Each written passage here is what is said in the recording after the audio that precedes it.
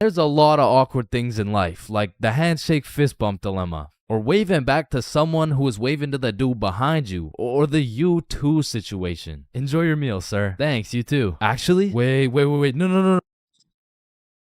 But on this long list of things that will keep you up at night, I feel like school dances lands itself in the top 3, bro. Cause it's like, is it a party or is it a school event? Are we hitting a Dougie or are we just standing awkwardly in the corner? There's just too many questions, bro. Like another question. Who the fuck hired this guy to be the DJ? Like, I don't know how much they pay this dude, but it can't be anything over 50 bucks. I remember at my first middle school dance, I seen the DJ walk in with all his gear and shit, and I thought, damn, look at those big ass speakers. This dude knows what he's doing for sure. Hey, Stickman Middle, are we ready to turn up? Yeah, let's go. 1, 2, 1, 2, 3, let's go. So I walk over there to give bro some song requests that he so desperately needs, and as I walk up to this dude's expensive ass setup, I look down at his laptop and this motherfucker's on Spotify and he's moving around the volume slider like he's doing some shit. Like, bro, I could have done this shit for free. Nah, trust me, bro. I know what I'm doing, dude.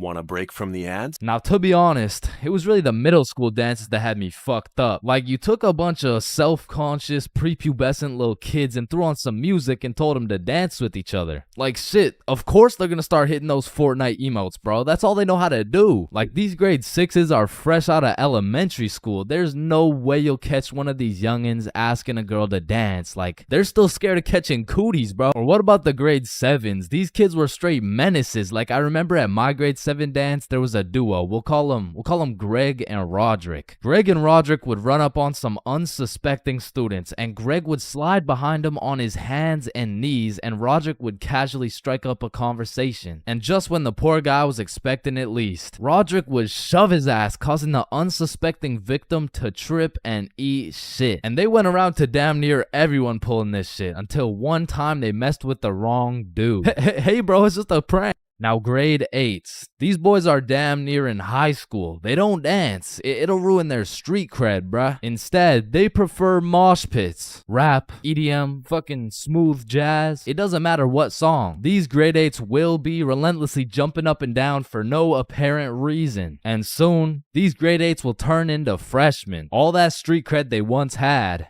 gone. If you push one of these freshmen into the middle of a dance circle, he'll stress so hard he'll start malfunctioning and hit those fucking Fortnite dances again. Now, grade 10s. Most of these grade 10s are a little self-conscious, but if you throw one of them into the dance circles, let's go, Michael. Let's see it. Let's go.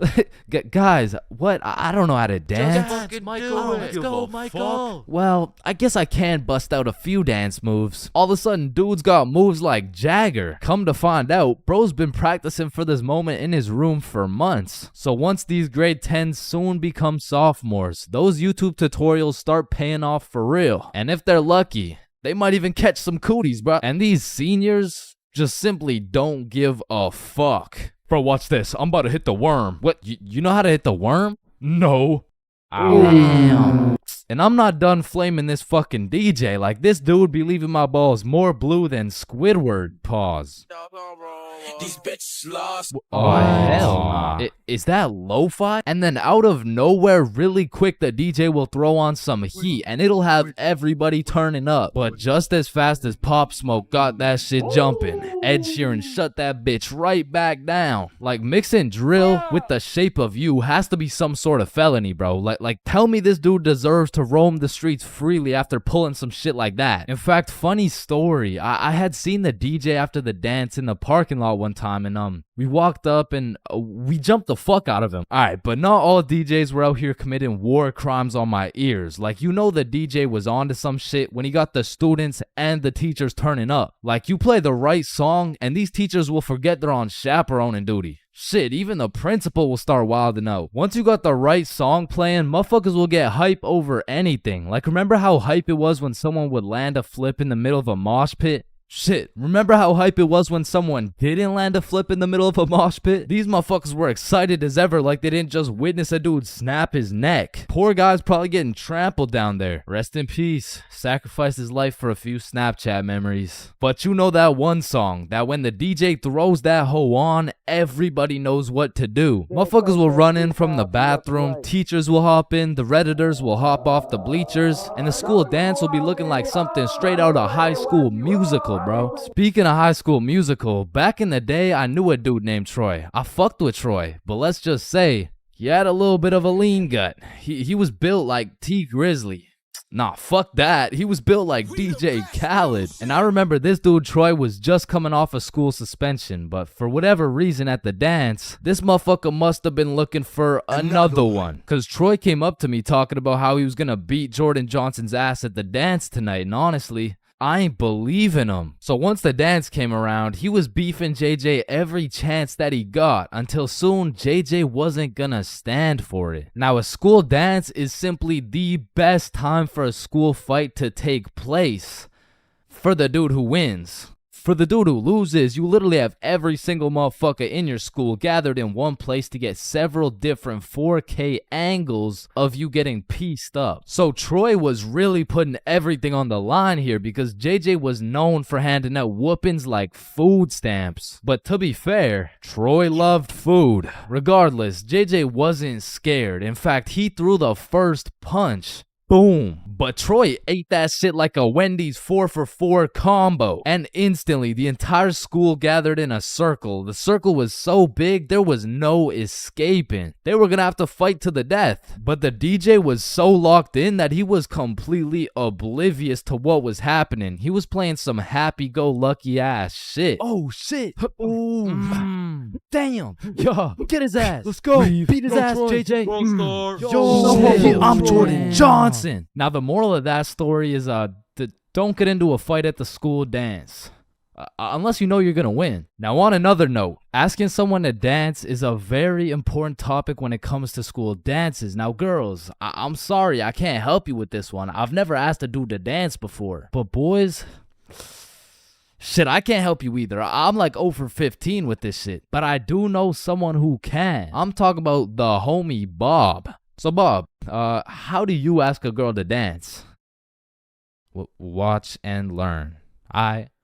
Is this motherfucker moonwalking right now? Oh shit.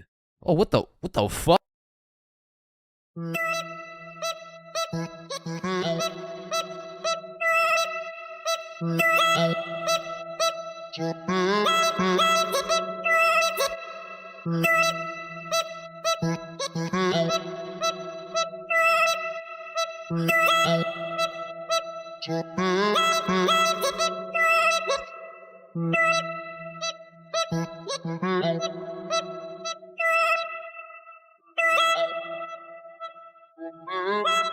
Yo, when you think about it, every light switch is also a dark switch. Light switch, dark switch. Light switch, dark switch. Okay, class, sound it out with me. Ball. When you really think about it, we learn to read, and then we read to learn. Teacher, yeah, I think change is high. What the fuck? This is kindergarten. Fuck. Shit. Ow. Damn.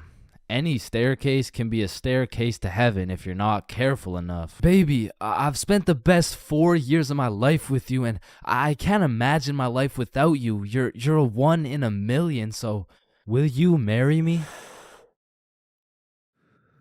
So 1 in a million, huh? That means there's 8,017 people just like you. How does that make you feel? Yo, if you cut your leg off, would it hurt? Of course it's gonna hurt, bro. Nah, think about it. Where would it hurt? Your leg. Oh, cause you cut your leg off. Yo, what happens if you push down the gas and the brakes at the same time? Shit, let's find out. Oh shit, it takes a screenshot. Damn, my eyes are dry as shit. Just close them for a minute. Damn, bro. You never actually close your eyes. You just look at the inside of your eyelids. Damn. Yo. Can anyone answer 547 to the power of 3? Yes, Chains.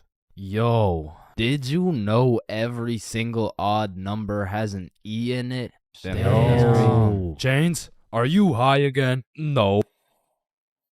Wait a minute, bruh. Since you were born deaf, what language do you think in?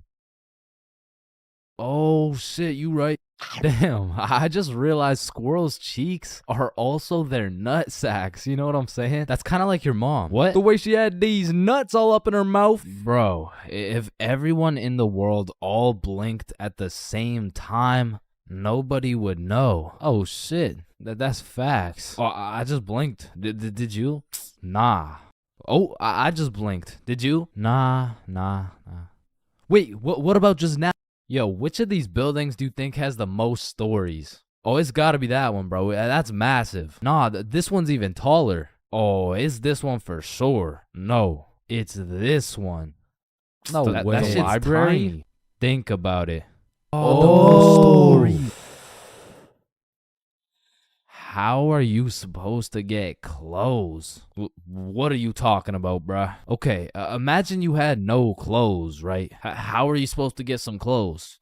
You go to the store and purchase that shit. Bro, they're not about to let you buy some clothes while your meat's hanging out. Nah, you just cop some clothes real fast. It's simple. Bruh, a young kid walks by and it's raps. So you guys both have the power to read minds? Yep, Yes, that's sir. right.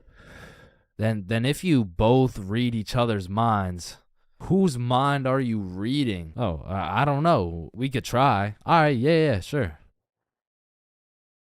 Nah, that was not me. that was you for sure, dude. Damn, bro. When you think about it, the hospital is the only building you leave without entering. Damn. And people are having the worst day of their life, the best day of their life, the last day of their life, and the first day of their life, all in one building. Damn. Bro, I'm kind of scared down here. What? Why? But because I'm scared a shark's finna eat my ass. Well, when you think about it, there's more people eating sharks in the world than sharks eating people. Damn. That's actually really crazy to think about. Fuck, yo, every single day, there's some random motherfucker out there who took the biggest shit for that day. Yeah, he's in this room. Bro, it's literally just you and me in the room. Yo, this Taco Bell is busting. So he incorrectly assumed his position. You spelled that incorrectly. Spelled what incorrectly? Incorrectly. Yeah, but what's incorrect? Incorrectly. Wait, what? Wait, guys. When you really think about it, the only time incorrectly isn't spelled incorrectly is when it's spelled incorrectly. Shut the hell up. Yeah, shut the fuck up. You know, the number of people older than you never increases. It only gets smaller and smaller. Damn. What? It just got smaller. Yeah, pizza's here. Shit, I got the munchies. I'm about to fuck this shit up. Wait, I ordered a mushroom pizza. Why'd they give us cheese? Hey, any pizza can be a mushroom pizza if you're patient enough. Damn, I guess you're right.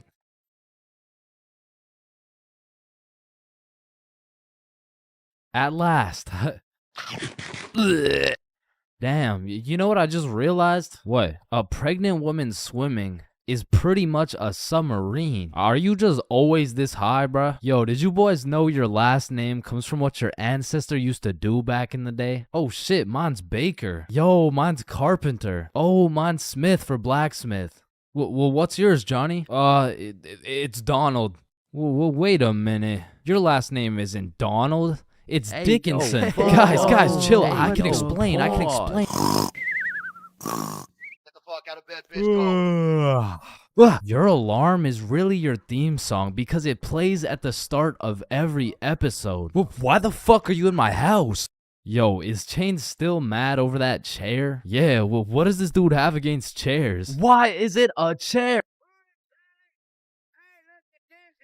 Yo, why is there sidewalks in the movie Cars if there's no humans? This dude won't shut up. Like, just watch the fucking movie, bruh. Damn, think about this. When a child is an asshole, the child gets a whooping. But when the parents are an asshole, the child gets another whooping. Shit, tell me about it, bruh. Fuck. Bro, you've checked the fridge 15 times already. No good food's finna magically appear. Damn, now that I think about it, we don't keep checking the fridge for new food, but rather we keep checking to see if our standards have dropped low enough to eat the shit that's already in the fridge. So we got Mercury, Venus, and then here's Earth. Yeah, Chains, what do you want? If Earth is the third planet from the sun, does that make every country a third world country? You're high again. Just get the fuck out of my class. And look at these sheep. Sheep. You know how one of your teeth is called a tooth? Yeah? And one geese is called a goose. Okay? Then why isn't one sheep called a shoop? All right, James, I can't keep doing this. We have to break up. Shoop. You know what I've been thinking? Yeah, what's up? Teenagers be whipping that shit like they're always running out of time. But old motherfuckers be driving like they got all the time in the world. Like, look at this geezer. Poor guy's practically decaying behind the wheel. But he's taking his time like he's got any time to spare. If I stab this cereal box, does that make me a serial killer? That one was straight ass. You gotta work on that shit. I'm gonna work on that one. Yo. If you weigh 99 pounds and you eat a 1 pound burrito, does that make you 1% burrito? Yo, that's crazy, because I literally just did that last night. You guys wouldn't believe this, but your blood work came back and it says you're 1% burrito. Yo, picture this. Imagine if Ed Sheeran was working at a bread place, right? Would that make him the gingerbread man? You're high as shit. Alright, bro, I'm a dip. Nah, don't leave me alone in this forest, bro. Hey, when you really think about it, you're not scared to be alone in this forest. You're scared you're not alone in the forest. You feel me? Yo, that's actually so true. Bro, you know what? Low key, if you're dead broke, robbing a bank isn't even a bad idea. Bro, there's no way some hobo's about to pull off a bank heist. Nah, but just think about it. Whether you successfully rob the bank or not, either way, you get over 10 years of bills you don't gotta worry about. Alright, fuck it. You got the strap? Yup. Yo, throw on your seatbelt really quick. Nah. What? Why not? Well, you see, it increases my risk of dying from cancer. What are you talking about, bro? That shit makes no sense. Just let that sink in. Oh, yeah, I got you. Yo, what's up? But still, that shit makes no sense. No, but actually think about it. Oh. Hey, bro, you want a hit? Nah, I don't smoke. I'm scared that I'll get all paranoid and shit. Hey, man, if you're paranoid that you're gonna get paranoid, you're having the side effect without even smoking. It's true, though.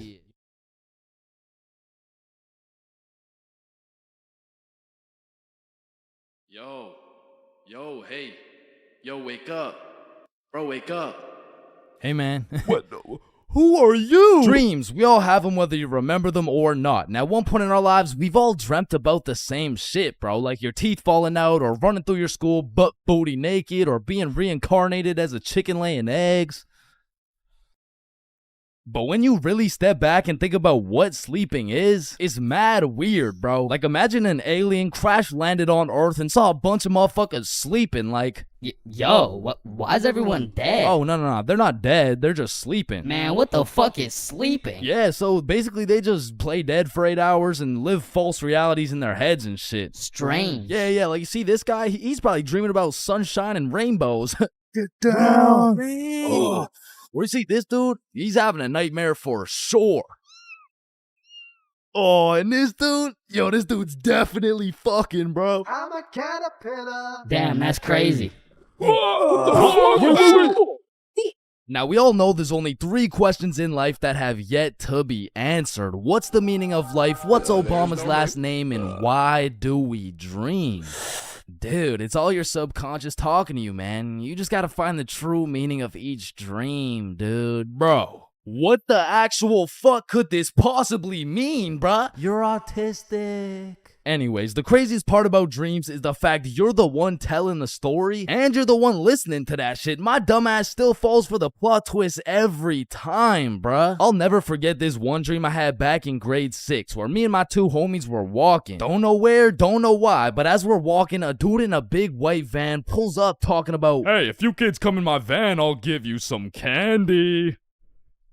shit. I mean, I'd come in your mouth for the whole bang. So obviously, we hop in, and the driver looks absolutely cracked out, talking about, Hey kids, eat this candy. and so we unwrap this piece of candy, and it's literally just a razor blade, bro. Like, he didn't even try and hide that shit. Nah, I think I'll have to pass on this one. Alright, okay, then eat this piece of candy. Nah, this is a perk 30. You got any Reese's cups? Yeah, nah, I got Reese's cups, here. Sir, this is just a Glock covered in peanut butter. Alright, fine, take this. Shit, okay. So we eat this unsuspicious looking candy and instantly start tripping balls, bruh. Like the van is deforming, we're seeing rainbows and shit, and worst of all, we see this big ass grin on the driver's face. And I don't remember exactly what he said, but he said some crazy shit like, Get ready, I'm coming for them cheeks. it was more like Looks like your private square just went public. okay, no, that wasn't it either. It was it was something more like You boys ever had your buns stuffed like a meat mountain from Arby's? yeah, I can't remember exactly what he said, but all I know is if we didn't act fast, we were getting our cheeks snatched up, bro. So Billy's like, yo, quick, call your dad. So I'm rushing to start calling my dad, and this is the most dream logic shit ever, because I don't even got a dad, bro. And this is where my own brain hit me with the meanest plot twist I never saw coming, because as I'm calling my dad, the driver's phone starts ringing, bruh. Bomba Club. Now, I don't remember the rest, but the fact my own brain hit me with some Star Wars Darth Vader type plot twist, god damn, bro, that shit was a movie. But still, I probably got my shit touched, so I'm gonna have to leave this as a B tier dream, bro. B tier? What the fuck could possibly be worse than a crackhead tickling your pickle, bro? Fever dreams. Now, those motherfuckers could be their own torture method, bro. These are dreams that just have you stuck in an infinite time loop doing the same shit over and over and over and over. And C tier, bro. Now, lucid dreams. Lucid dreams are deadass just playing life on creative mode, bro. Cause in my long life, I've only had 3 lucid dreams, and every single one of them was lit as fuck, bruh. Now, the problem is I can only start lucid dreaming when my original dream is just a little too strange. Like, hey, you're cute. Can I get your number? What? You want my number? Yeah. Yo, I must be lucid dreaming. Ow, what the fuck? Shit, it's so real, bro. I can do anything. I can probably fucking fly. Alright, Chains, this is not a dream. You're under arrest for battery and assault. But for real, my first lucid dream started when I was posted up in a basement with Michael Jackson. Yo, aren't you supposed to be, like, dead and shit? Oh shit, I must be dreaming. And so to test the waters, I start spawning in random shit on the spot, and this is the moment I realized the possibilities were endless, bruh. I could do whatever I wanted, and so I spawned in a honey pack, and I spawned in Lola Bunny, and I S tier. Lucid dreams are S tier, bruh. Wet dreams are too.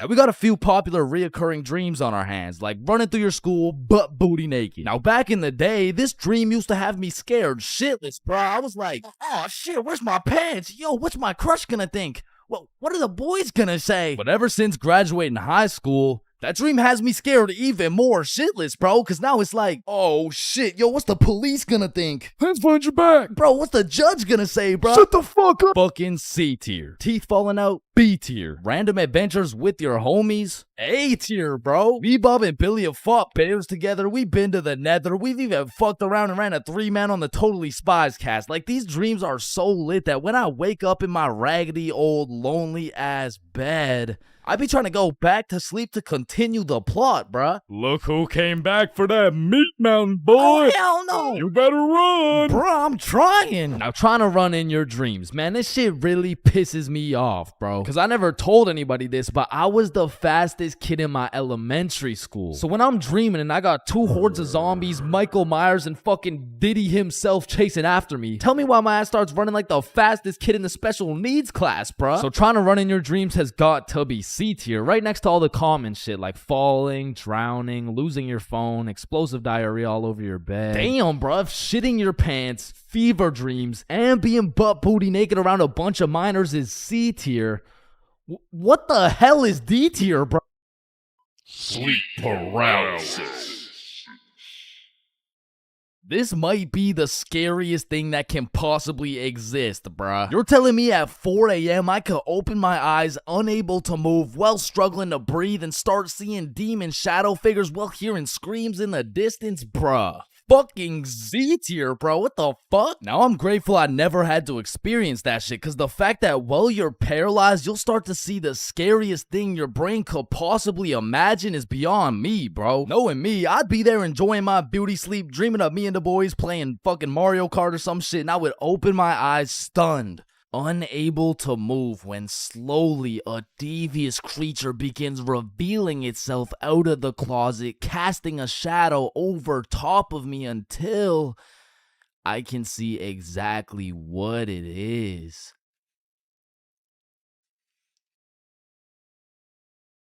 Looks like like someone someone ordered a we meat have- mountain.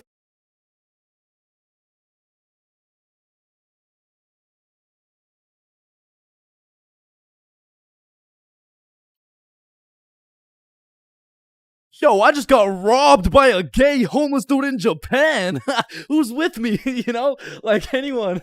Yo, anyone. Yo, is this not relatable? Bro, ain't no fucking way. Nah, bro. What? How the fuck does that even happen? Not again, bro. Now, I'm not gonna lie. Japan is one of the safest countries in the entire world. And apparently there's only 3,065 homeless motherfuckers in the entire country. So in order to get robbed by a homeless dude in Japan, you either need to be unlucky as fuck or just a complete dumbass. But way back when this story took place, I was a certified dickhead, bruh. At the time, I had the critical thinking skills of a newly born chimpanzee mixed with the spatial awareness of a fucking Joe Biden on top of the decision-making skills of Joe Biden's son.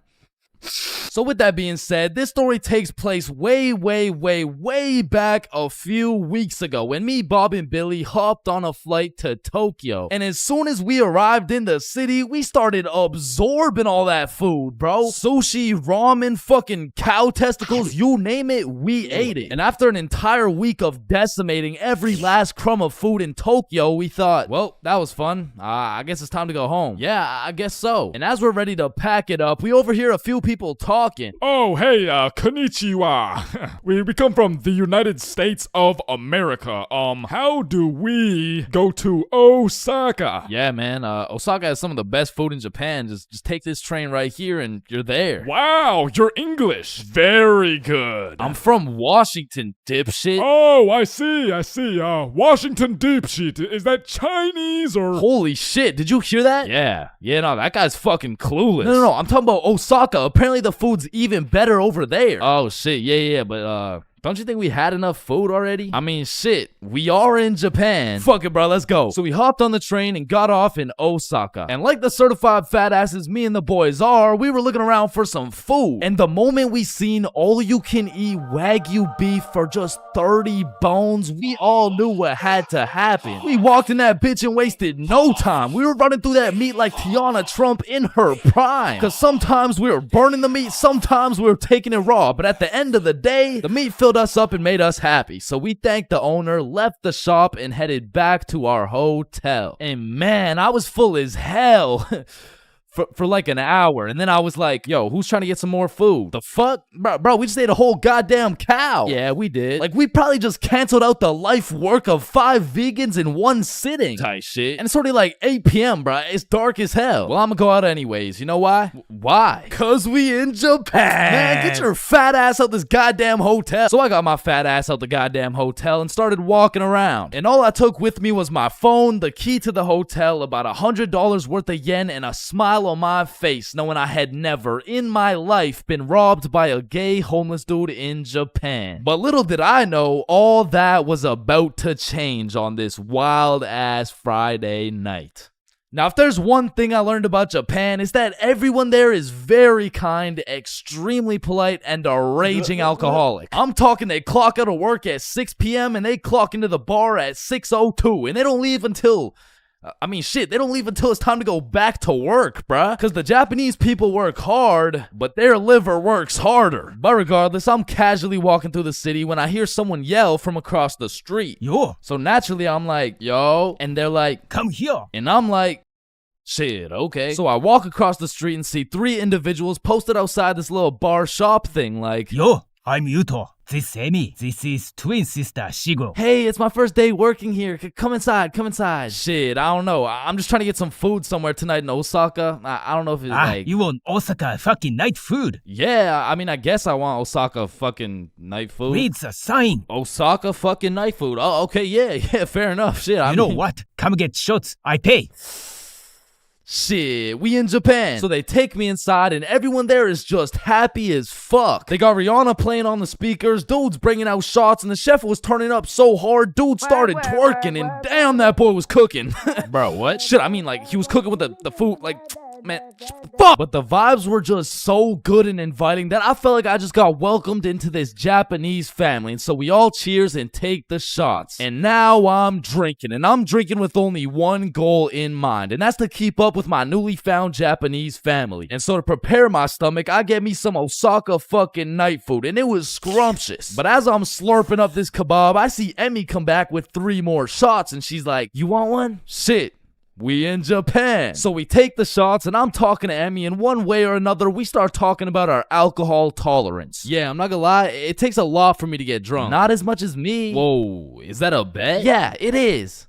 Bitch. So we're drinking everything in sight. Vodka, soju, sake, tequila. It's a competition. Now, I made the bet in the first place because I'm twice her size. But one thing I forgot to account for was the fact her entire lineage had been training generations for this very moment. So she's taking these shots to the face like... Well, shit, like Tiana Trump in her prime, and I'm going shot for shot with her. And after taking about 8 shots, I was feeling it, bruh. Yo, let's go play darts. I never really played darts in my life, but shit. We in Japan. So we pull up to a darts bar, just me, Emmy, and Yuto. And I had never played darts a day in my life. But you ever just try some shit and you're just inherently good at it? Yeah, right? Yeah, that shit was not me, bro. I was dog shit. I was out there looking like I was drunk as hell. I was drunk as hell. Because in order to play, each person had to buy a soju. So now I'm about 12 shots deep, throwing darts, trying to hit a circle the size of a pea, while this little Japanese girl's pushing me and shit. Because to her, this was a game. To me, this was survival. Because every time you lose, you gotta take a shot. And if I keep taking shots like this, these shots about to start taking me, bruh. And sure as hell, I lost the first game. I took my shot and Emmy's like, how drunk are you right now? And I can't let her know I'm losing this bet. So I'm in that bitch like, drunk? Nah. Shit, where I'm from, we brush our teeth with a bottle of Jack. Ah, okay. Then loser takes 2 shots. Yeah, let's do it. So one thing leads to another. Now I'm 16 shots deep and Emmy's like, I'm gonna go to the washroom. I'll be right back. And then Yuto's like, Yo, Chains, we must talk. oh shit, yeah, what's up? Now Yuto had a strong accent and very limited English. So it really went some like, Emi, bomburu. huh? Emi, have bomburu. Yo, Yuto, no, I don't speak Japanese, dog. No, Emi, use bomburu. Swipe left, swipe right. Bamburu. Oh shit, Emmy uses Bumble. Okay. Yes, and she texts the Bumble guy. Come here. Oh hell nah, bruh. I'ma have to abort mission. Me too. You too? Hi, Emi, do you dirty? Fuck Emmy. Oh shit, facts, let's dip. So we sneak away to the elevator and we're spamming the up button trying to leave, and this shit is just not coming, bruh. So we both peek around the corner to see if she's coming, and she notices us. Oh shit, guys, we're leaving? Yeah, we are leaving. Fuck. So we all get in the elevator and Yuto whispers in my ear like, When the elevator open, we run. and I'm drunk as shit, but I was the fastest kid in my elementary school, so as soon as the doors open, we hauled ass, bro. And I just kept running till Yuto was like, Stop. We go to bar. and I'm just having a great time existing at this point. So I walk into this bar all drunk, like, where the hoes at? Oh shit. Oh shit. Where the bros at? Yuto took me to a gay bar, bruh. Now, of course, there's nothing wrong with the gay bar, but it was the fact that after drinking 16 shots, I just sprinted full speed away from a cute Japanese girl to run straight into a room filled with a bunch of sweaty gay dudes. And these motherfuckers were looking at me like I'm some fresh meat or some shit. And it really just had me questioning my entire life. I was in that bitch confused, frustrated, drunk as hell, ready to crash out. I was gonna leave that bar looking like I would like a fruit explosion. No, Sebastian, what the wrong video? What the fuck? Oh, hey, Is that Diddy? so you're trying to see a fruit explosion, huh? No. So I left the gay bar, called up Emmy, we link back up, and the first thing she says to me is, "Fuck you." Fuck me? What? Nah, fuck you. Why'd you run from me? Bruh, you were inviting Bumble dudes and shit. What? No, what are you even talking about? I mean, Yuto said, like, you know what? Don't even worry about it. Okay. Well, let's go to the club. And I'm like, shit, we in Japan. So we're at the club doing club shit, and after an hour or so, she's like, let's take some shots. And I'm like, shit, we in Japan. I am blackout drunk, bruh. I don't even know how many shots deep I am at this point, but all I know is I'm so drunk, I gained the ability to fucking teleport. So I'm in the club, and as soon as I blink, I'm in a bar. Then I'm in a club, back to a bar, to a new club, McDonald's, bar, karaoke club, bar, Love Hotel. Love Hotel? Man, what? Man, what the fuck? You said you wanted to sleep. Damn.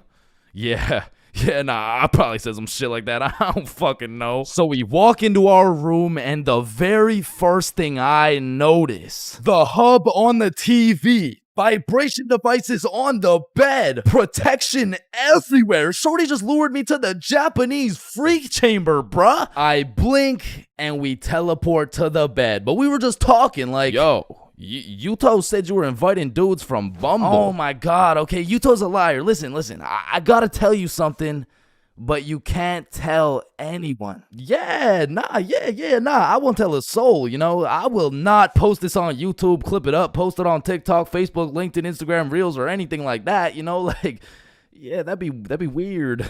Okay. So Yuto's homeless. Wait, what? Yeah, like, he just goes to the gay bar and then goes back to a dude's house and sleeps there. Damn. Oh, man, I didn't even know. And then he steals their money. Wait, he what? Yeah, he just steals their money. Wait, but it's just the gay dudes, right? Yeah, it's mostly just the gay dudes. I check my pockets. The money's gone. Fuck.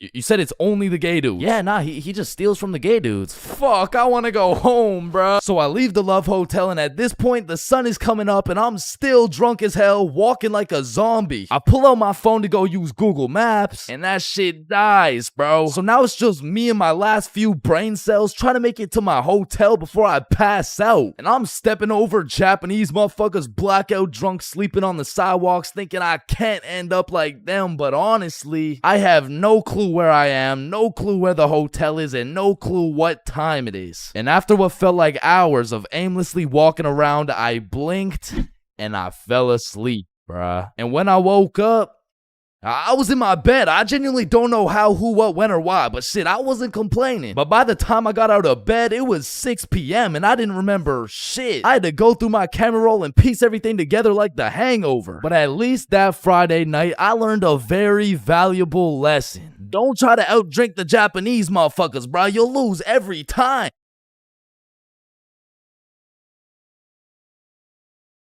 Everyone experiences being drunk differently, and it can change from time to time as well. But I'd say most people fall into a few general categories, one of which is the aggressive drinker. These people have to have pent up and saved anger for years. They just decide to let it all loose when they take a sip of alcohol. I feel like they might even just be using drinking as an excuse to sock someone in the face. And the main problem with aggressive drinkers is there's always at least one of them at every function. Sometimes they can be tamed, but if you just let them do their thing, then the function just turns into the Battle of Vimy Ridge, bro. You don't want your friends to be aggressive drinkers, because when they do something stupid, you just have no choice but to back them up, because that's your homie. Coming up next, we have the depressed drinker. I know lots of people who are usually happy and energetic, but when they start drinking, all of a sudden they think I'm their therapist or something. Like, of course I want to help my boy if he's in his feels, but I'm hammered too, bro. I can't help you get your ex back. Now listen, I'm no scientist, but alcohol is a depressant, which means it means it makes you depressed, bro. I don't. Pretty much what I'm trying to say is, if alcohol makes you sad sometimes, don't worry, it's normal. Next up, we have the flirty drinker. Now, these types of people are a common appearance at parties. They just kind of go stumble over to someone and just start spitting game. One thing I do respect about flirty drinkers is that they're perseverant, bro. When they get rejected by someone, they just take it like a champ and keep pushing to the next one. Usually flirty drinkers go rotate around the party and try for their first few contenders, but eventually at the end of the night, flirty drinkers will end up attracting other flirty drinkers, then boom, everyone's happy. And come on, everyone knows the I love you guy. Man, I love you, man. Nah, like, I don't think you understand. Like, I really love you, man. And whatever you need, I got you, bro. And I just really love you, man.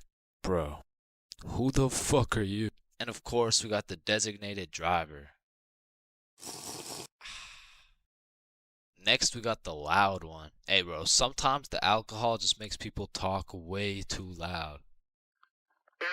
In some settings, it'll slide. But in other settings, at parties, these are usually the type of people to be in the mosh pits, because they're always super high energy, and sometimes they can be kind of annoying. Man, who would be this type of drunk, am I right? Alright, it's me. And if anyone else is this type of drinker, I know you can relate. When you wake up the next morning, not only you get hit with the hangover, but your voice is just completely gone. And I'm not even usually a loud person. But man, alcohol just works its magic and has me yelling like Kais and Nat. Hangovers being this type of drinker has to be one of the worst.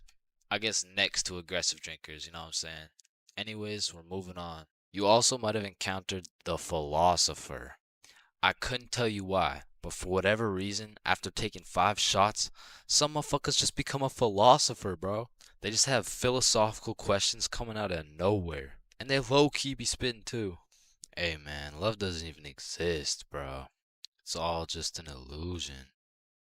Love is just a chemical reaction that occurs in your brain that was programmed to make us inclined to reproduce. Next up, we have the OD, overdrunk. This is the 7th and final stage of being drunk. If you've seen the 7 stages of drunk video, you'll know exactly what I'm talking about. But some people are just prone to drinking way too much. And somehow, they always find themselves blackout drunk. But yeah, there's not much to say. They're pretty much just unconscious. And of course, we have the chill drinker. These people are just pretty neutral. They just be talking at a normal volume about normal stuff. And honestly, these people are just overall enjoyable to be around, especially when you're drunk. Let me know in the comments if I missed anything. And also let me know which type of drinker you are. Imagine putting in hard work, time, and dedication into saving up for some new shoes. You go to Foot Locker and find the perfect pair. You try them on, you check them out, and you cop them. And even though you spent your last $200 on these shoes, you're happy because you feel fresh as fuck, and these J's might actually get you some bitches. But as you're leaving the mall, a gang of motherfuckers wearing shiesties take those J's right off your feet, leaving you shoeless, broke, depressed, and with absolutely zero bitches. Now, personally, I wouldn't let that slide. However, when I was just a young, wholesome boy in 7th grade, I still wouldn't have let that slide. But I was weak as shit, so it would have slid anyway. I mean, in 7th grade, I could have got my ass beat by Hezbollah, bruh. I was a walking lick, which is exactly why I got a story for y'all today. So as I said, this story takes place in 7th grade, where I was young, innocent, and built like a string bean, bro. So one Friday night, me, Bob, and Billy were going to this girl's house for the 3-man mission. The plan was simple. There was 3 of us and 3 of them. We would put on a scary movie, and if everything went to plan, we would get some cheeks. Now, just earlier that day, I had copped some fresh ass Jordans, so I've got a little confidence boost as we walk up to this girl's house. So we knock on the door, they open it, and we go inside. Now we stuck to the plan. We put on some cheesy horror movie, and one thing led to another, and by the end of the movie, Bob had all 3 girls, bro, and me and Billy were in the corner playing Bloons Tower Defense. Don't ask me how this shit happened, I don't want to talk about it. So after hours of me and Billy straight fumbling, we all decided to go home. And although I was a little disappointed in my performance tonight, I put on my brand new uncreased Jordans and I remembered, damn, even Curry airballs sometimes. Now the bus route back to Bob's crib took 2 buses. So we hop on the first bus, it takes us to the next stop, and as we're getting off, we see the second bus we need drive right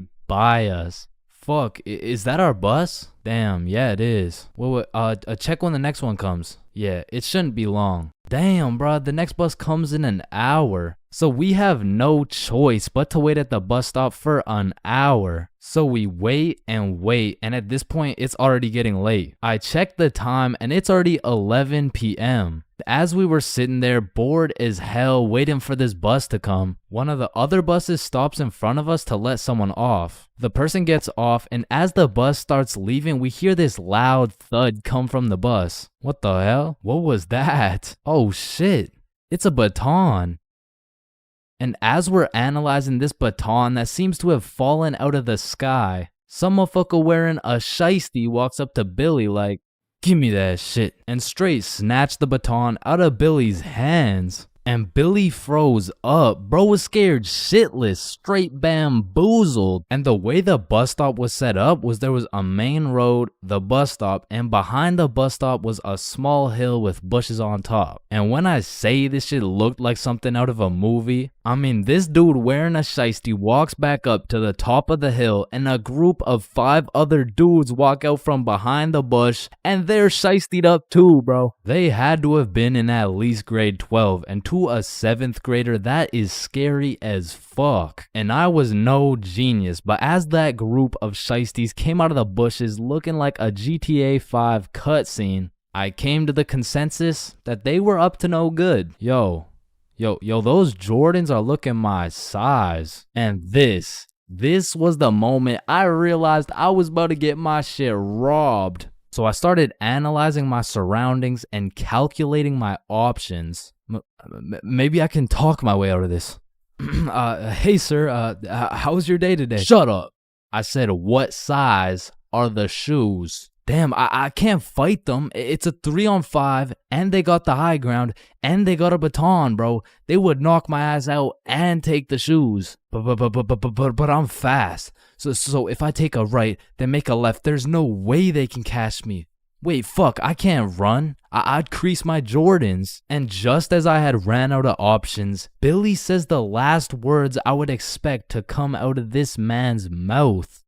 Wait, Ethan? Yo, who the fuck? Oh shit, Billy. Oh, I didn't know it was you, bro. Man, Ethan, you had me scared for a second. Damn, man. My bad, pimp, my bad. No, you're good. How's your mom doing? Oh, yeah, she's doing good. Yeah, it's great to see you, man. You too, bro. See you around. All right, peace out. Y'all, don't worry. I seen a kid over there with some new forces we could snatch. Oh, bet. Yes, sir. I bet. Man, he's a good dude. Nah, bro. He just tried to rob me. Who the fuck was that? Oh, that's my longtime homie Ethan. Why do you know him? Oh, yeah. We went to the same preschool. Same preschool? That dude looks 20, bruh. Oh, yeah, no, he is. He just got held back a few times. Held back in preschool? How the fuck do you get held back in preschool? Oh, he used to beat up the other kids and then take their toys. Oh shit. Makes sense. So we bust back to Bob's crib, and as we're walking to Bob's front door, I stepped in mud.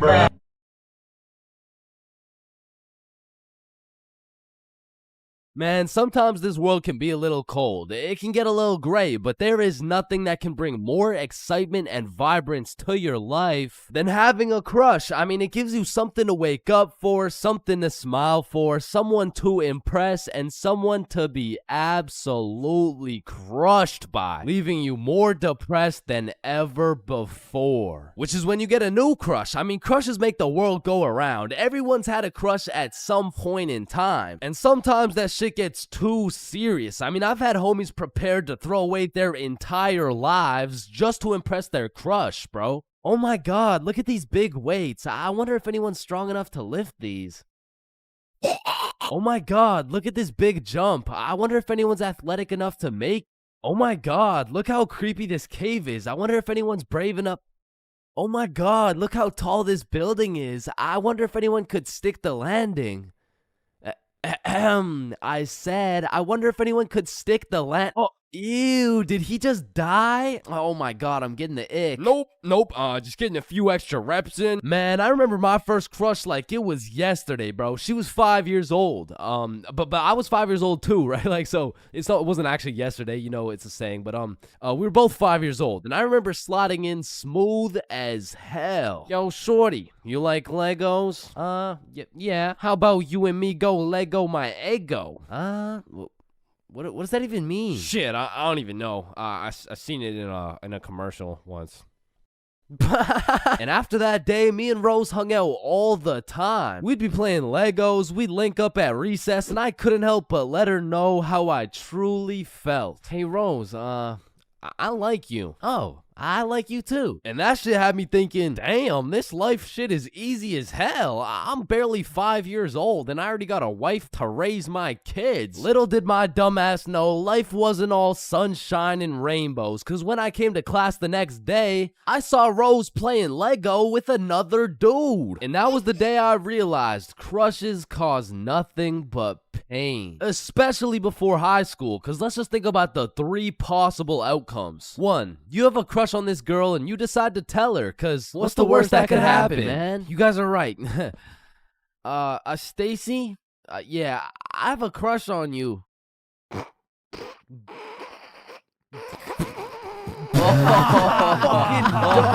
Ugly as fuck. Or 2, you never build up the courage to tell her and end up watching your crush sit in a tree with the faster kid who had the light up Skechers and the Charizard EX. And we all know what happens when Stacy and Jimmy are sitting in a tree. Or outcome 3, you confess to your crush and it's the perfect scenario. I like you too. Now you've officially started your first middle school relationship, which is probably the worst outcome of all, bro. Cause now you've been sentenced to 14 days of relentless cringe and countless awkward scenarios. And I say 14 days because that shit's lasting 14 days max, bro. Hey, Stacy, do you want to be my girlfriend? Yeah, okay. Oh, yeah, awesome. Yeah, awesome. Woohoo. So do you want to hold hands or something? Yeah, sure. So, Stacy, I've been thinking. I don't think this whole thing's gonna work out. Oh, okay. It's not me, it's you. Oh. Wait, what? Yo, fuck my ass, bro. Or what's even more tough than having a crush in middle school is having a crush on a fictional character, bruh. Cause it's like you'll just be chilling, watching some Teen Titans eating cereal or whatever. All of a sudden your crush is kissing other dudes right in front of you and you can't even do shit about it. I remember back in my day, I was down horrendous for Lola Bunny, bruh. And I really don't know how I feel about admitting my attraction towards a 2D cartoon bunny, but you gotta remember, this was in the past. Like, this was at least 2 months ago. And maybe I'm tweaking on this one, but the red fish from Shark Tale, bruh, she was different, bro. And her name, I think it was Lola as well. Shit, maybe I just like cartoon girls named Lola or something.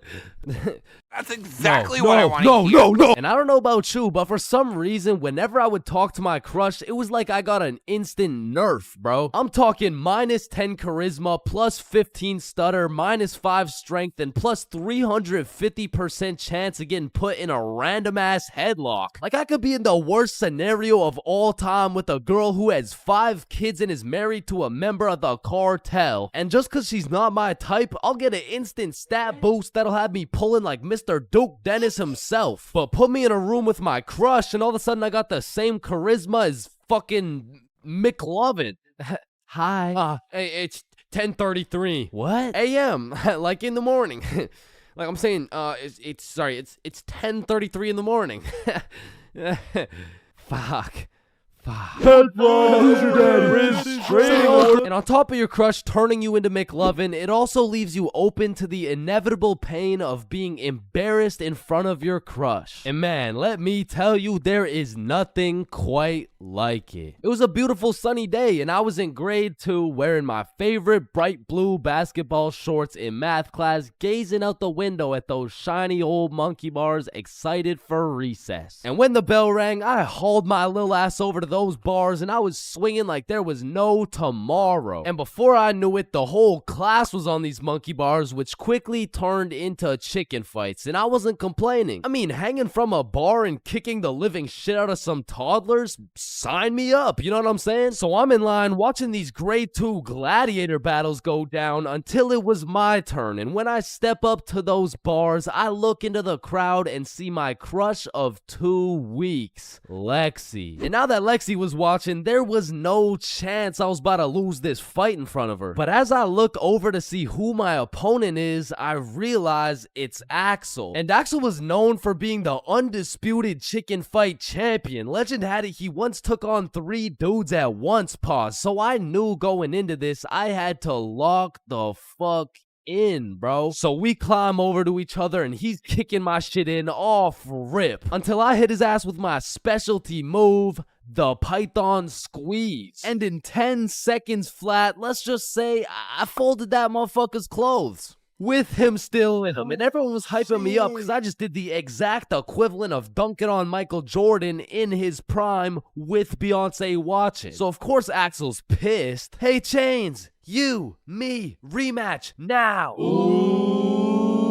And I look over at Lexi and she looks over at me and now I can't back down. So we get back in position, climb over to each other, and I go for the Python Squeeze again, and this motherfucker Axel just winds up and kicks me in the balls. And I'm not gonna lie, that hefty kick to the dick accessories was the worst pain I had ever felt in my 7-year-old life. But I couldn't just drop and lose to Axel in front of Lexi, so with all the pain and anger I feel radiating from my nuts, I hit Axel with the meanest 20-piece combo in chicken fight history and he drops. And then he pantsed my shit, bro. And embarrassed, I drop and try to run away, but the shorts around my ankles trip me and I face plant. Face down, tighty whities up, balls in shambles in front of everyone, including Lexi. And some people like to say, oh, it could always be worse, but this time, I don't know.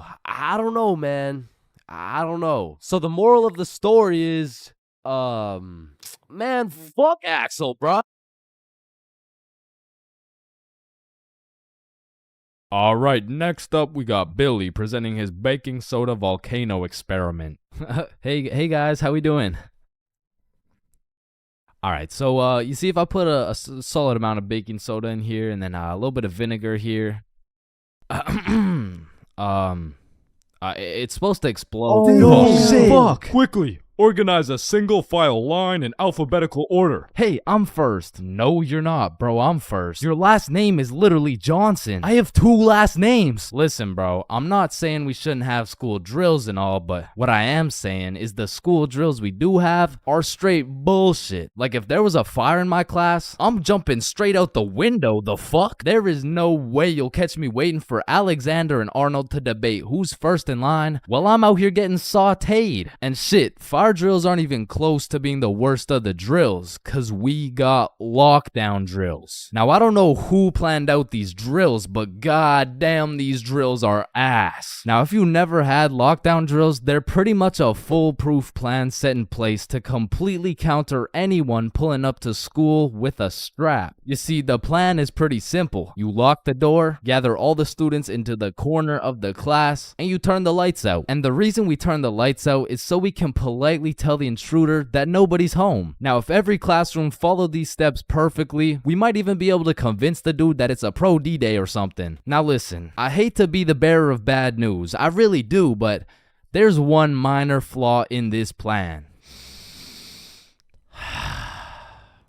The shooter's in the class, bruh. You're out here telling the opposition your exact game plan, then you're surprised when bro pulls up to the hiding spot? Like shit, it's just easy pickings at this point. Now, earthquake drills, man. The game plan here is to essentially hop under your desk and start counting. Now, when I was in kindergarten, I thought this whole earthquake drill thing was a fun game we played to learn how to count. But 12 years later, we were still counting. Like, let's be honest. What the fuck is counting gonna do? Are you telling the earthquake how long it has to dismantle the school? Cause I'm pretty sure it doesn't give a shit how long it takes. Me personally, I feel like the best way to see if an earthquake is over is by observing whether or not the entire fucking building is shaking. But listen, I will say this, out of all the drills, the earthquake drill is pretty valid. Like whoever thought of this one was kinda cooking. I mean, these desks are pretty much made out of steel, bro. Like out of all my years, I've never seen one break before. So it probably provides some solid protection. But shit, me personally, I'm still jumping through the fucking window, bruh. I don't care how many times I practice crouching under my desk. If I ever felt the slightest shake in the ground, I'm out of that hoe. So if you carry the 674 to the power of 2 over to the 47, you will find— oh shit!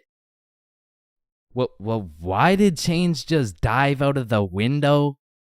Shit, I don't know. Now I'm gonna keep it a stack. I've never done a single tornado drill in my life. So after doing some quick research, it looks like you just, you do this. Now I don't know shit about tornadoes, but what I do know is that I'm not gonna be doing this shit. Like, I'm no scientist, but I don't think the doggy position is gonna stop the tornado from packing you up. So to be honest, once again, I'm jumping out the fucking window, bro.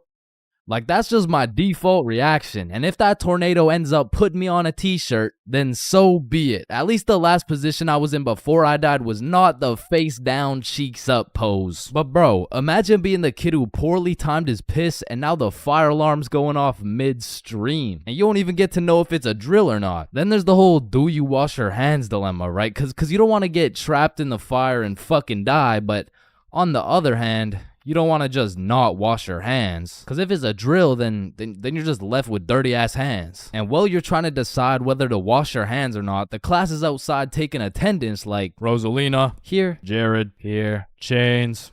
Chains? Oh, fuck. Where did Chains go? I don't know, bruh. Shit. Oh, no. I was just in the bathroom. Woo. Oh, you scared me there for a second. Wait, did you wash your hands? No. I was in a little bit of a rush.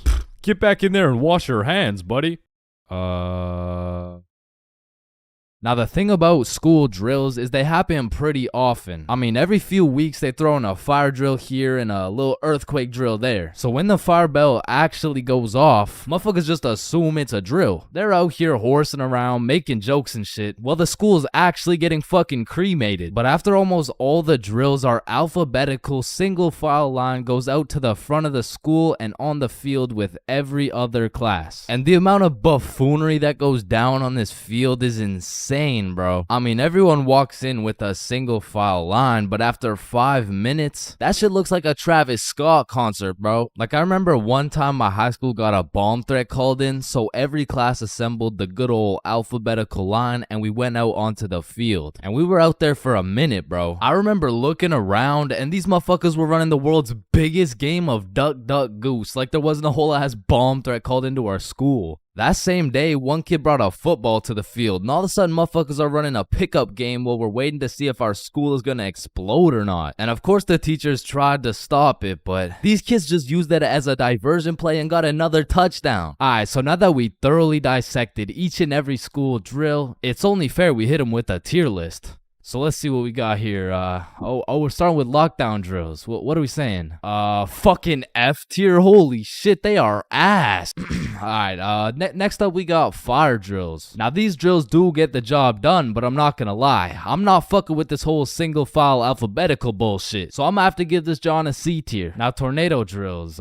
You gotta go in the doggy position. Bro, I got no choice but to give this a D tier. And last but not least, my personal favorite, earthquake drills.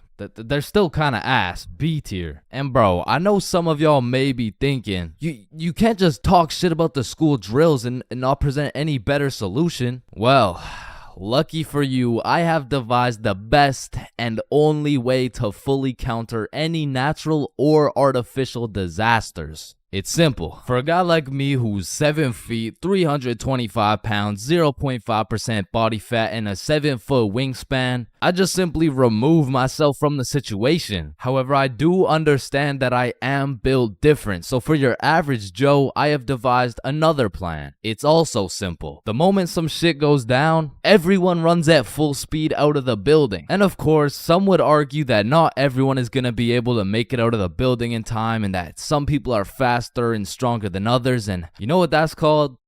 Natural selection. You see, if I was principal, instead of running students through these impractical drills, I would be running students through different kind of drills. I would have my students in peak physical condition. Instead of a fire bell, I would have a push-up bell. At any given time, if that shit goes off, you drop down and give me 50, or your ass is getting expelled. You see, this way, when there's a fire, everyone can simply remove themselves from the situation. Or in other circumstances, they can simply intervene.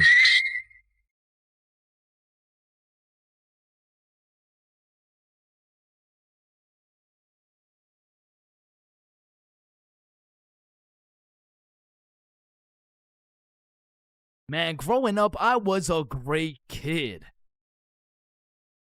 No, I was a good kid. Man, growing up, I was a kid, bro. And as a kid, you hit a certain age where your own parents become your number one up. Like, hey, mom, can I go to this girl's house? No. Hey, mom, can I sleep over at Billy's crib? No. Hey, mom, can I go do crack under the bridge with my new friend Jorge? Hey. Hell no. Come on, all my friends are allowed to. Yeah. Okay, well, if all your friends jumped off a cliff, you're not just gonna... Now, to be fair, my mom wasn't the strictest parent out there. I mean, I've seen motherfuckers get the belt for speaking too loud, speaking too quiet, bro, for speaking at all. Like, one time, me and my friend wanted to have a sleepover, so homie went inside to go ask his mom, and he came out looking like he got a whooping from Prime Goku, bro. Yo, what the fuck happened back there, man? She said no to me, but... I think if you asked her, she would say yes. Bro, are you fucking insane? I'm not asking her shit. Like, I really can't complain, because some of my friends' parents were so strict, they had a fun limit, bro. Yo, George, we're gonna hoop after school. You wanna pull up? Damn, dude, I'd love to, but, man, I watched a movie yesterday. Okay. So do you want to play basketball? Dude, I want to, but my fun meter's maxed out, man. My mom won't let me leave the house till Monday. Holy shit, fun meter maxed out for a week off a movie? Yo, what's this movie, bro? Yeah, what? Yeah, no, it was good, man. It's called the Veggie Tale movie. Yo, George, I feel bad for you, bro. Because don't get me wrong, I've seen a lot of kids with super strict parents turn out to be straight A students, go to good colleges, stay with a good crowd of people. But with that being said, a lot of these kids whose parents were too strict to let them watch fucking SpongeBob, they end up going to college and catching Krusty Krabs after letting a dude named Patrick explore their bikini bottom, bro. Nah, but for real, my mom was far from one of those parents. I mean, she was reasonable, but the thing was, all my friends were a year older than me. Now, mentally, we were all dumb as shit. But when you hit that 12, 13, 14-year-old age, that 1 year is the biggest difference, bro. Like, us doing shit together just didn't look right. Yo, Bob, can you pass the za? Yo, Billy, let me hit that. Yo, pass me that shit, cuz. And cuz of this, I wasn't allowed to do a lot of the shit that my friends were allowed to do. Like, these boys could stay out past 10:30 p.m. on a weekend. I could not. They could have a sleepover on a weeknight, I could not. They could all go to a girl's house without having to call her goddamn parents. I could not, bro. Because have you ever pulled up to a function, motherfuckers are drinking, motherfuckers are doing drugs, and you gotta ask the host to speak to her parents? Hey, Kelly. Hey, killer party you got here. Like, by any chance, can my mom talk to your mom so I can stay and, like, turn up and shit? Oh, shit. And when you're 12 and all your friends can do shit that you can't do, you're left with just two options. You can either be a good kid, follow the rules, do your homework, eat your broccoli, or you could be a bad kid, break the rules, fuck your homework, and smoke that broccoli. And boy, did I make the wrong decision. I remember the first time my mom caught me lying was back when I was in grade 7. It was just an average Saturday posted up at Billy's crib. Yo, y'all boys know Rosa? Yeah, I know Rosa. What's up? Bro, she's throwing a birthday party at her crib tonight. Oh, shit, man. We about to get freaky deaky on these I'm about to get so drunk I forget how to speak. Yo, on God, bro. Dead ass. That's facts. For real. Hey, Mom, I'm just calling to remind you how much I love you. Oh, I love you too, Chains. What do you want? So, me and my closest friends got invited to a small little get-together at my friend Rose's house. Can I go, please? Let me talk to her parents. Okay, now, I was actually friends with Rosa, but she was 2 years older than me. So, I swallowed my pride and text Rosa something along the lines of, hey, Rosa, my mom wants to talk to your mom before I can come. And she's like, aw, baby boy needs permission. Fuck. And then she sends me her mom's number. So, I connect my mom with Rosa's mom. My mom gives me the green light, but says, you have to be home at 10:30 p.m. sharp. Say no more, Mom. So me and my homies start getting fresh. We're all up in Billy's dad's expensive cologne collection. I take the coolest looking bottle, little spray here, little spray there. Had me smelling like Tom Ford, still looking like Thomas the Tank Engine, but after looking as fresh as possible, we head to Rosa's crib. So we hop on the bus, hop off the bus, walk up to her house, knock, and the birthday girl opens the door. Happy birthday! Hey, Billy, Bob, and Chains. I was waiting for you guys. Happy birthday, Rosa. Oh, damn, Chains, you smell good. Appreciate it. That's that Thomas Fordinson, you know what I mean? So Bob, Billy, and I go inside, and we realize the gravity of this situation. Oh, shit. God damn. Rosa invited like 10 of her girlfriends and like 2 of her cousins, bro. We were completely outnumbered in the greatest way possible, bruh. As I'm just doing some quick math on the ratio, there's a knock on the door. Rosa opens it, and it's Dennis holding a bottle of vodka. Now, we're friends with Dennis, Rosa's friends with Dennis, but to put it simply, Dennis was a bad kid, bro. This motherfucker was living life with no precaution, no regrets, no morals, but to be fair, he was fun as fuck, bro, because when Dennis pulled up, the party got lit, bro. We were taking shots, dancing, playing beer pong, taking more shots. We were having a marvelous time, and I was drunk, okay? Not too drunk, but not just tipsy. I had hit the perfect sweet spot of drunk. I got all the stat boosts of being funnier, more confident, more smiley, but I still had full control of my body, so I started applying that pressure, bruh. Hey, don't y'all both have ugly boyfriends? No, what the fuck? No. Shit. Y'all want one? What? Damn, you smell good though. Appreciate it. I showered this week. Now, I don't remember what I actually said, but all I know is that in grade 7, cologne was overpowered, bro, because nobody was smelling good, and if they tried, they would just smell like Axe, dog. So I'm over here combining the powers of Tom Ford with the confidence of Smirnoff. Had me feeling like I'm him, bruh. So how y'all feeling? Honestly, amazing. How you feel? Shit, I'm feeling good. Just a little, just a little bit tired. I vividly remember sitting on that couch with these 2 girls, never wanting this moment to end, bruh. But when I look up, I see one girl crying, one girl looking for something, Dennis helping her look, and Billy and Bob are all ready to dip. So I hop off the couch for a second like, yo, what's going on? Yo, so Dennis just finessed like 3 of these girls' vapes, and we're not trying to get blamed, so we're about to dip. Bruh, for real? Yeah, you coming? Bro, but like, bro, I'm not ready to leave yet. Yeah, nah, it's cool. Don't worry about it. Just text us when you leave, bro. Ah, shit, all right, peace, bro. Peace out, dog. So Bob and Billy dip. I see Dennis's ass sneak out through the back door, and at this point, I have no clue how long I've been here, bro, but the party had died down to essentially just the girls who are gonna sleep over and me, bro. So I go to check what time it is on my phone, and it's 10:15, bro. My curfew's 10:30, and I'm a 30-minute bus ride from home, but if we're keeping it a buck right now, I don't even want to go home, bro. I made it to the girls' sleepover, and I didn't even have to ride the group dildo or nothing. This is a once-in-a-lifetime opportunity, so I text my mom, And I lied, bruh. Bob, Billy, and I are almost at Billy's house. Can I sleep over at his house, please? Then I threw my phone away, hopped back on the couch, and went right back to my happy place. So I'm posted up with these two, laughing, cracking jokes when Rosa walks up like, yo, Chains, where'd your friends go? They abandoned me, Rosa. They left me here stranded with no way home. Shit, I mean, you could just stay here if you want. Say less. So Appreciate it. And eventually, all the girls gave up on trying to find their vapes. They all gathered around to play Truth or Dare, and I prayed for times like this, bro. I was deep in enemy lines, and I didn't want it any other way until one of the girls sees my phone on the ground and is like, hey, Chains, I think someone's calling you. So she tosses me my phone. I check it. And I got 20 missed calls from fucking everyone in my contacts, bro. So I'm trying to be strategic with it to find out what's going on. I called Billy first. Yo, what's happening? Bro, so your mom called my mom and asked if you were here yet at my house. And my mom told your mom that you're not even here, bro. Aw, shit, what do I do? Bro, I don't know. And everyone knows when you get caught in a lie, you should just fess up, tell the truth, and apologize. But I doubled down, bro. So I called my mom and I'm like, hey, mom, we're almost at Billy's house. We just missed our second bus. Where are you? I'm at Stickman Middle School bus stop. You know, like, we're super close. We're just waiting for the bus to come. I'm picking you up right now. Fuck me, bruh. Now, not only is she expecting all three of us to be together at this bus stop, shit, not a single one of us is there, bro. To put this in perspective, my house is right here, Billy's crib is right here, and Rosa's crib is all the way over here, bro. And Stickman Middle's somewhere near the middle. And so I pull up the bus app on my phone and see the next bus is coming in 2 minutes. And with all that adrenaline pumping through my veins, I jump up out the couch, steal a piece of gum, and haul absolute ass to the bus stop, bruh. I get there right on time, hop on the bus, and I call Billy. Yo, dog, I think I'm cooked. I told her I'm at Stickman Middle with you guys. Dude, why the fuck would you do that? Shit, bro, I don't know. I'm busting there right now. Bro, if she sees you there without us, you're cooked beyond belief. I know, bro. Yo, we're on our way. So Bob and Billy hop on scooters and start hill bombing their way down to the bus stop to save my ass. And this shit was a race to get to the bus stop before my mom does, because if she catches me there alone, I'm cooked. If she catches Bob and Billy there before me, I'm cooked. If she gets there before anyone, I'm fucking done, bruh. I'm on the bus just praying, and when I finally get to the bus stop at Stickman Middle, I get out and take a deep breath because my mom's not here.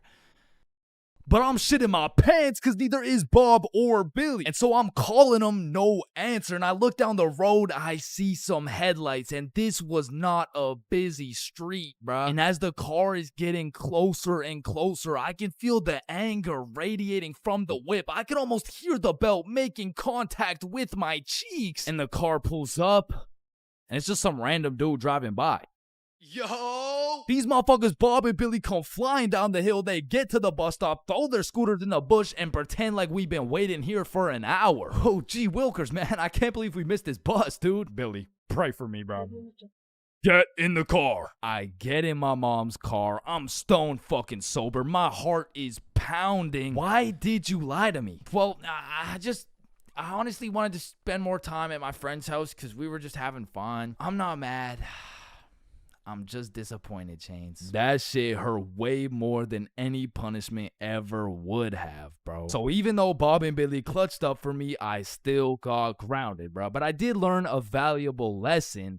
Just tell the truth, bro. It makes everything easier.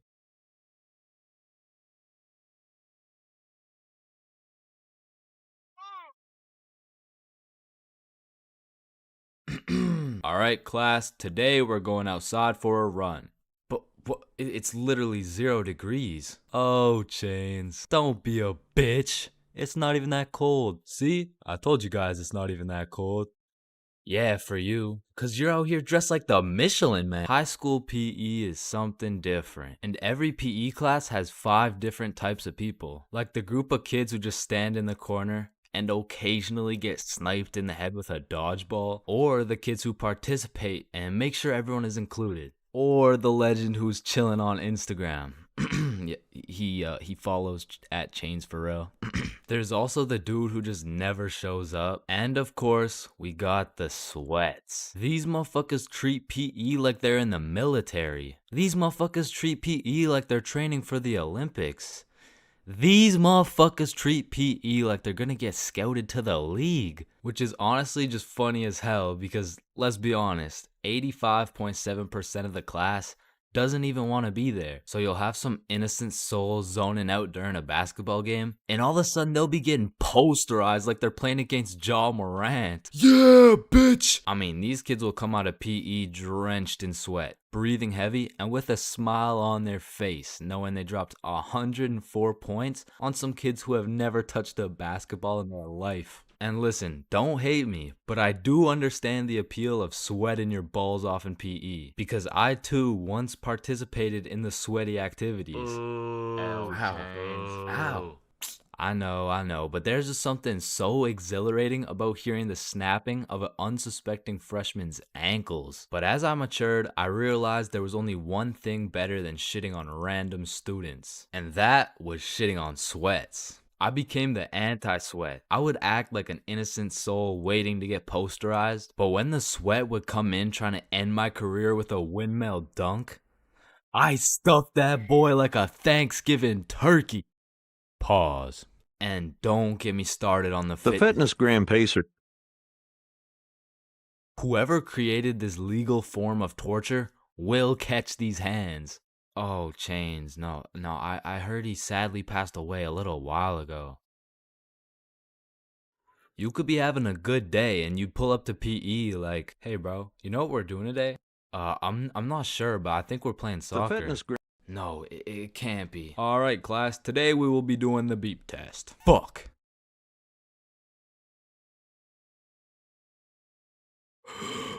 Woo. Damn, what was I at?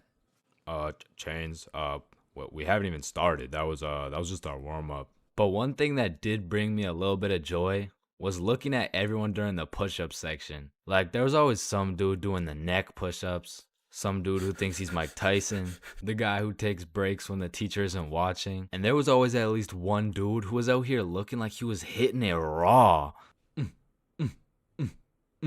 James, I don't think that's how you do it. Oh, yeah, you're right.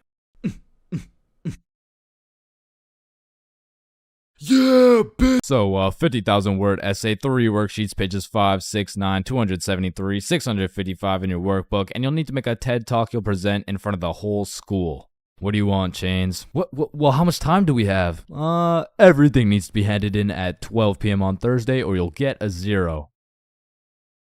Wait, Mr. Cumminson, that's in 2 minutes. Actually, it's 1 minute now. Any other questions? Yeah, can I go to the bathroom? Fuck no. Sit down, Jeremy. Oh, okay. Man, imagine being a high school teacher, bro. Like, as soon as you hit the ripe age of 5 years old, they throw your ass into school and you just don't make it out until you're like fucking 65. And when I was younger, I always used to wonder, like, why is Mr. Cumminson so angry all the time? But as I got older, I realized I would be pretty fucking pissed if I was in the exact same spot I was 40 goddamn years ago. Which brings me to the first type of high school teacher, Mr. Angerson. This is the type of motherfucker whose wife divorced him 7 years ago and he takes his heartbreak out on the students.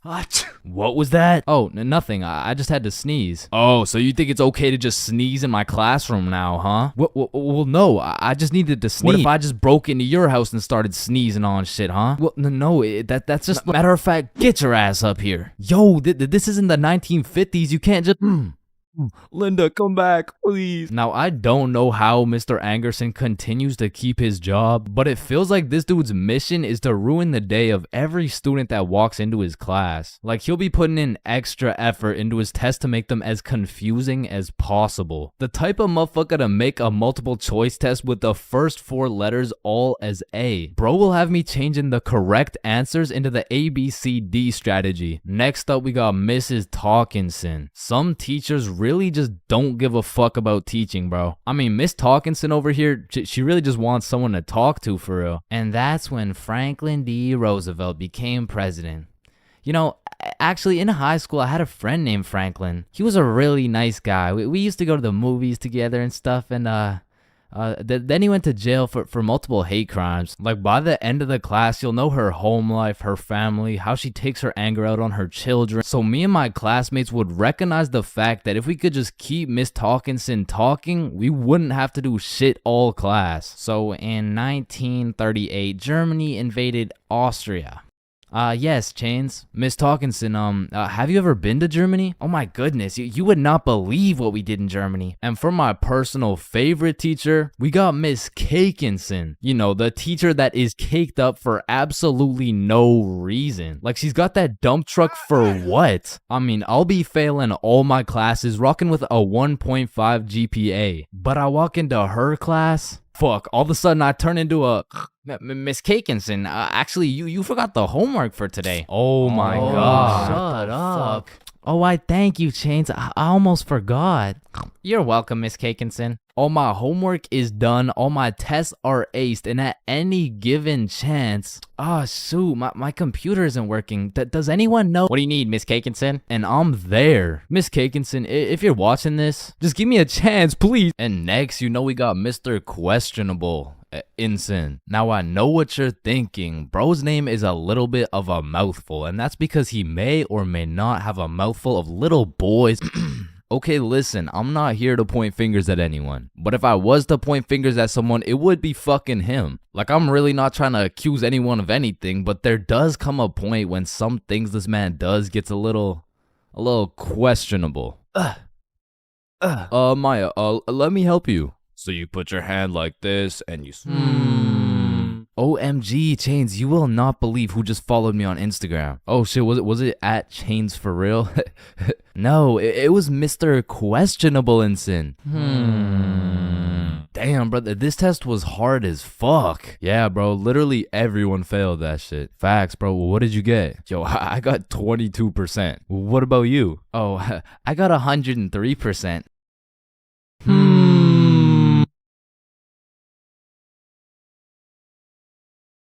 Man, I don't know about y'all, but for me, having an older brother is like... Oh, chin check! Damn, bro, L chin, am I right? Nah, I got you a gift, though. Damn, for real? Yeah, open them up. Oh, these are tough. Let me try them on. Yup, you know what these are good for, bro? Yeah, what is it? Wedgie! I'm not gonna lie, bro, I still love having a big brother. Like, yeah, you get your ass beat bi-weekly. Yeah, these motherfuckers will steal your food, and they be frying your shit for no reason whatsoever. Chains for real? Now that's Chipotle for real. Because he's wrapped like a burrito. But let's think about it, bro. What is the alternative? A big sister, bro? Hell nah. These motherfuckers will force you to do your makeup and shit. Alright, yeah, pull the plug. But it looks good. Pull that shit. Like, pull the plug. So I don't think we can do that. Pull the Damn, plug. are you Pull serious, the bro? man. Pull the fucking plug. Like, having a brother's an interesting situation. Because I would trust this motherfucker with my life, no questions asked. But I'm not trusting him with my Chipotle for a second, bro. Like, I was born with my very own #1 hater and my #1 supporter who just happens to have the same mom as me, bro. But listen, nowadays, I'm a grown-ass man. My brother, a grown-ass man. Now that we're both grown, we get along like PB and J. Yo, that's what I was about to say, bro. For real, though. We get along like chicken and waffles. Okay. Yes, sir, bro. We get along like salt and vit. Nah, I don't get it, bro. I don't know what you're trying to say. Nah, I mean, what I'm trying to say is if I'm eating worried and if he gets into a fight, we get into a fight, if someone reads my search history, we searched up Lola Bunny furry buns, lubed up, shaking it wild style, Nah, hell nah. What are you doing, bro? We didn't do that? Fuck no. Okay, yep, no, that's fine. But a lot of shit has changed throughout the years, man. Back in the day, me and my brother were ops, bro, because this motherfucker's sole reason for living and breathing was to rage bait my ass. And I was like 5 years old, still figuring out who's milking the chocolate cows and shit. And big bros hit me with shit like, yo, what's 9 plus 10? It's 19. Get a load of this dipshit. Bro, it's literally 19. Man, what the fuck? Okay, why are you so mad, bro? Bro, you literally. Tired, relax, bro. Just sit down, take a deep breath. Who's a good boy? Yeah, Man, who's a... fuck. Now, me and my homies used to wrestle all the time, and my record was decent. We're talking like 50-10, and at the time, my signature go-to finisher move was the guillotine choke. It had seriously never let me down once until I tried that shit with Big Bro, and I started guillotining my ass beat, dog. My brother's 3 years older than me, so that shit was like a boss battle that you just don't have enough XP for, bruh. Like, when I would pull up on him, I hear boss battle music, my health bar pops up, and I start unloading the clip on this motherfucker, but he's done beat my ass so many times. He's got my moveset memorized and shit, bro. Like, this motherfucker's the Picasso of beating my ass specifically. Like, every time, I was getting folded like an omelet, folded like origami. I was getting folded like I was playing poker, the way he just dealt me these hands, bro. And maybe you're thinking, Big Bro got the strong genes, so I got the smart genes type shit. Nope. Nope, not. This motherfucker took those genes too, bro, and he put them to use. Cause he used to manipulate the shit out of me, bro. Like, I remember one Halloween a long time ago when I was like 4. My mom came up to us with 2 costumes, right? One was Spider-Man with the fake muscles and everything, and the other was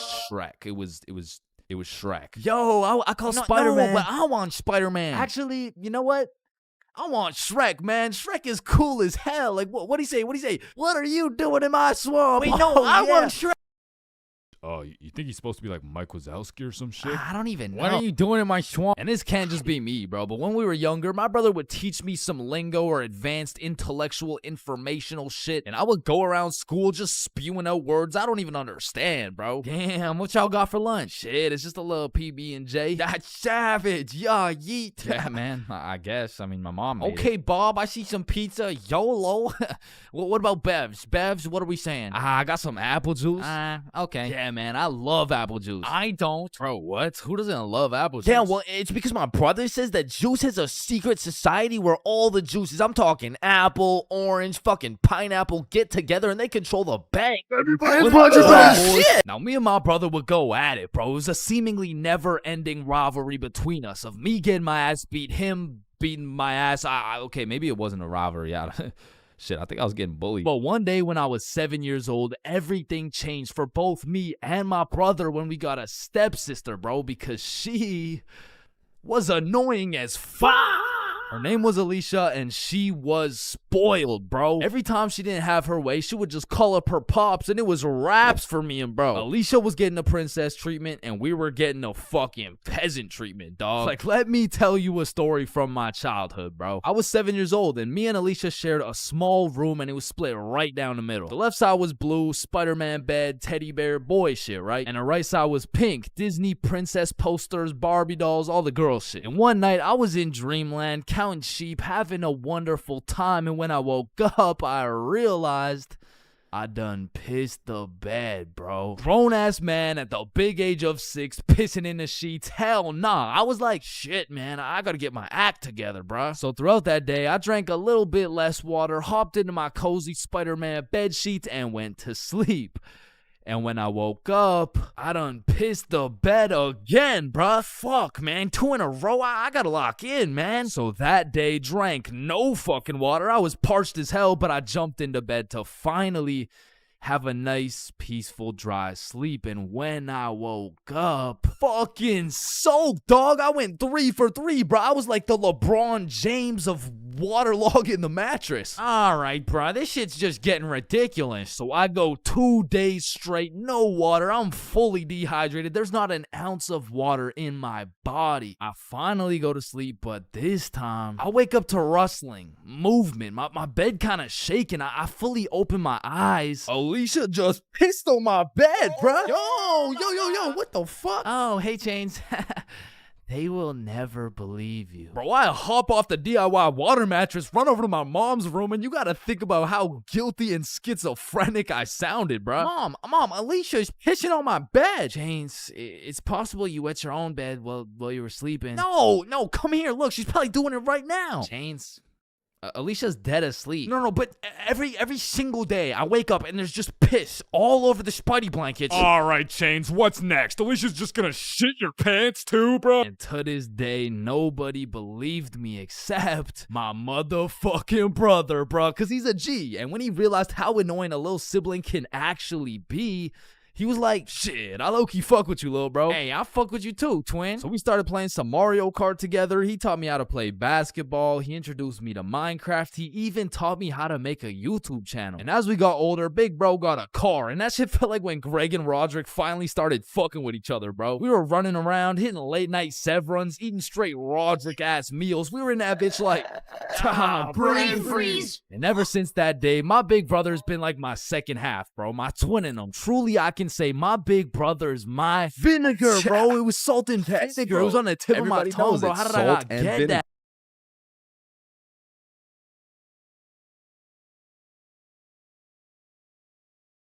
What are you doing in my swamp? Aw, can I pet your dog? Yeah, for sure. Aw, what's your name, little guy? His name's Ben. Ben. Aw, he's so cute. I just wanna hunt that motherfucker.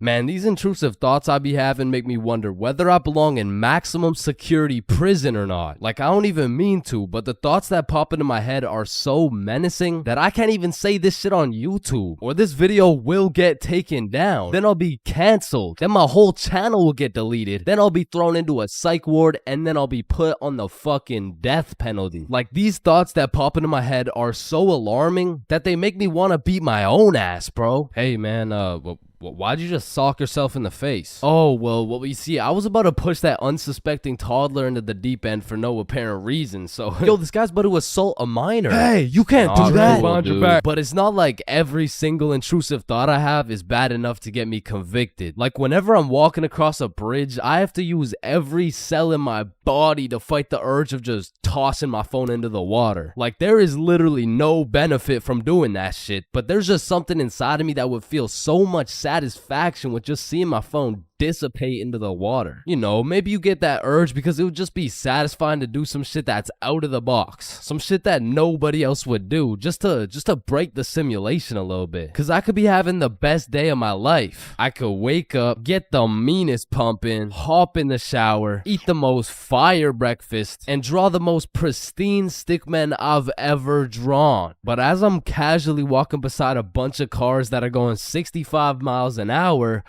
I'm still gonna have the urge to just throw myself in front of a car, bro. And it's not even on some emo shit. Like, I want to live, but I also want to dive into some oncoming traffic. But at least I'm not the only one who does this. Like, other people do this.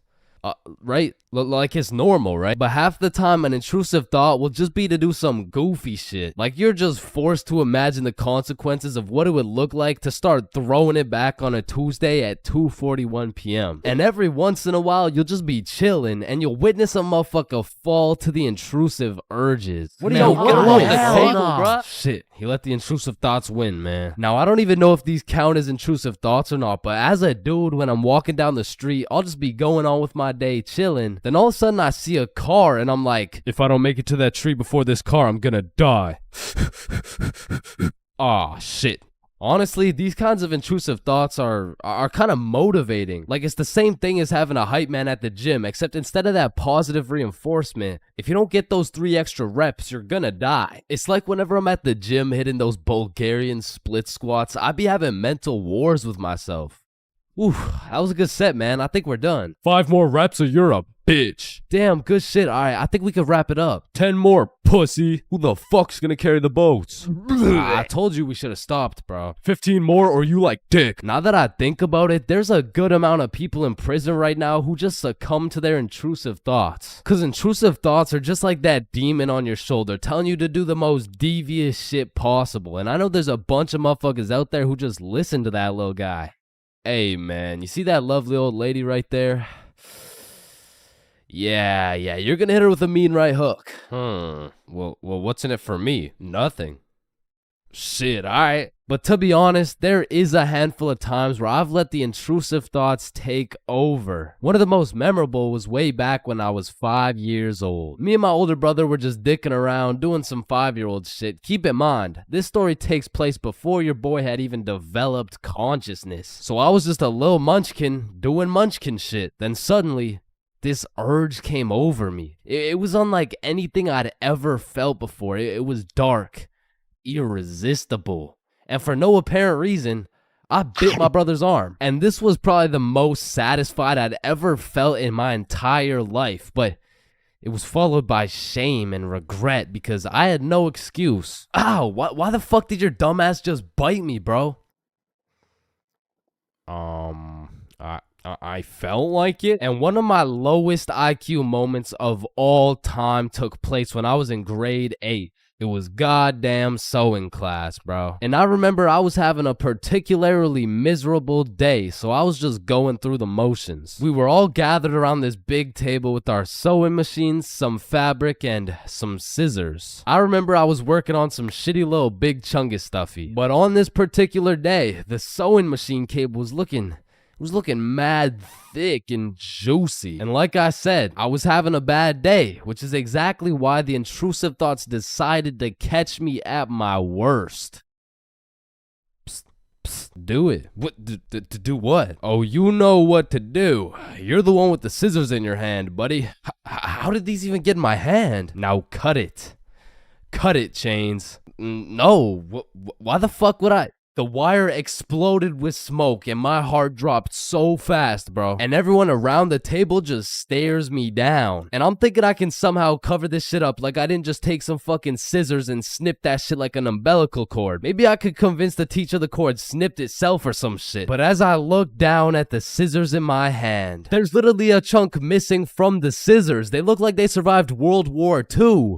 But barely. The scissors are all charred up and shit, and just like that, my plan of convincing her I didn't cut it went out the fucking window. You take one look at the cord, one look at the scissors, and one look at my dumbass face, and you could piece together exactly what happened. So my sewing teacher walks over looking pissed as hell, and she tells me to go sit in the corner. So I take my charred scissors and sit in the corner like I'm a 5-year-old, but to be fair, I made a 5-year-old decision like I was in grade 8. I was 14, bruh. What kind of 14-year-old cuts the cord to a sewing machine cause he felt like it? Like if my 14-year-old son did some shit like that, I would tell the kid I'm going to get some milk and I'm calling it quits. I would have to have another kid and try it all over again because that kid is going nowhere in life, man. So as I'm sitting in the corner realizing I'm a disappointment, it was one of those moments where you fucked up so bad you don't even feel any emotions. I was just sitting there straight faced like, well, fuck me. It was really one of those moments where you just want to stop existing. So after the class ended, the teacher came over to me and she said, Chains, why the fuck did you cut the cord of the sewing machine? No, Miss Sewingson, you gotta hear me out. Okay, this better be good, Chains. What was looking mad juicy and the scissors just teleported into my hands. I don't even know. You did what? Mom, it was the intrusive thoughts that they told me to do it. I'm about to intrude that ass. The fuck?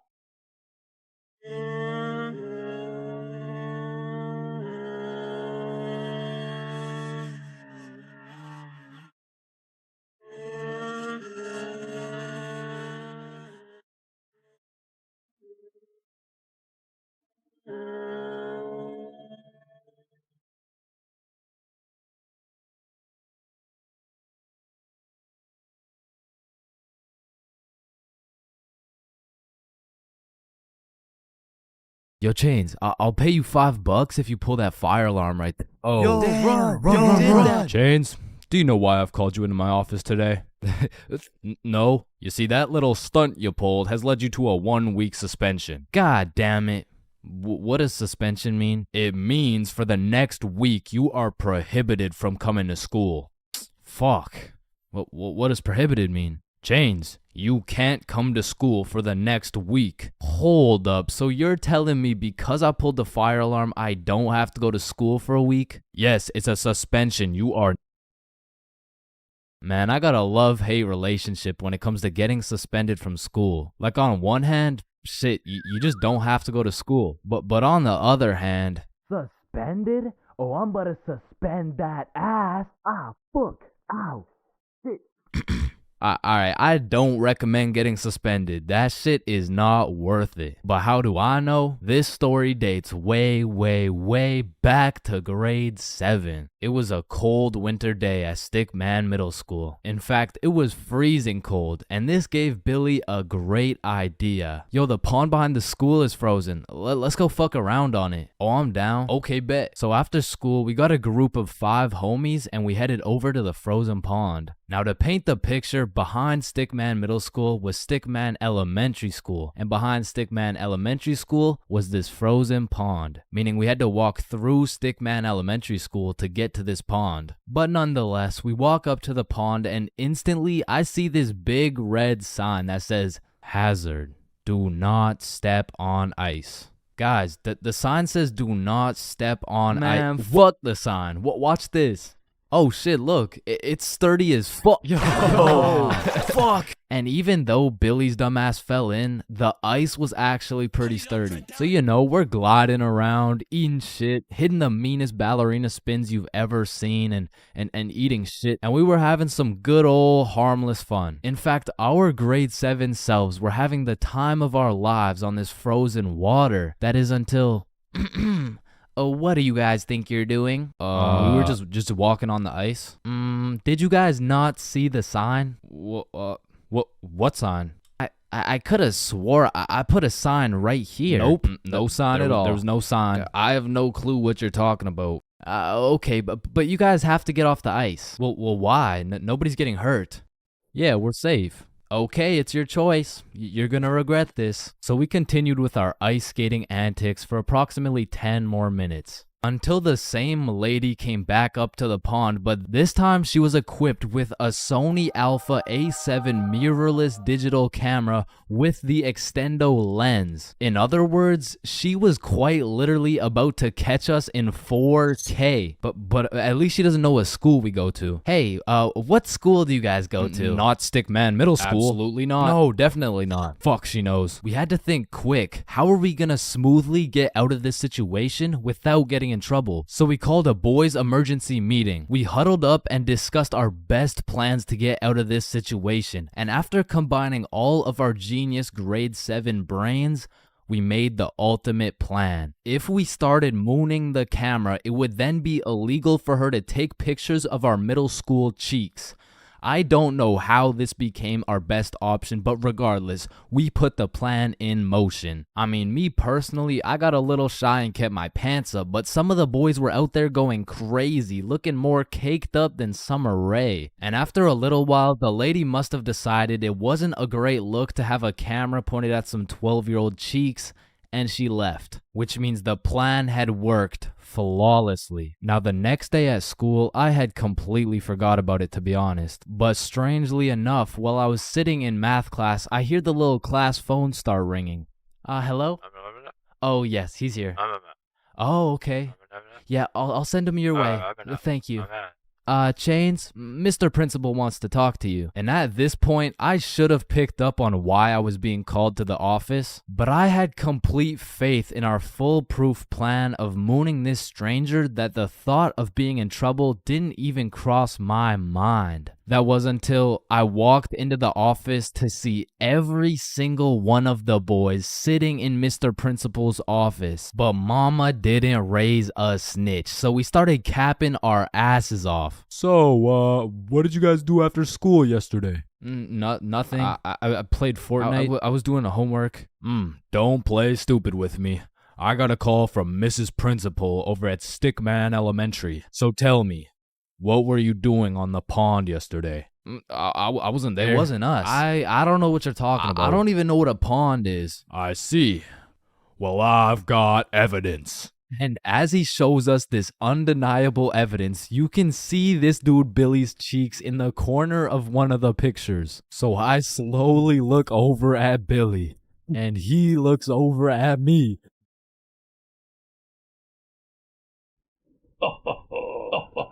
If you don't stop laughing right now, you're all suspended.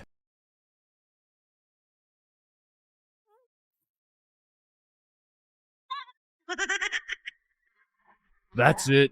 You're all suspended. And as I explained the situation to my mom, let's just say Mama Chains was not happy.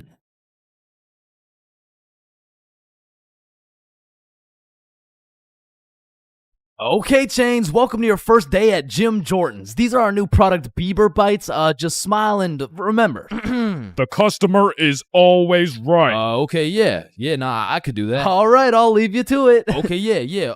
Hey, sir, Hey what can there, can I get some Bieber bites? Yeah, how many? Right.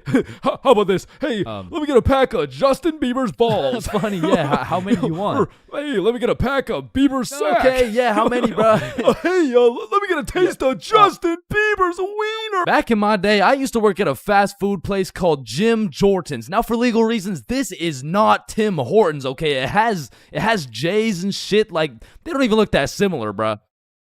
But honestly, working at Jim Jordan's, I felt like Johnny Sins, the way I'd put on my uniform and go to work just to get the soul sucked out of me, bruh. And instead of dealing with a bunch of fat asses, I'm dealing with a bunch of fat asses talking about... Alright, so I ordered an extra large BLT with ranch, extra bacon, no veggies, and I only got 5 strips of bacon. I want a new one. Okay, yeah. Where's the sandwich? I ate it. Of course you did, bro. Like, you do not need more food. I don't think your arteries could compensate for any more bacon. No. My doctor said I'm in shape. I mean, yeah, bro. You're in the shape of a circle. I mean, I don't even know how you made it through the door. Oh, shit, damn. Now, believe it or not, I was a Jim Jordan's Hall of Fame employee. Shit, I was the best in that whole goddamn establishment, bro. And no, it's not because I was the sexiest, hardest working, strongest, most intelligent dude they'd ever seen. It's because everyone else was ass, bro. On the drive-thru, we had the Indian homie Dill Preet, and the only English he knew was the Jim Jordan's menu, bruh. Welcome to Jim Jordan's. What can I get for you? Hey, just give me a moment. I give you donut. No, I need time to think. You need chai, tea, drink. No, can you wait or not? Okay. One tater tot. No! Wait! You want 8? No! Okay, stop it. You know what? Okay. Chocolate donut. Then over making the food, we had this sweet 83-year-old lady Linda who was 20 years too old to be doing this shit. Okay, Chains. Here's the cheese bagel. Thank you, Linda.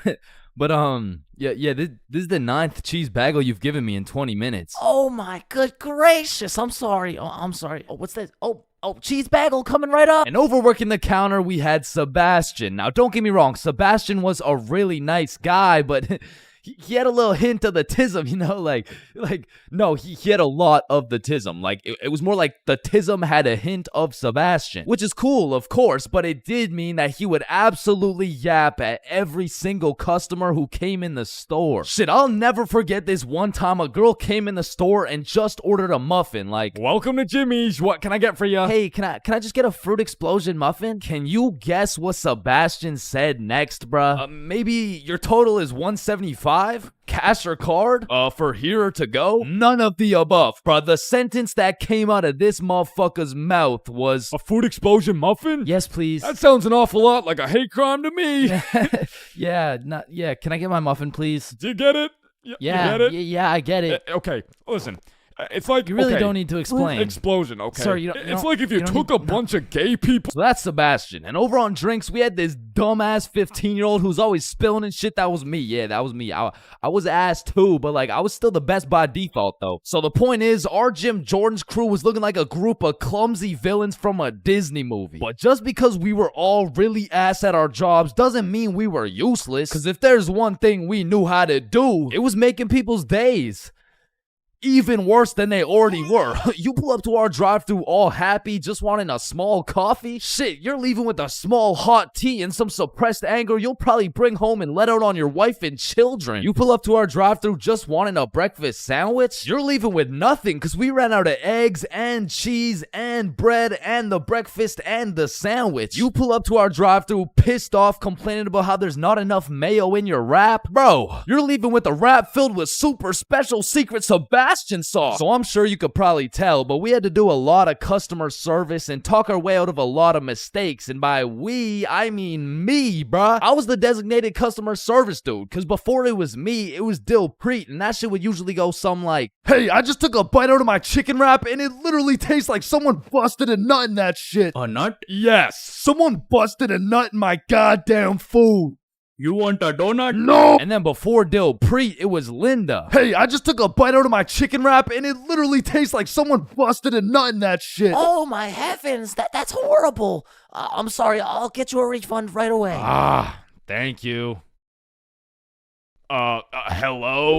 Hello. Welcome to Jim Jordan's. What can I get for you? God damn it. And before Linda, it was Sebastian. Hey, I just took a bite out of my chicken wrap and it literally tastes like someone busted a nut in that shit. Oh yeah, that was me. Now, of course, our elite Jim Jordan's crew had a manager, Magnus. Now, Magnus was strict as hell, but she would only show up like once a month. But whenever she did show up, she was running this Jim Jordan's like it was the military or some shit. Cause usually I'd be 54 minutes into my 30-minute break playing Clash Royale. But when Magnus was there, bruh, shit, I'd clock into my break, make eye contact with her, shit my pants, and then clock right back out. She was so intimidating that whenever she would show up, I would never spill a drink. Sebastian used real mayo. Dilpreet spoke fluent English, and Linda would be so stressed out she'd forget to forget. She was running this place so much like the military, she had my ass waking up at 4:30 every day. And when Magnus was teaching me to do customer service, she really loved to say, "The customer is always right." So of course I listened, but it was low-key a crazy statement, cause honestly, the customer is never right, bro. It doesn't even matter what we're talking about. It could be like, hey, how you doing? Hey, I'm doing good, can't complain. I mean, it's a nice sunny day outside and all.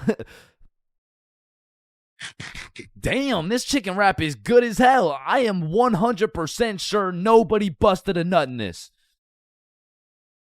And I don't know about you, but I personally have never complained about my fast food order ever. I usually just get my order, check the bag, realize instead of a Big Mac, they gave me a McChicken with a bite taken out of it, cut my losses, and I keep it pushing. But some of these motherfuckers in the Jim Jordan's drive-thru come in like you just murdered their entire family and then took a shit in their coffee. Oh, shit. Hey, you! There's not enough sugar in my fucking coffee! Oh, okay, yeah, sorry about that. Do you want me to add more sugar in? No, this is unbelievable! Now, I swear these angry customers love to throw around the word unbelievable. But I'm not gonna lie, we forgot to put sugar in your coffee. It's pretty fucking believable, bruh. I mean, look at the staff. We're getting paid minimum wage. The guy who took your order doesn't speak English. The guy who made your order's a 15-year-old running off 2 hours of sleep. And the rest of our staff is playing fucking patty cake. You're lucky we even had enough brain cells to get you the coffee. And I'm gonna be honest, it was a blessing that I was broke as shit and really needed that job, because if I didn't, I would have crashed out for sure. Hey, some dumbass forgot to put cheese in my fucking grilled cheese. Oh, hell no. Yo, Linda, you hear this ungrateful piece of shit? Oh, hell no. You keep running your mouth, I'm about to grill your cheese, bitch. What the fuck is your old ass gonna do? Do not talk shit about Linda. Like that, And I busted in your sandwich last week. Wait, what?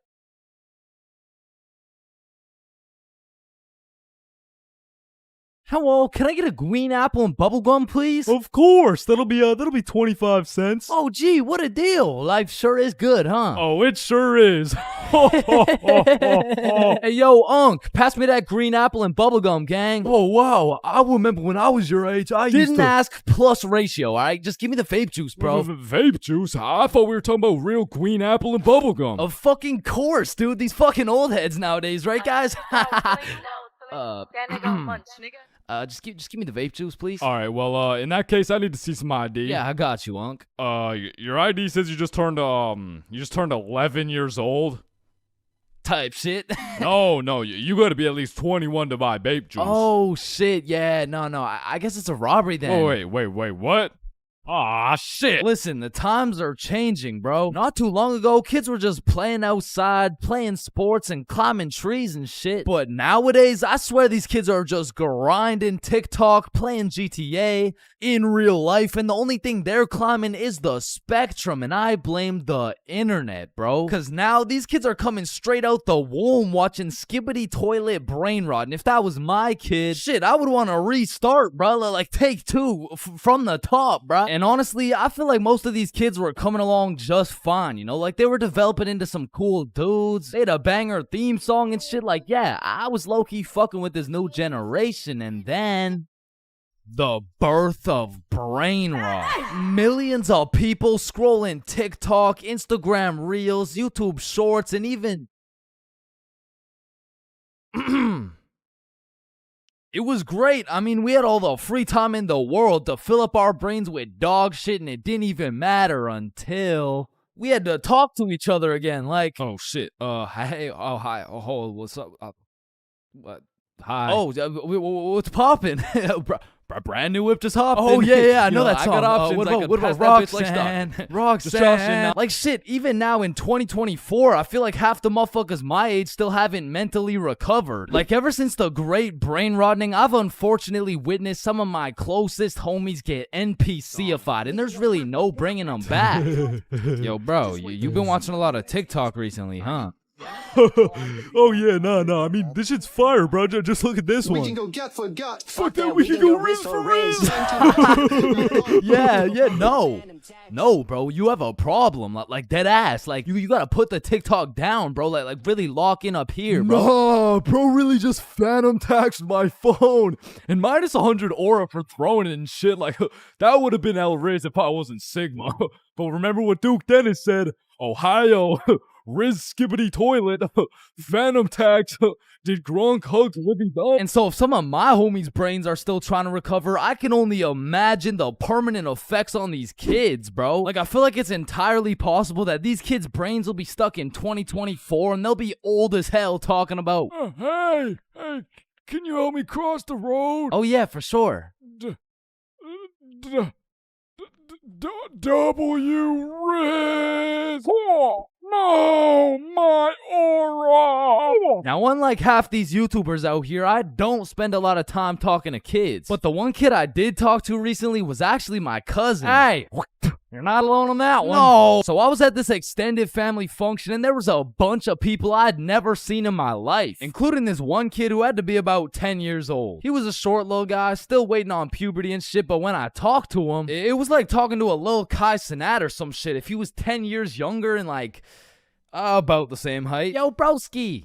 The fuck? Hey, down here. Oh, shit, what's up? My name's Elijah. Okay, Elijah. How's school, bro? Shit, it's aight. Yo, what grade are you in, bro? Grade 5. Type shit. Damn, I remember being in grade 5, bro. I was actually the fastest kid in my school. Yeah, but you probably had no hoes, bro. I already got a girlfriend and she's bad as hell, bro. You should see the gyat on that shit. Nah, what? And I never thought I'd be saying this, but back in my day, grade 5, we were still running from cooties and shit, and is this motherfucker vaping? What the fuck? I feel like kids these days just skipped a part of childhood, you know? Like they're fresh out of elementary school, chiefing some coconut watermelon ice. Like, bro, your little ass should be watching Cocomelon twice. Chat, did that hit? Yeah? No. Shut the fuck up, Grandpa. Okay. It's because when I was born, everyone was given a good 10, 11-year grace period where you could be as cringy as you wanted. Like, you could make shitty YouTube videos. You could wear those smart-ass t-shirts. You could even get away with saying shit like, man, yo mama's so stupid. She brought a spoon to the Super Bowl. Oh, yeah? Well, yo mama's so fat. When she walked in front of the TV, I missed 3 episodes. Okay, but yo mama's so fat, she takes selfies in panoramic mode. Well, yo mama's so nasty, she got fired from a sperm bank for drinking on the job. What's a sperm bank? Shit, I don't even know. And I feel bad for this new generation because they don't got no cringe grace period or anything, bro. They just pop straight out the womb like, and it's a boy. Yeah, I'm a dude, whatever. Now snip me up, bro. I can't have the host seeing my foreskin, dog. And maybe I'm just jealous, but to me, it's wild that these kids are getting new-ass phones in elementary and middle school. Because they'll never understand the absolute crucifixion I would get every single time I whipped out my phone, bro. Like, that shit was staying in my pocket unless it was 100% necessary. All right, class, everyone get your phones out for our end-of-year Kahoot. Change the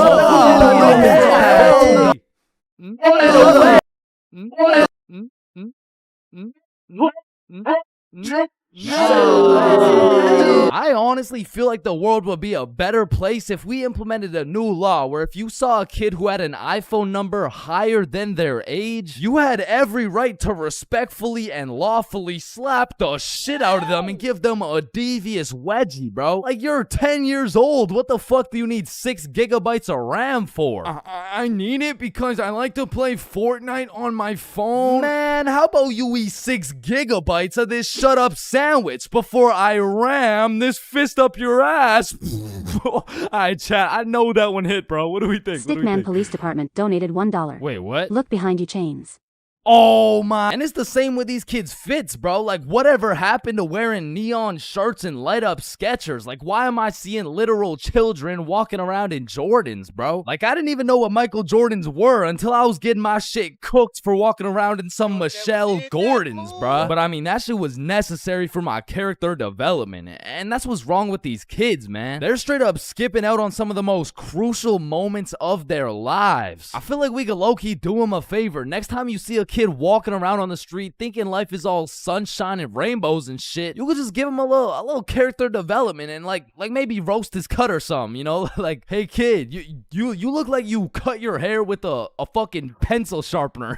or no, you look like Peter Griffin if he never hit puberty. You look like... Yo, we giving kids some character development? Did he? Now, I don't know why I'm talking like I was born in the 1900s or something, because for the homies who are around my age, we were low-key in the same boat as these kids, bro. They're growing up on some skibbity toilet brain rot. We had MLG brain rot. They're always scrolling TikTok. We had Vine. These motherfuckers are out here looking up to I Show Speed, bro. We had fucking Jake Paul. So the moral of the story is, even if these kids nowadays are absolutely cooked, I was once cooked too, bro. So worst comes to worst, these kids will just end up like me. Oh, fuck no, please, no.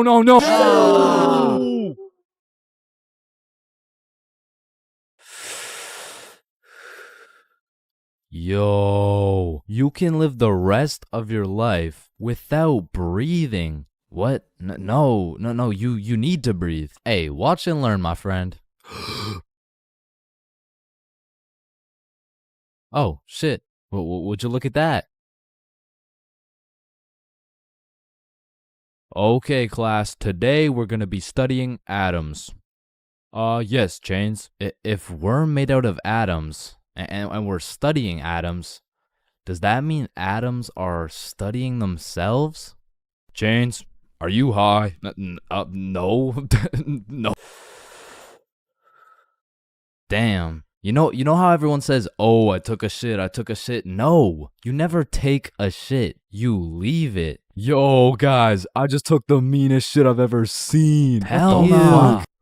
Bro, isn't it crazy that you can imagine what it would feel like to lick any object you look at? Bro, why are you looking at my balls like that? Oh, hell no. You know what I just realized? Yeah, what? Walking around with 1 crowbar is much more suspicious than walking around with 3 crowbars. Bro, is that your car? Oh, shit. Yo, this burger is busting in my mouth right now, bro. I know, this shit is scrumptious. The ham is just exquisite. But wait, ham? There's no ham in the burger. It's a hamburger, dumbass. Of course there's ham in the burger. No, the patty, it's made out of beef. Bruh, that's like saying a hot dog isn't made out of a dog, for Pete's sake. Damn, you're high as shit. Okay, when I say sun, do you think of day or night? Obviously the day, that's when the sun's out. Okay, makes sense. But what if I were to tell you that you see more suns in the sky at night than you do in the day? Whoa. You are hereby sentenced to 35 years in jail for repeatedly kicking a pregnant woman. Objection, Your Honor. When you really think about it, everyone in this room has repeatedly kicked a pregnant woman before. Even you, Your Honor. Fuck. Holy shit. Horses are naysayers. Sir, I am very sorry to inform you the STD results came back and you are positive for chlamydia, gonorrhea, trichomoniasis, syphilis, chlamydia, herpes, HPV, HIV, and chlamydia again. Somehow you got 3 cases of chlamydia. Damn, you know what that made me realize? That you should wear a condom? Nah, life is a sexually transmitted disease that will 100% lead to death. Damn right. Sir, you got 3 days to live. You ever think about how old cars are looked at like, look at this dude's old ass car. He's broke as shit. Damn, at least my car isn't as old as this dude's. Holy shit, this guy's car is a shitbox. Damn. Look at that vintage car. Wow, that guy's car is insanely old. He's gotta be a millionaire. What the fuck? Is that Fred Flintstone? Whether we like it or not, we were all once inside some balls. Facts. I'm talking in the testes. Damn. I'm talking in the family jewels. real. I'm talking in the nut storage. I'm talking crazy. in the Though. semen spheres. God damn, Todd's really laying down some mean pipe over there. You know, Todd beating down those doonies really got me thinking. Most people are made in a bed, born in a bed, and die in a bed. Damn. Bro, stairs were made to make a really big fall into a bunch of small falls. Oh, shit, are you good? You know, someone probably still gotcha knows from years and years ago. Gotcha knows, give it back.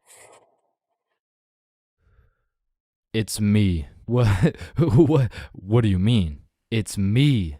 I am the one who gotcha knows. Wait, are you serious? Yes. Dude, give it back. Or what? Give it back. No, it's my nose now. You gotta eat the frog. No, just eat the frog. Nope, one bite. Not doing it. You just gotta try it. Not eating the frog. It tastes like chicken. Yo, mama tastes like chicken. Come on, it's tradition. You I don't have give to a fuck. eat the frog. Damn, traditions are really just dead people peer pressuring us. Eat the frog, pussy.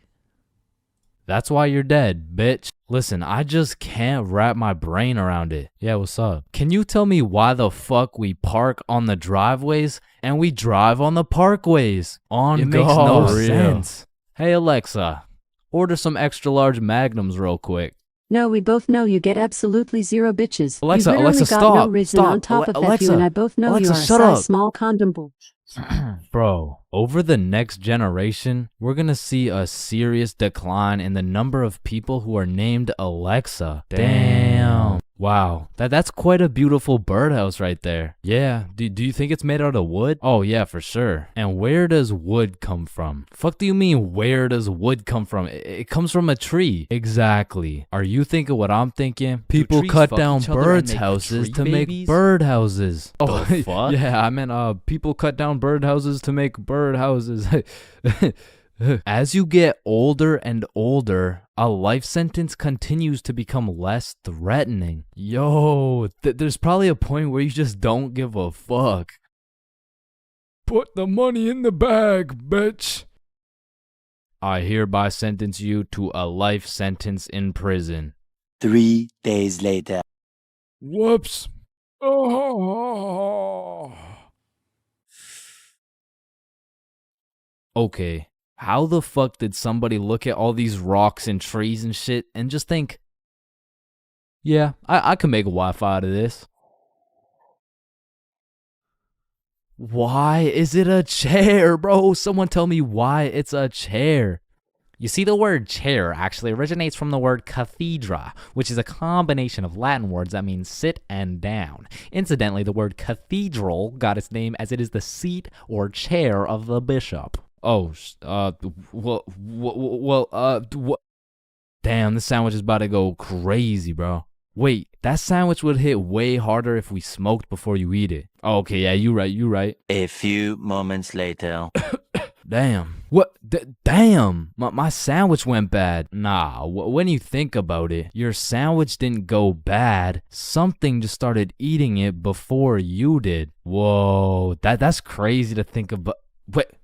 Are you eating my sandwich right now? You gotta be faster than that, bro. I'm talking inside the cum factories. For real. I'm talking Damn. inside the sperm bank. For real. I'm talking inside. These nuts. Fact. I'm That's talking in the crazy. Dwayne the Rock Johnsons. Damn. Nah, fuck you. Hey, fuck you then. That's why you eat meat. I don't eat meat. I'm vegan. Oh shit, same. But you're still a bitch. Okay, and I still laid pipe on your mom. Yo, what's going on here? He called me a bitch, and he said he had sexual intercourse with my mom. Yo, calm down. I thought you guys were both vegan. Yeah, we what are. about it? If you guys are both vegan, are you guys really beefing? Damn, that was unfunny as fuck. Should we just beat his ass? Yeah, we should. Shit, damn. I see here. Looks like your toothpaste hasn't been doing the job. Try this one. 9 out of 10 dentists recommend this toothpaste. Wait a minute. If dentists make their money off people having bad teeth, and 9 out of 10 dentists recommend this toothpaste, why would I choose to use this one? Go. Shit, he knows. Man, you ever think about how the ocean is just some really big soup? Damn, I guess you're right. Or have you ever thought about how there's more airplanes in the ocean than submarines in the sky? Oh shit, apparently not. Damn, we're high as fuck. Man, you know what I just realized? What's up? Your balls are kind of like a body bag of sorts. You know what I'm saying? You gotta stop looking at my balls, bro. Okay, but who named it a chair? Like, who just looked at this thing and was like, oh, yup. This is gonna be called a goddamn fucking chair. Boo.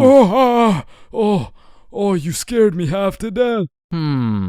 What happens if you get scared half to death twice? Oh, I don't know. It's just a saying. Boo. Oh, Oh shit, is he dying? I think. Damn. When you really think about it, most guys will get their first set of flowers at their funeral. That's some real shit. Wait, Chains, are you high at a funeral? No. I'm not gonna lie, I think everybody wants to be cool. Like, being cool is just like it's just cool, bro. Like, there's nothing like it. And I know some of y'all are thinking, Chains, with all due respect, bro, how do you know what it's like to be cool? And my answer to that is just look at me, bro. I fucking don't, okay? But I do know someone who is cool. He's a certified cool guy, and his name is Bob. Now, what makes Bob so cool? Is it the sunglasses? Is it the sexy ass face? No. Tell him the answer, Bob. He doesn't talk. The answer is Bob doesn't talk. And a crucial role in being cool is the element of mystery. Now, it's interesting because if we take a look at Jake over here, Jake doesn't talk either. And,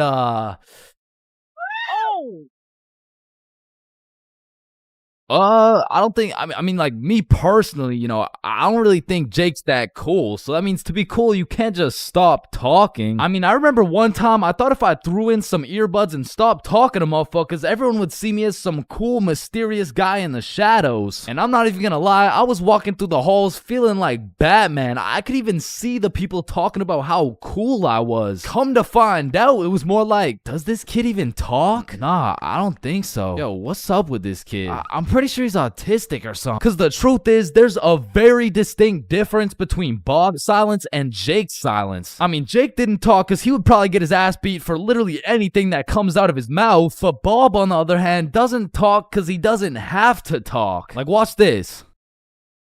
Oh my god, Bob. I love you, Bob. Now, just for science reasons, let's just see what happens when I do the same thing, you know? Why not? What's the worst that could happen? Hello? Can I help you? Oh my god, help. There's this creepy guy. At least she didn't. Get on the ground. Hands behind your back, buddy. Now, it's important to note that being cool is subjective. Like, for example, some people think I'm cool, you know? Like, in this big-ass world, surely there's someone out there. No, there isn't. Nobody thinks you're cool. Shut up, loser. Okay, well, what I was trying to say is you're gonna find someone cool who I don't find cool, and I'm gonna find someone cool who you don't find cool, and that just leaves us with the question, what is cool? So to answer this question, I need you to think of the coolest dude on the earth, and I'm about to guess, okay? You got it?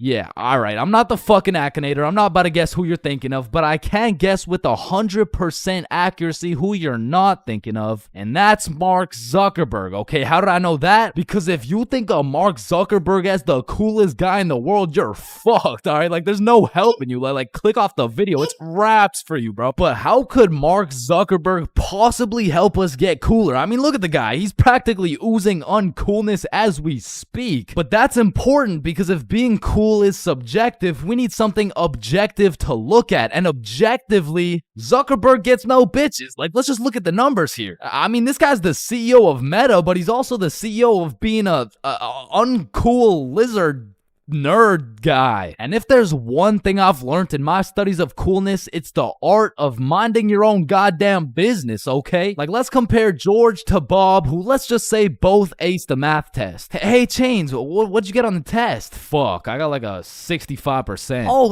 that's really good for you. That's good for you. Yeah, I actually got 100% plus the bonus question. Oh, wow, nice, bro.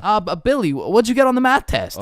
Math test? The dog. I could have swore that shit was chemistry. Nope, it was math, and I got 103%. Bob, what'd you get? God, 110. There was only one bonus question. That's impossible. Oh, kissy face.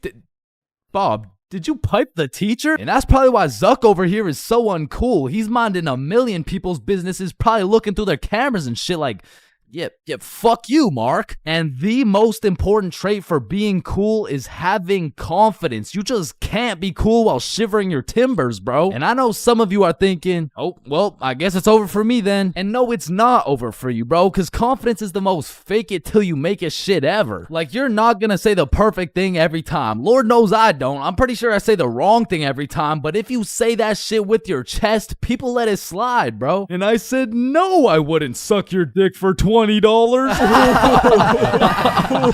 well, that makes one of us.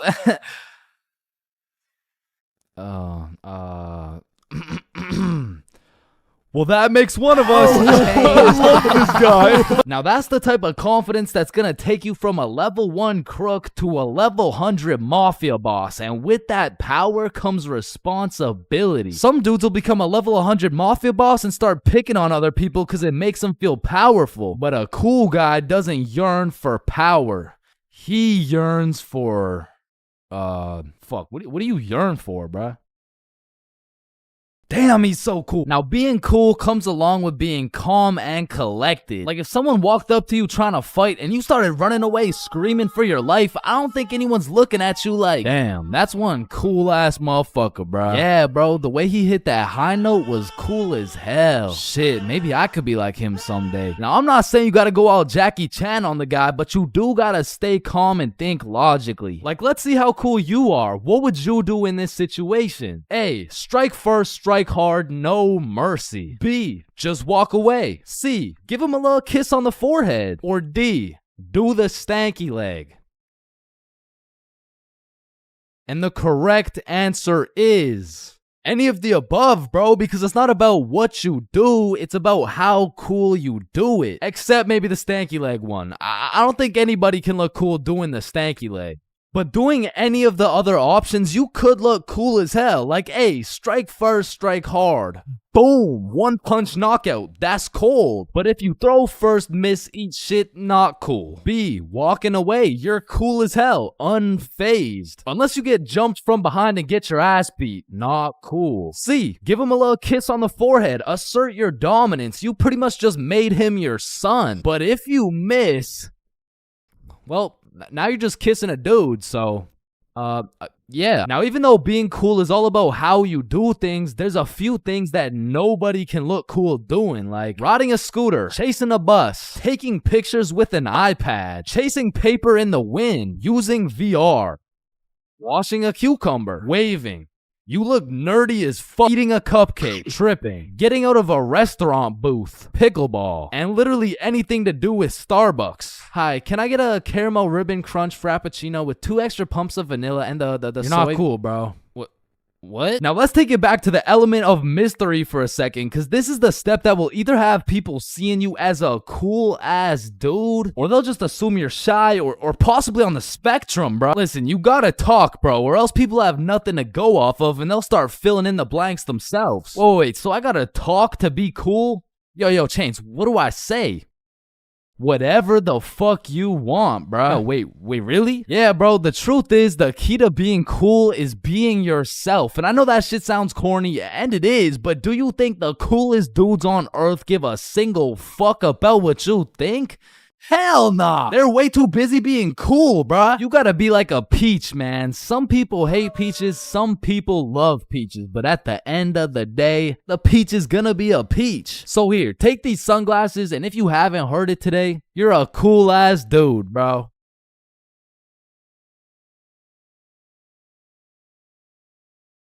Awkward conversations. We all know them and we all hate them. Hey, how are you?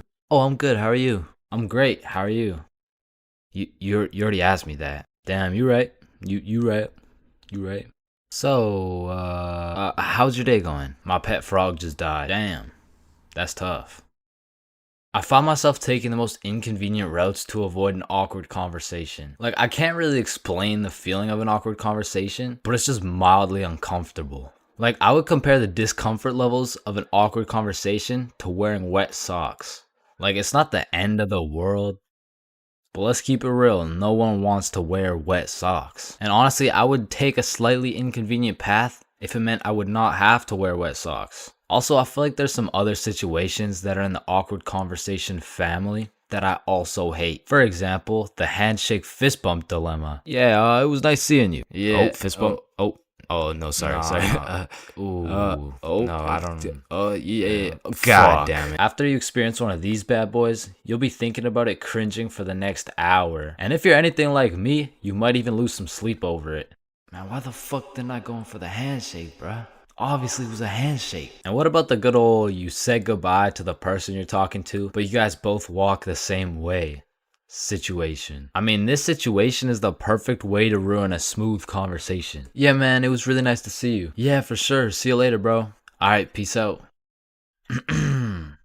Alright, bye. Yeah, bye. Shit, we're still walking the same way? I'll just turn this way so it's not awkward. Man, what the fuck? And even if I say goodbye to someone and we're still in the same general location, I will avoid them at all costs. Like once me and my brother were chilling at Walmart and we saw one of our neighbors, so we talked for a little bit, you know, said our farewells and went separate ways. But when it came time for me and my brother to check out, we saw the same neighbors checking out. And we were up in the Walmart looking like we were playing Assassin's Creed in real life. It's clear. And of course, I can't forget about awkward silence. Yeah, that's funny.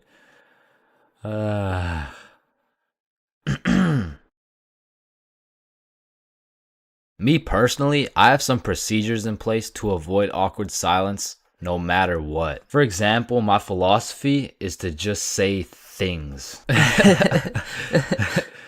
Yeah, that's funny. So do you play Minecraft? What kind of question is that? In the end, they may think I'm a dumbass, but at least there's no awkward silence, you know what I'm saying? For most of my life, I've known how to swim. But by that, I mean, if my life depended on it, I could swim from one place to another. I don't even know if swim is the right word. Like, if you saw me casually enjoying a little swim at the pool, you'd be like, does he need help?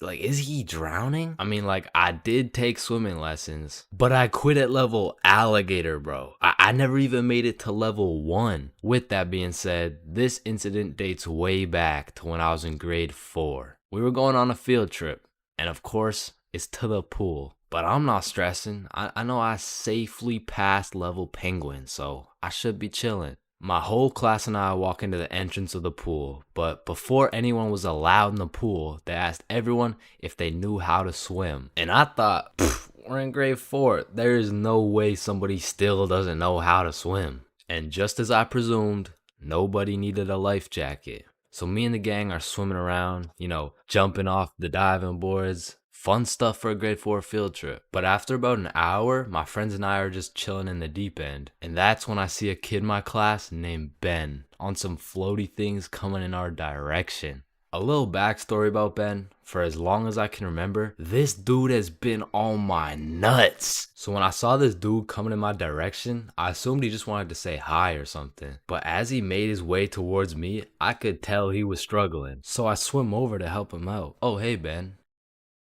How are you? This kid jumps off the floaty thing onto me. And this man has the meanest grip on me. Pause. Well, this shit had to be some sort of attempted murder, bro, because he had me in a chokehold and his legs were wrapped around my arms. But they did not prepare me for this shit level alligator. So instantly I start sinking and hit the bottom of the pool. Keep in mind, Ben is chilling on top of me with his head out of the water this whole time. So I jump off the bottom of the pool just enough to get my head out of the water for a few seconds. Ben, get off me. And when I look up, I see this dude Ben with the straightest face in the world. Like this motherfucker has no clue I'm out here fighting for my life. And he says in the most monotone voice, "I can't swim."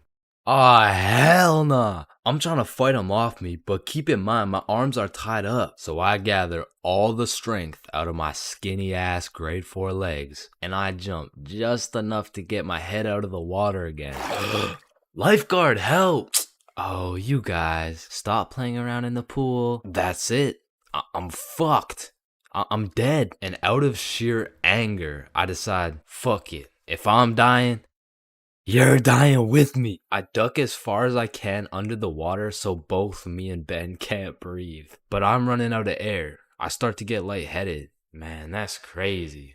This is really how I die, huh? And just as I had lost hope, my main man, Bob, comes in on some Superman shit, pulls Ben off me, and swims me over to the shallow end. I cough up some water, but eventually I catch my breath.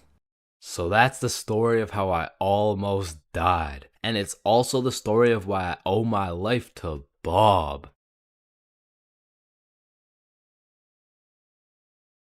Bad haircuts. There is nothing worse than when your barber just randomly decides to destroy your self-confidence with some goofy ass haircut. And as someone who has never found a barber who consistently does me nicely, I have gotten my shit all the way fucked up on many occasions.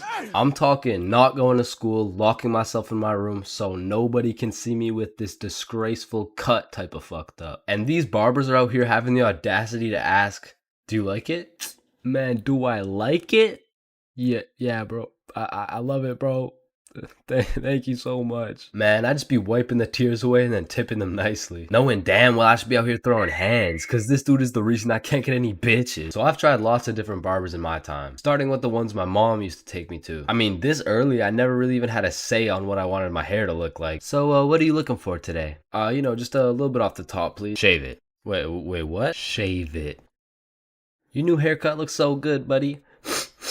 Thanks. Hey man, you know your haircut is ass when your mom says she likes it. As a kid, I always dreaded getting haircuts because I knew my barber was already like 0 for 10. And I would show up to school every time knowing it was inevitable that I was about to get my shit flamed. And truthfully, there is no worse roasting than when you get a bad haircut. Like, people you barely even know will be out here cooking you. Who the fuck is this? All of a sudden, people got more jokes than Chris Rock.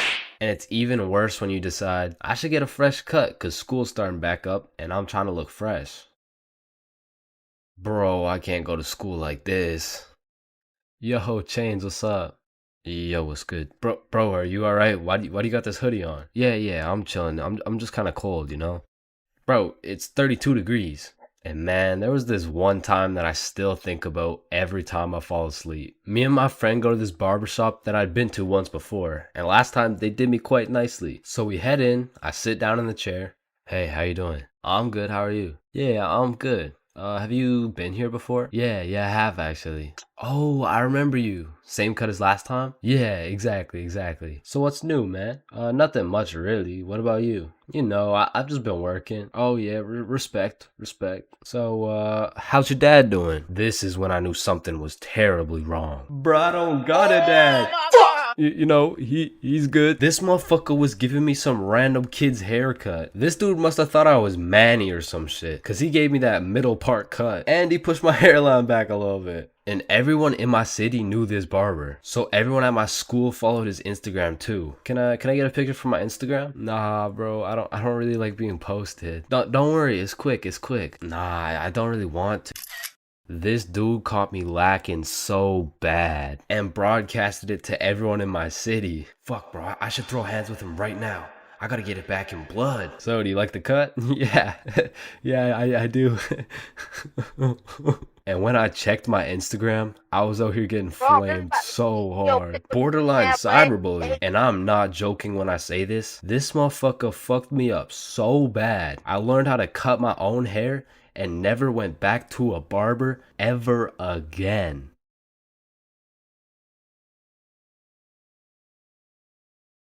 Everyone has encountered countless NPCs during their lives. Like, you know, the people that just spawned in. They didn't have any character development or anything.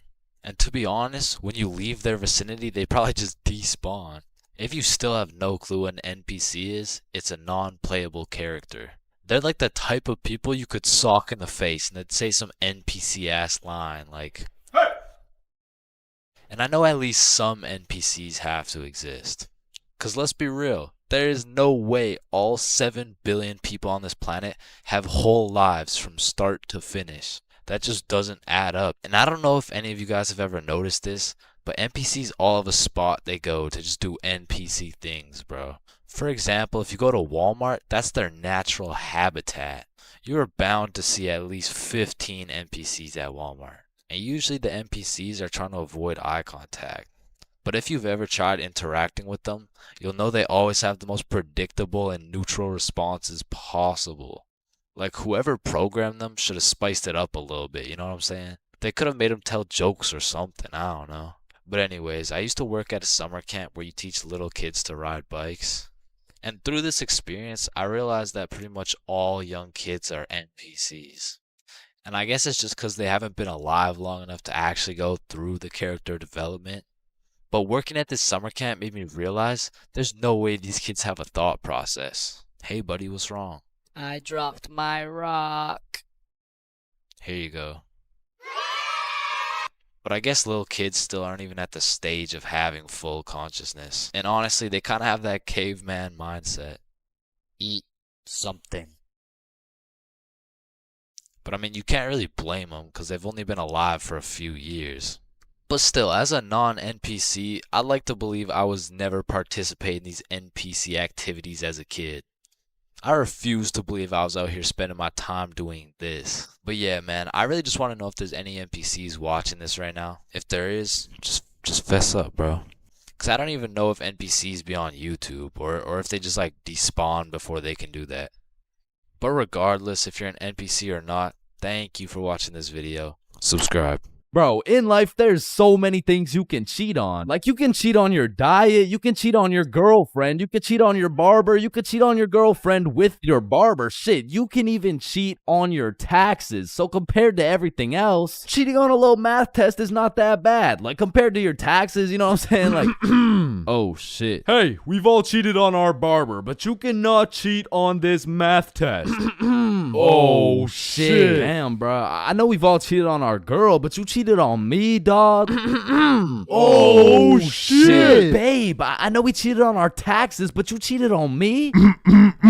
Oh, shit. Listen, in our entire lifespan, we've all cheated on something. Whether it's a game of Uno, your girlfriend, or your other girlfriend, it's usually not worth it, because congratulations, bro, you won the game of Uno, but now you have to look yourself in the mirror knowing you're a cheater and a liar that has 3 3 Uno cards up his ass. But when it comes to school tests, cheating is 100% worth it, bro. And I'm not condoning cheating at all, but let's just think about this logically. Like why are we at school in the first place? We're at school to learn things and skills that we can use in real life. Now, are we really using trigonometry in real life? Well, effectively, this depends on what career. Hell nah, bro. It was a rhetorical question. We are not using trigonometry. But you know what we will use?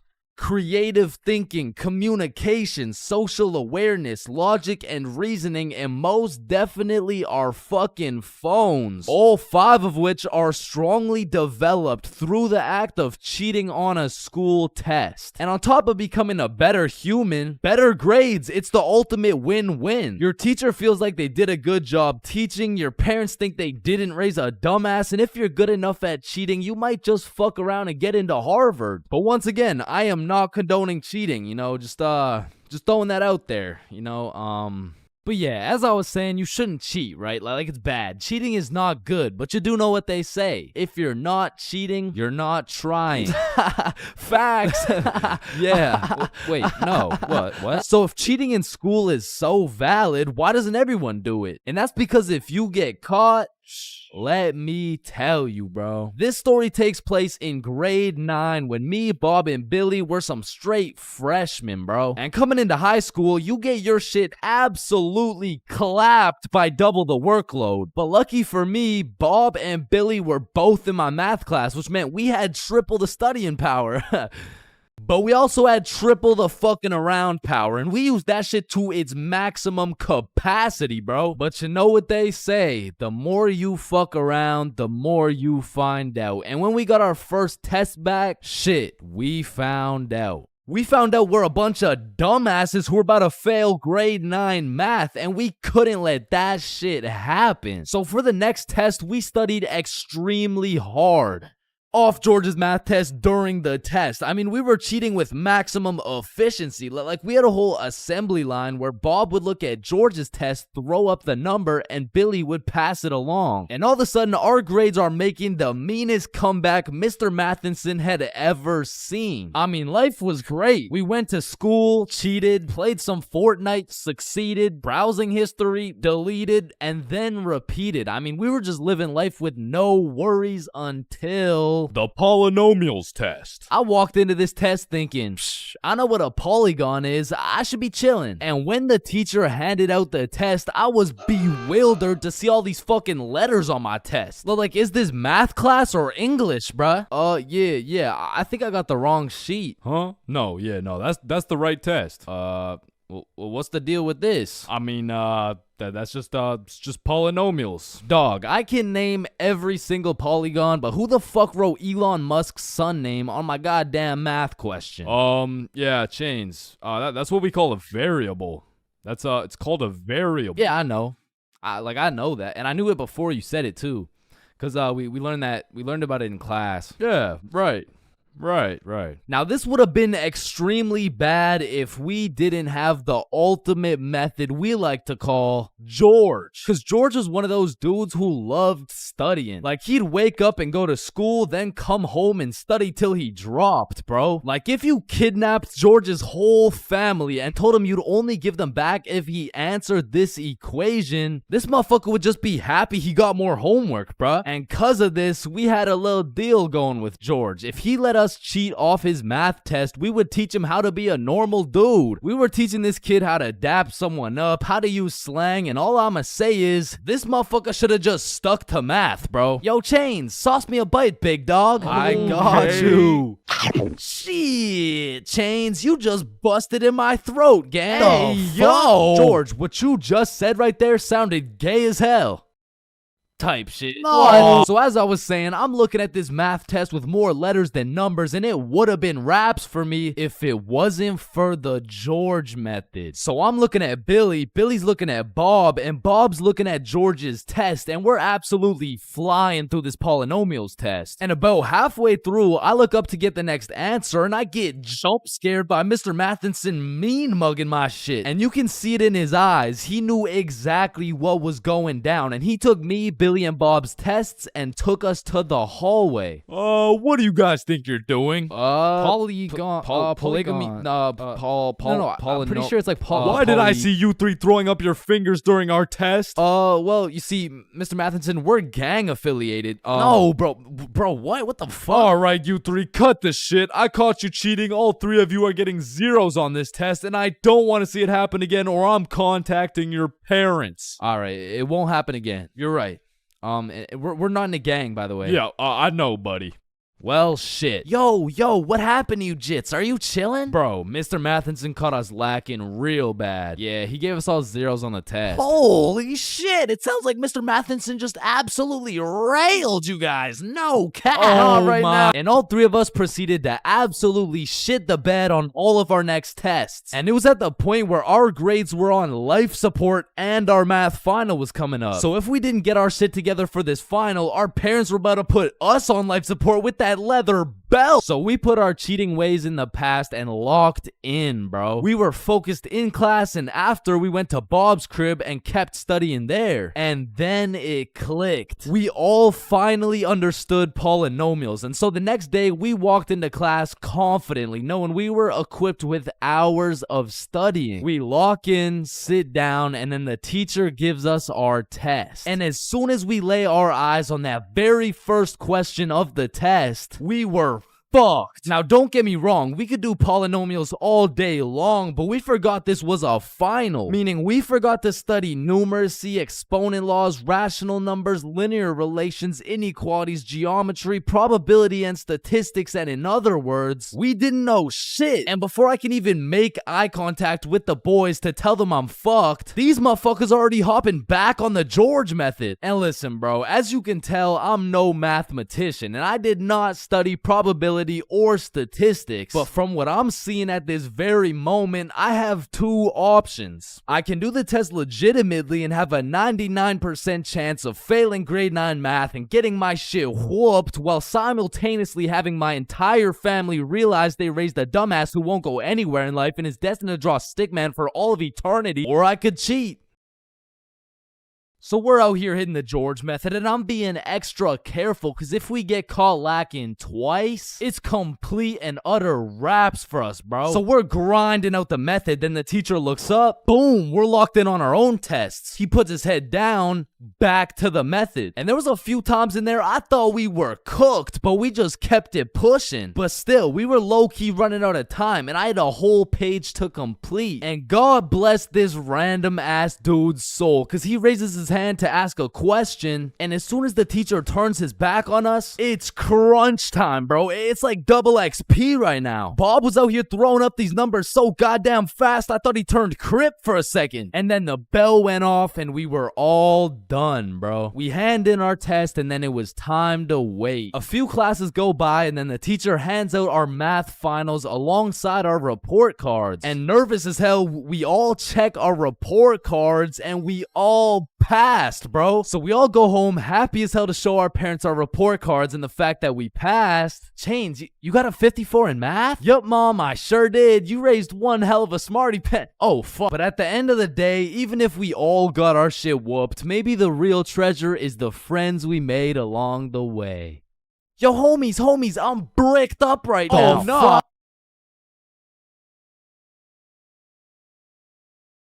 Hello class, I'm Mr. Subinson. I'll be your sub for today. For rules, I don't want to see any horseplay, no phones, and no WWE wrestling moves off the top of the desk, alright? Yo, Mr. Sub. Yeah, he just looks like the dude from the Pringles can. Walking into class and then seeing a substitute teacher is like the same feeling as squaring up to fight a dude and then finding out that dude's blind, bro. Like, you pretty much just gotta show up and you win. Like, I honestly feel bad for these substitutes, bro, because every day they have no clue what they're showing up to. Like, one day they're walking into a class full of angels, and the next day they're fighting for their life in a class of straight demons, bro. I mean, being a substitute teacher is all about confidence. Like, the moment the sub walks into the class, they're being analyzed. Like, the way they walk, how they dress, and especially how they talk. Yo, if the first thing they say sounds like, hey, hi guys.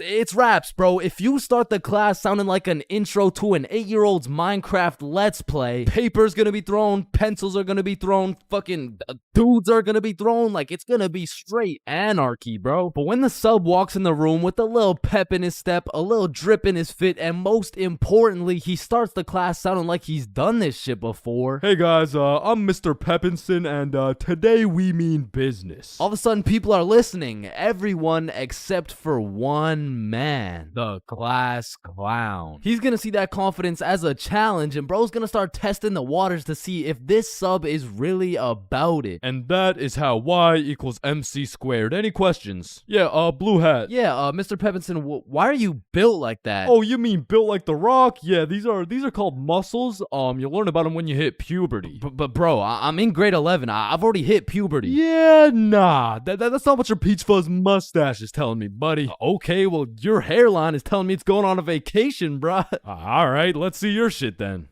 Yeah, like, it's not bad.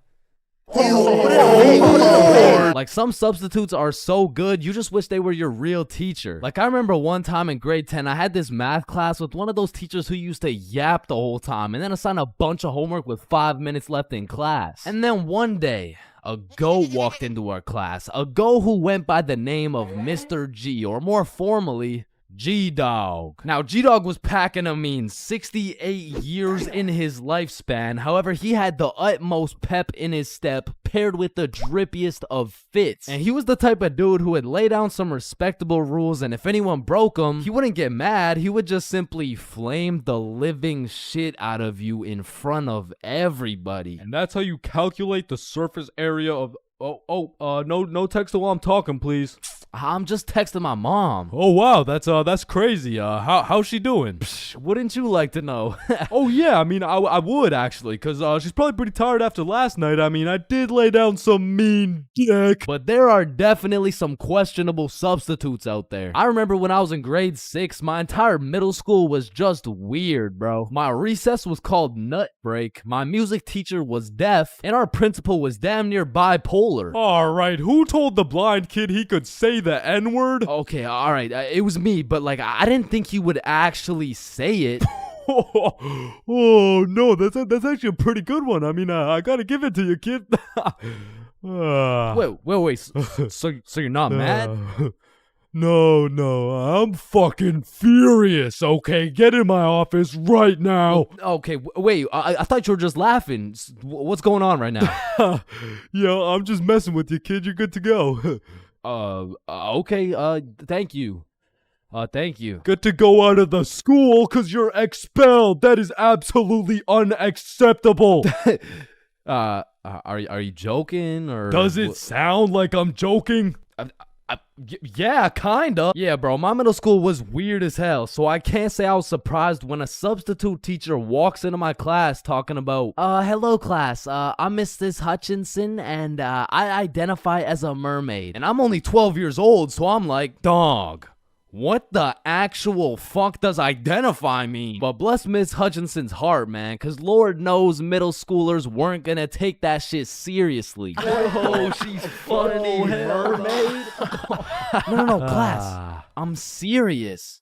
Oh, so that's why you smell like the ocean. Exactly. Wait, what? And I remember one time this sub walked into our class, and I could have swore they just found this motherfucker on the side of the street, bro. He walked in sagging like crazy, and if he even went to school, this motherfucker most definitely cheated his way through, bro. Yo, hey class. Like, what are we doing today?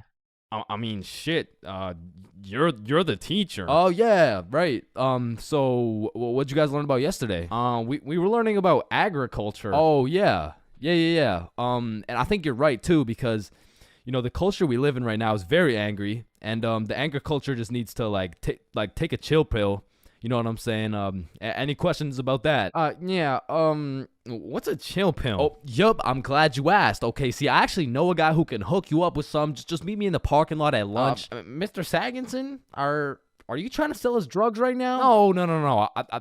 Well, I mean, yeah, but it's for chemistry with neuroscience, or I mean like for microbiology or something like that. And these substitute teachers seem to butcher every single name on the attendance. I mean, shit's gotta be on purpose at this point. Like, hello class. I'm just gonna do some attendance really quick. Correct me if I get your name wrong, okay? Horda Hansa. Is Horda Hansa here? Okay. I mean, my name's Jordan Johnson. Well, you're absent now, so you gotta speak up sooner next time. Wait, what the fuck? Maya? Is Maya present? It's Mia. Wow, quite the name you got there. It's spelled kind of weird, no? No, it's not. It's literally 3 letters. Ariana? Is Ariana here? Sorry, it's Ariana. Okay, and like, what's your point? That's just how it's pronounced. Juan? Is there Juan in the room? It's Juan. No, Juan. And some subs be walking into your class with the most bullshit rules ever. Like, hey, Mr. Subinson, can I go to the washroom? Does your teacher usually let you go to the washroom? I mean, yeah, I think you legally have to.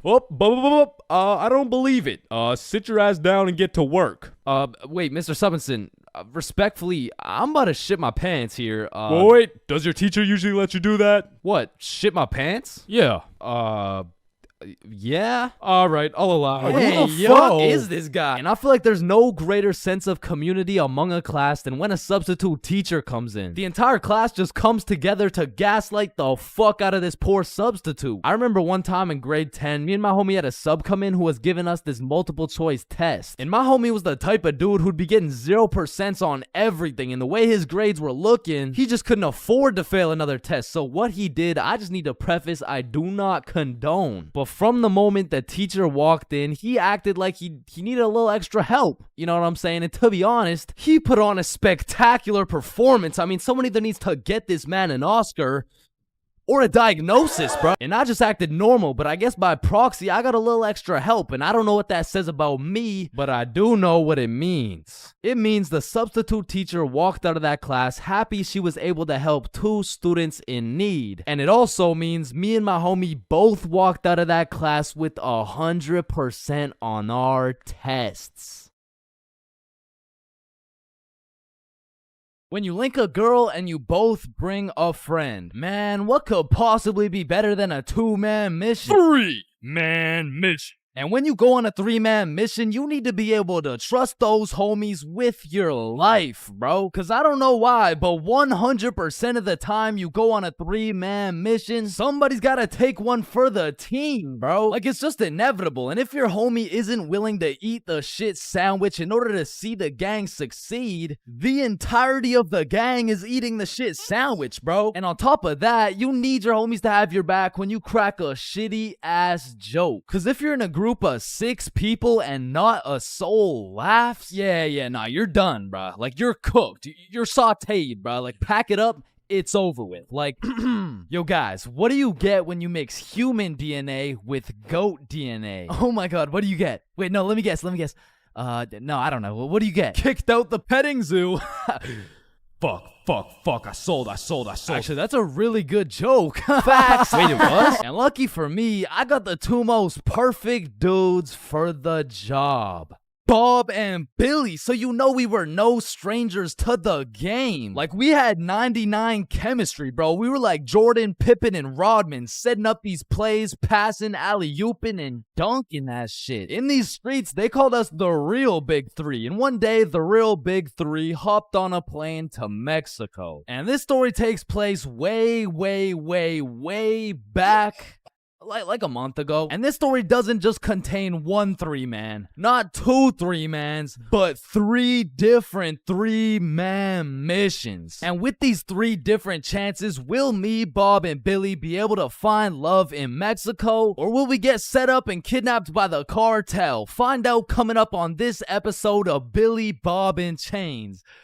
Wait a minute. So, boom, we get to Mexico and we're staying at an Airbnb. So we start with all the essentials. We unpack, get some food, check out the rooms, download Tinder, play some music, get settled in, you know, shit like that. And some of you may be thinking, damn, Chains, Tinder? Shit, I didn't know you were down bad like that. And let me just clear this up, all right? I'm not, okay? I'm down horrendous. And you really don't know me at all if you thought I was gonna leave Mexico without running a 3-man with the homies. So I'm just doing what I gotta do. Don't hate the player, hate the game. So we got there on a Monday, and for the first few days, we're exploring, we're trying some food, going to the beaches. It's great, you know, a bunch of nice and relaxing shit. But at night, it was grind time, bro. I was swiping more than a girl with daddy's money, and I was shooting more shots than Drizzy Drake at his local middle school. So by the time Thursday rolled around, I secured the first 3-man mission of the trip. And when I told the boys, they were hyped as fuck. I mean, Bob was so excited, dude almost made a facial expression.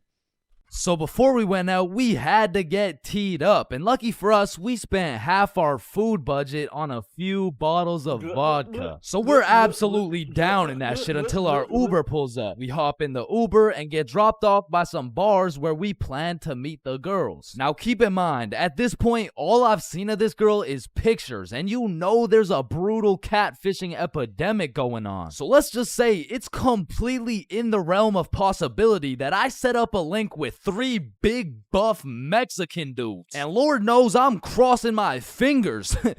like hopefully there's like no big buff Mexican. I don't want the big buff Mexican dude. So my heart dropped to my balls when I got a tap on my shoulder and turned around to see a not so buff Mexican dude with another not so buff Mexican dude with the 3 girls. Oh, hey. Oh no, don't worry. These are just my friends, by the way.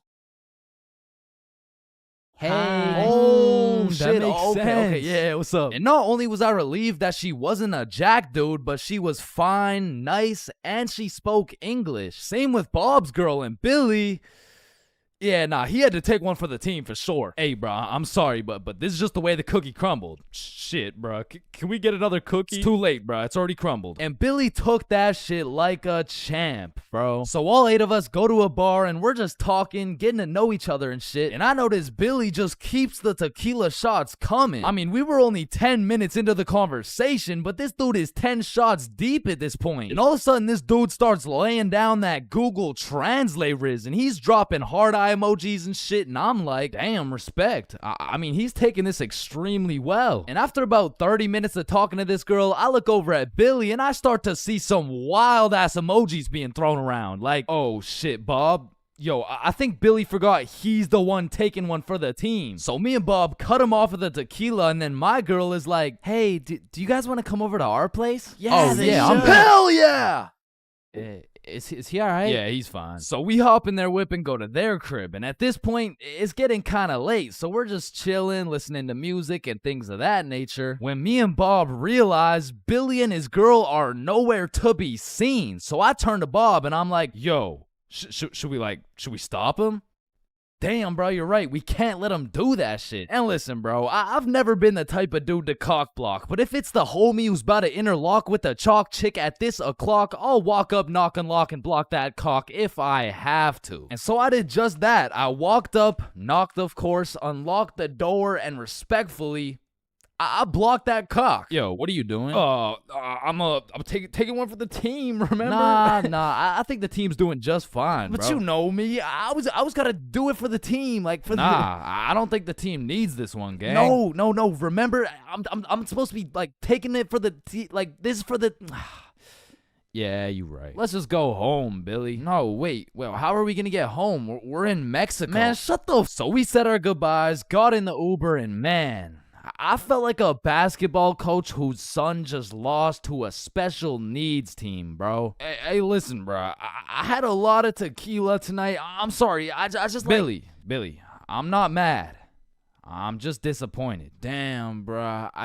And the next morning we woke up, and I'm not gonna lie, we felt it a little bit, especially Billy. Billy was in physical and mental agony, but we have a secret method to get rid of any hangover instantly. It's called vodka. So we're practically eating this bottle for breakfast, and once everyone was healed up, we hit the beach and had a fantastic day. It was stupendous, really, and once the sun started to set, we got some food, and man, It was gas, bro. I had the best nachos of my life. And as I'm consuming this orgasmic meal, I get a little notification on my phone from a new girl. Yo, you got any friends? Oh, shit. And I'm like, hell yup. Then she's like, I'm going out with some friends tonight. You guys should come. And I'm like, hell yup. And just like that, we secured our second 3-man mission. So we absolutely house that fucking meal, go back to the crib, get ready, tee up, you know the drill. We hop in the Uber and get dropped off in the same area where the clubs and bars are to meet these girls. And when we get there, Bob and Billy are both praying they don't gotta take one for the team this time. And I'm there just chilling like, yo, this is why I set up the 3-mans, cause then I never have to take one for the Chains, is that you? Shit. Who's asking? It's me, Sarah. Oh, no way. Really? like really? Yeah. Yeah. Oh, yeah, no. You must be looking for the other Chains. No, don't worry. This happens all the time. Oh, no. Chains for real. Yeah, look at this. This is you. Oh, fuck. Would you look at that? I guess it is me. Fuck. Like shit. I don't know how she did it, but she got my ass, bro. I got catfished nicely. But I guess it was just my turn to take one for the team. And I look up at who she brought, and she pulled up with 4 straight dimes for the homies to choose from. Like, bro, why me? So we're walking, and the girl I'm temporarily associated with is like, hey, let's go to the club. Yeah, let's go. So we go to this club, 8 people deep, and the girls are like, yeah, let's buy a bottle. Yeah. Where's your money? ¿Qué? No entiendo. Wait, I could have swore you spoke English. Oh, yeah, no, I'm fluent for sure. Yeah. You said you wanted a bottle, right? Yes, please. Yeah. You got bottle money? No entiendo. No hablo inglés. And now I'm starting to get the vibe that whole time these girls just wanted a free bottle. And as soon as I start catching on, she starts upping her game like, oh my God, you're so strong. Look at these muscles. So I go to give Billy one of those side eyes, and when I look over, these motherfuckers are completely lost in the sauce. Yeah, I'm buying a bottle, everyone. Bottles on me. So Billy pulls me aside like, yo, we gotta split a bottle, bruh. Nah, I'm really not fucking with this girl. Come on, bruh, please. I need it, bruh. Just take one for the team. Come on, take one for the team. All right, bruh. I'll split it with you. Thank you, bro. I got you. So are you guys getting a bottle? Yeah.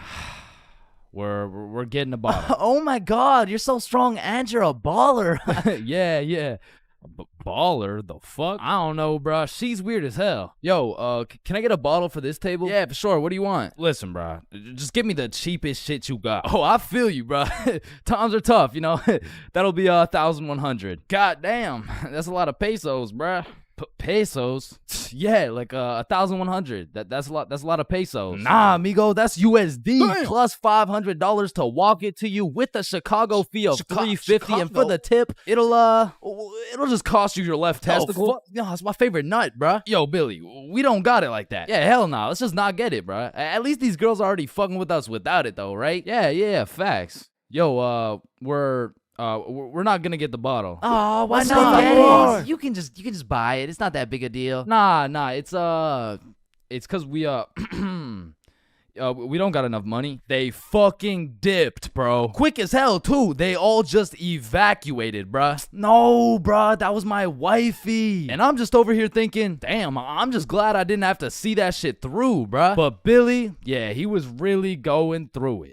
Until he got distracted by some other random girls in the club. So at this point, all 3 of us are on the dance floor, absolutely fucking that shit up, when I start getting spammed on my phone. So I go to check who it is, and it's the gold digger girl. Like, hey, we all went to the club right beside it, but we can all split this bottle. It'll be $86 per person plus tip. That'll be $95 each. And she's literally telling me the whole price breakdown of this bottle. She pretty much just sent my ass an invoice. And I'm like, hell nah, I don't care if that shit would have been free. There is no way I'm ever gonna see this girl ever again. And then I get a tap on my shoulder, and it's 3 big buff Mexican dudes. I'm just playing. It was the gold digger girl, but this time I probably would have preferred the buff dudes. Cause this girl grabs me by the arm, pulls me outside with all her homies, and starts breaking down the price again. Okay, the bottle is $700, but you just gotta pay $95 each, okay? Yeah, we're in. Let's do it. No, what? Billy, chill. So I call an emergency meeting with the homies, and we huddle up, and I'm like, listen, you guys can go with them if you want, but there's no way I'm going and paying for this girl's bottle.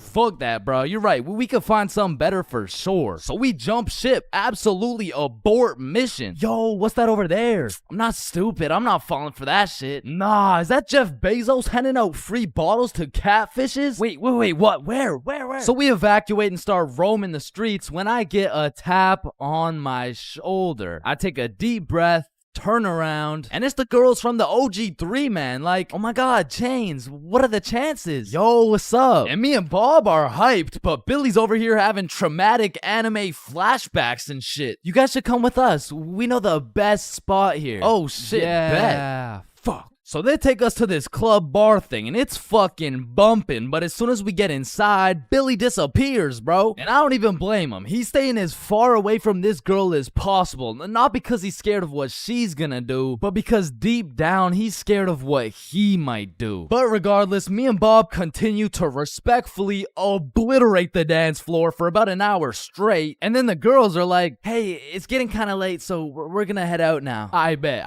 Wait.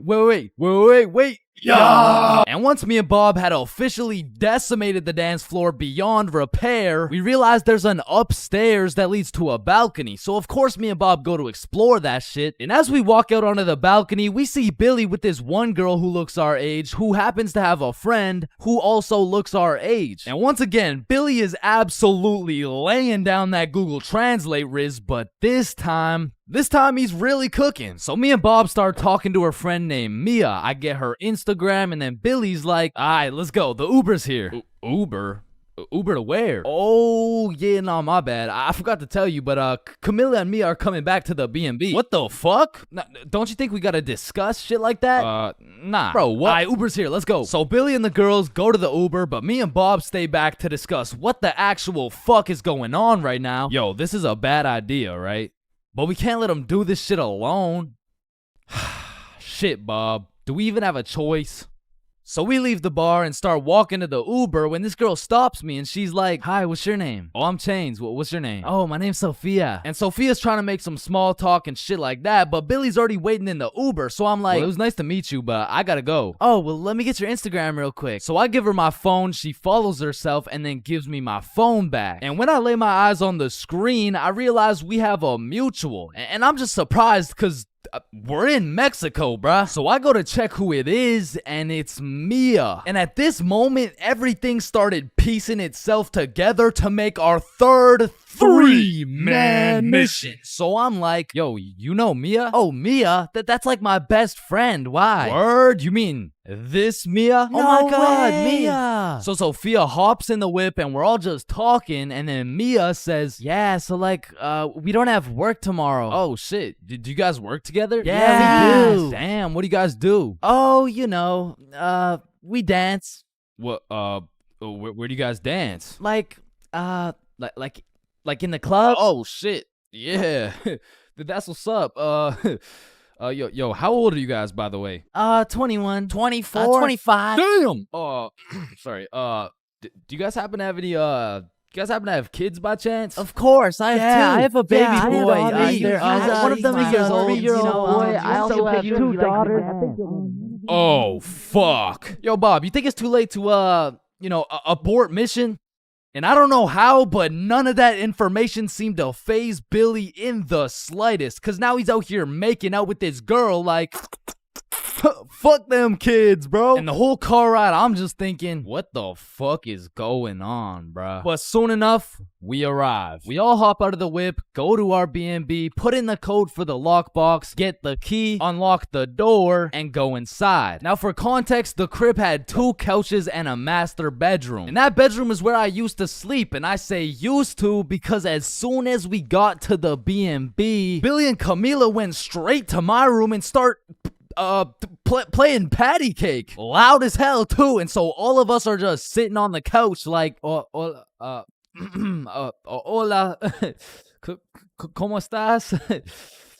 Fuck. And this motherfucker Billy was just making up for every single time he had to take one for the team. And after the longest 20 minutes of my life, Billy walks out of the room smiling from ear to ear like, what?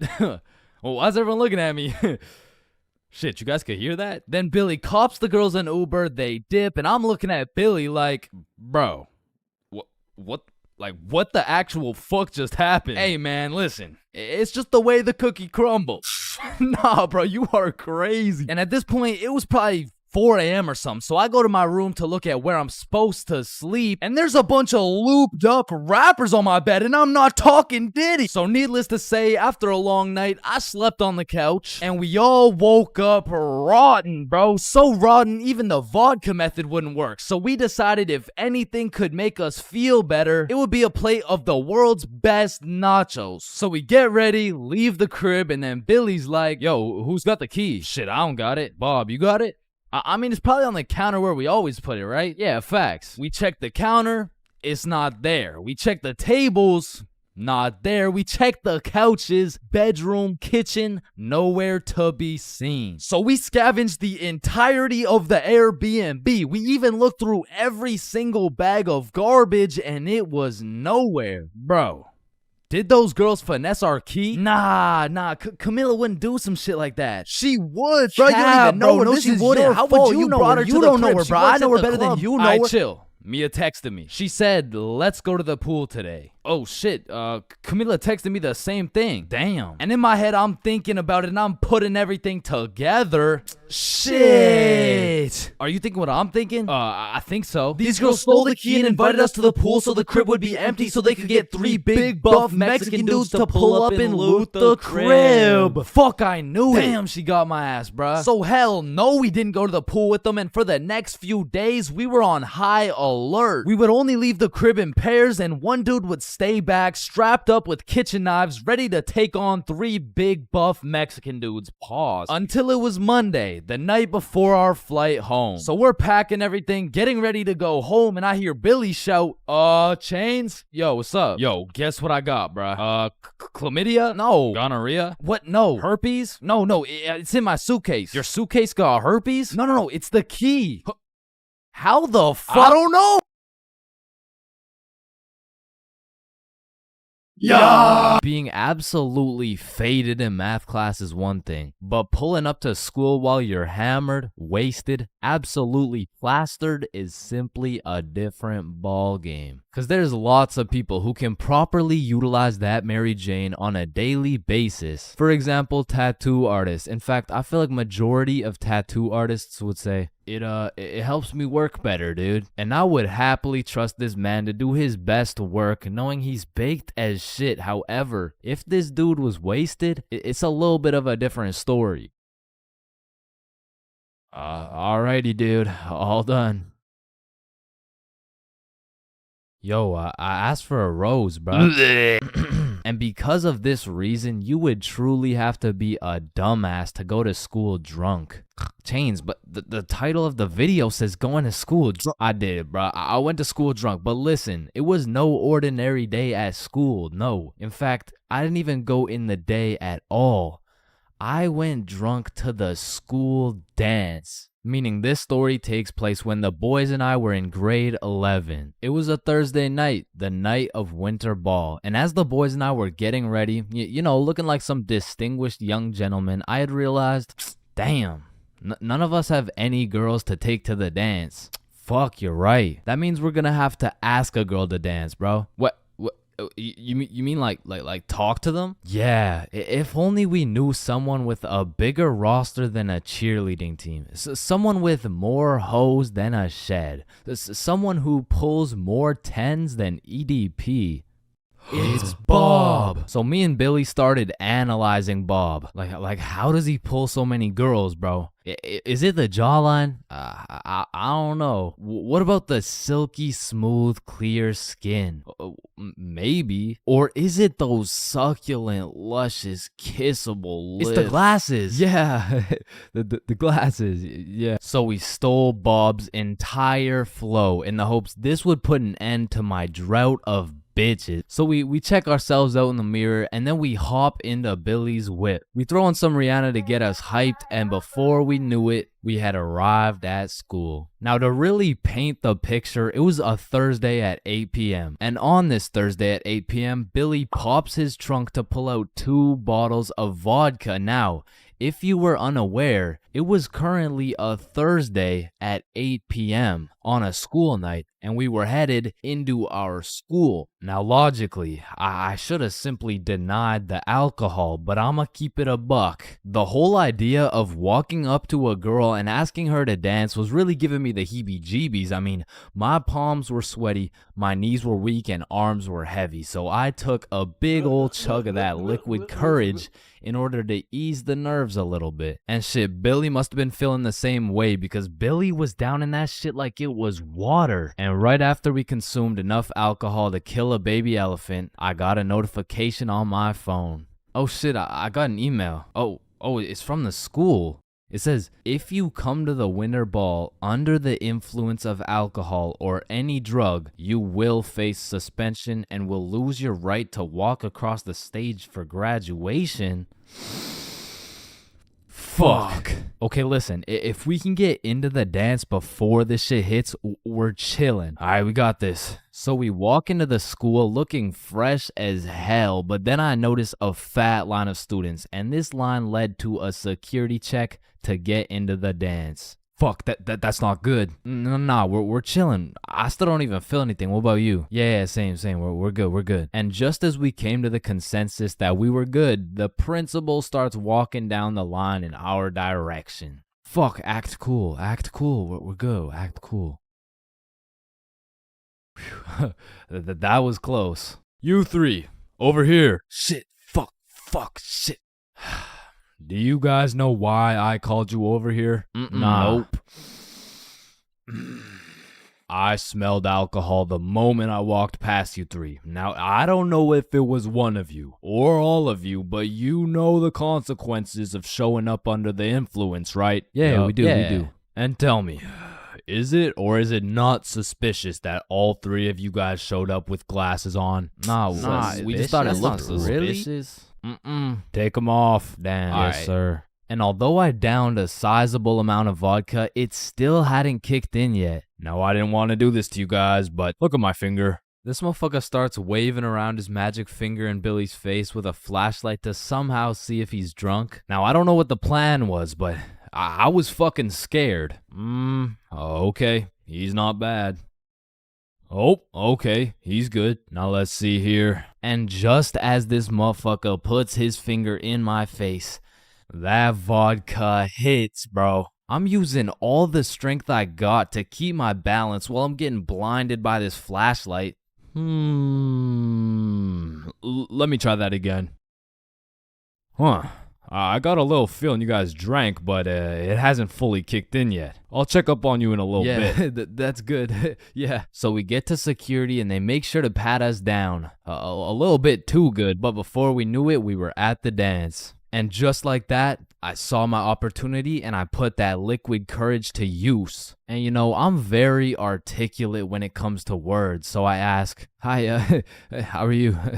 "Oh, hey, I'm good." So I wanted to ask you, like, you know, we're at the dance and I saw you, so I walked over here. Here we are, you know what I mean? So like, do you want to dance?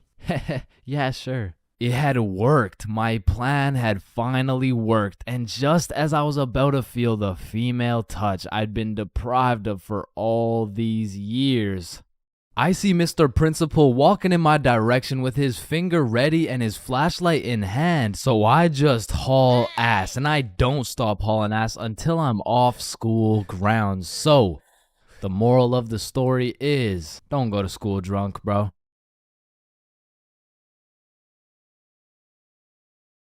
Here at Stickman High, we understand the importance of learning. That's exactly why our new curriculum has been perfected to accelerate the learning of each and every student. Like, hey, look at this kid. Wait, what? Look how big his head is. It must be full to the brim with all that knowledge we provide. Hey, it's not that big. No, it's pretty fucking big. Anyways, let's take a look at how the new curriculum pushes our students in the weight room.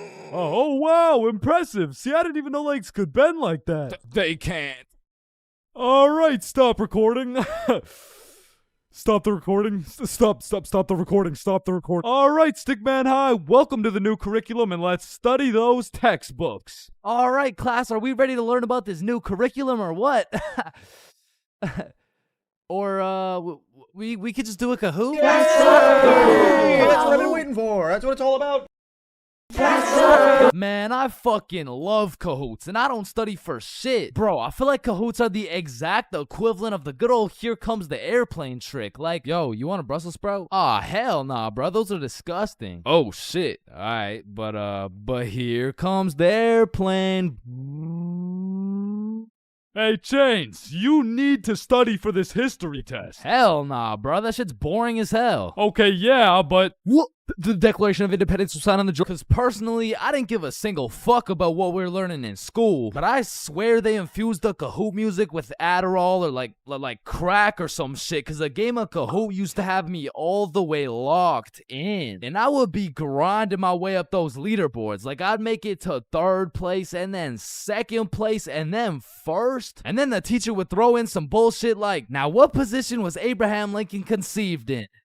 So I go for the safe answer, and all of a sudden I dropped 14 places, and I'm getting passed by goddamn Dildo and Duncan McCawkiner. And the teacher's over here yapping about, yeah, guys, you should know this one. It's chapter 13 in your textbooks. Like, bro, why the actual fuck should we know this one? But in these Kahoots, people were coming up with the most outrageous names of all time, bro. I remember any time a teacher would pull up a Kahoot, the first names would start off normal as hell. Jessica, Eric, maybe a little Bartholomew. But as soon as one dude drops a name that's ever so slightly comical, every single name after that ends up being more and more out of pocket than the last. It's like a competition to see who's gonna push that shit the furthest. Like Richard Long quickly turns into Ben Dover, which nicely parlays into Hugh Janus, which passes it over to I Swallow Cum, who alley-oops it for Wilma Dickfit, which eventually somehow always ends up with the teacher just catching mad strays. Like somewhere along the line, that shit goes from Dixie Normus to Miss Jackson's built like Mike Wazowski. Alright, who said I'm built like Mike? I remember I had this teacher who used to love Kahoots. Shit, she loved her Kahoots so much, we'll call her Miss Cahooters. Nope.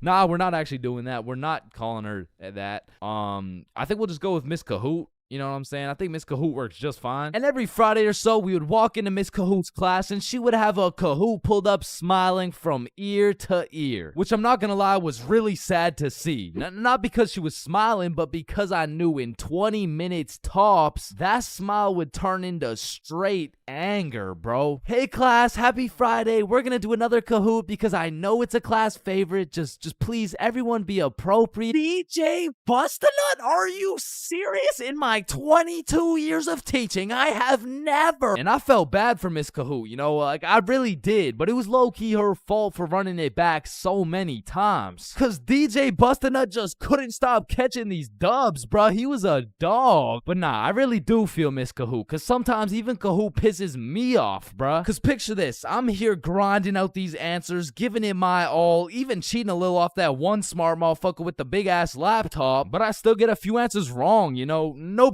perfect. But imagine my pain as I read my screen and find out I'm 76 points behind fucking Sebastian, bro. And I look up at Sebastian and this motherfucker doesn't even know what he's playing. He's just happy to be here and shit. But there's only one feeling worse than being 76 points behind Sebastian, and that feeling always came from the easiest questions. It would be like, oh, what? This is a little too easy? How do you say hi in English? And you're trying to speedrun this shit, so you click the first thing that kind of makes a little bit of sense and the answers come up, and you're the only motherfucker to get that shit wrong. No, who's dumbass? And everyone's looking around for who got it wrong. Like, yo, whose dumbass got that shit wrong, bruh? Top facts, bruh. Type shit. Dumbass. Type shit. The fucking dumbass. Chains? Were you the dumbass who got that shit wrong, bro? Me? The dumbass? Nah, shut up. Shut the fuck up. Nah. It was probably it was probably Sebastian, bro. Just look at that motherfucker. And I feel like there's only 7 types of people in class when you're playing a Kahoot. And the first is Dover. Bendover. We all know him and we all love him. He's got a smart name, but not a smart brain. He might get the first answer right, but then he falls off the face of the leaderboards, never to be seen again. But on the leaderboards, we got Genius George, because George actually studied the material like a well-prepared and studious nerd, bruh. Because George was the type of dude to be like, calculate for the common denominator. oh man, this one is too easy. Like, bro, if you don't shut the fuck up, I'm about to commonly dominate that ass. No, it's called a denominator. Oh, I know. And I swear every game of Kahoot had that one person who took their sweet time to answer every single question. Like, it could be 1 + 1, and this motherfucker would be 30 seconds deep into the question, like, okay, 1 + 1. Is it a trick question? No, just answer the question. Oh, okay, 1 + 1 equals... The answer's 2, dumbass. Okay, can I use a lifeline and phone a friend? All right, chat. How do we kick Jasmine out of the lobby? And then we got Flying Fuck Frederick, and Flying Fuck Frederick doesn't give a flying fuck. Dude will give his best shot at the first question, and then he's aborting mission and playing some goddamn Clash Royale. And then there's always that one dude yelling out the wrong answers. All right, what's the biggest mountain in the world? Ooh, I know this one. Chains. It's blue, bro. Trust. Oh, shit, bet. Wait, no, I meant red. Sorry, my tongue slipped, bro. My bad. Bro. Oh, and it looks like Chains is off the leaderboard. Everyone, let's point our fingers and laugh at him. And we got the radiating Redditor. And I say radiating because that boy is radiating the most profuse body odor known to man. And I don't know, maybe it's all a part of their strategy to win, because that shit throws you off your game, bro. They'll be invading your nostrils with a concoction of Doritos, Skibbity Toilet, and Badussy. And if you've ever played against a Redditor in a game of Kahoot, you may be wondering, yo, how is this dude getting every answer right while sitting back drinking Mountain Dew watching Best Sigma Moment compilations? And the answer is he's cheating, bro. And not the normal kind of cheating either. This dude's using a Kahoot bot to get every answer right. And now you may be thinking, nah, why would someone cheat on a Kahoot, bro? It's not that serious. And that's facts, but the thing is, the prize was a gummy bear, and this dude can't leave no calories behind. And then we got the casual Kahooters. Fuck, I gotta stop saying that shit, bro. I was trying to say we got the people who just play the game. They got normal names, they guess some right, they guess some wrong, but at the end of the day, they probably still get their shit yelled at, all because DJ Bustin' couldn't stop catching these dubs. Alright. Pain. I've felt pain, he's felt pain, that dude's felt pain. What? No, I haven't felt any pain. We've all felt pain, because you know what they say, the only things truly guaranteed in life is death and pain. Wait, what about taxes? Wait, what? Is this Chains for real? No. And I hate to be all controversial here, but pain? That shit hurts, bro. Specifically, the little shit that just does 1 damage has no business hurting so bad. Like stubbing your toe or biting your tongue or fucking paper cuts. Like, that shit shouldn't even hurt, bro. It's paper. It's not scary. Oh, shit. And I still remember the first time in my life I ever took some real damage and felt some real pain. And it was back when I was 4 years old. Which meant I was still learning the controls of life and shit. Like, yeah, I could run, but it was low-key like watching a dude play Fall Guys. If he was drunk and fried and asleep. But regardless, one day I was bored doing 4-year-old shit, and then I seen my arch nemesis, a fucking chair. And I instantly knew what had to be done. I had to assert my athletic dominance by running and jumping over this chair. So I take a deep breath, I run up, jump, and clear this chair clean as hell. Now keep in mind, I was 4 years old, so that was probably the coolest shit I'd ever done in my entire life. So you know I had to show my mom to make her proud of the man I've become. Hey mom, watch this. What the hell are you doing, Chains? Hey man, just watch and learn. Oh, I fucking ate it, bruh. Like, that was the type of pain that hits so hard, you can fucking taste it, and damn, that shit tasted ass, bruh. Like, have you ever taken a soccer ball straight to the schnoz? Cause that shit will have you smelling pain, tasting pennies, and seeing tears. Which is bad, but like, who the fuck invented the funny bone, bruh? Cause that shit ain't funny. Like, bro, you can't just call some painful ass shit funny and expect it to be humorous. No. The bone is called a humorous. Yeah, shut up. How humorous is this, buddy? Not humorous. Yeah, that's what I thought. And in fact, I think it's the opposite of humorous. Like, yo, did you guys know 1 in 4 dudes is gay? Wait a minute. Gee, I sure hope it's Owen, cause he's sexy as hell. Yeah. Y'all hit the funny bone too? Yeah, I did. If I had a pain tier list that went from shit ain't nothing to...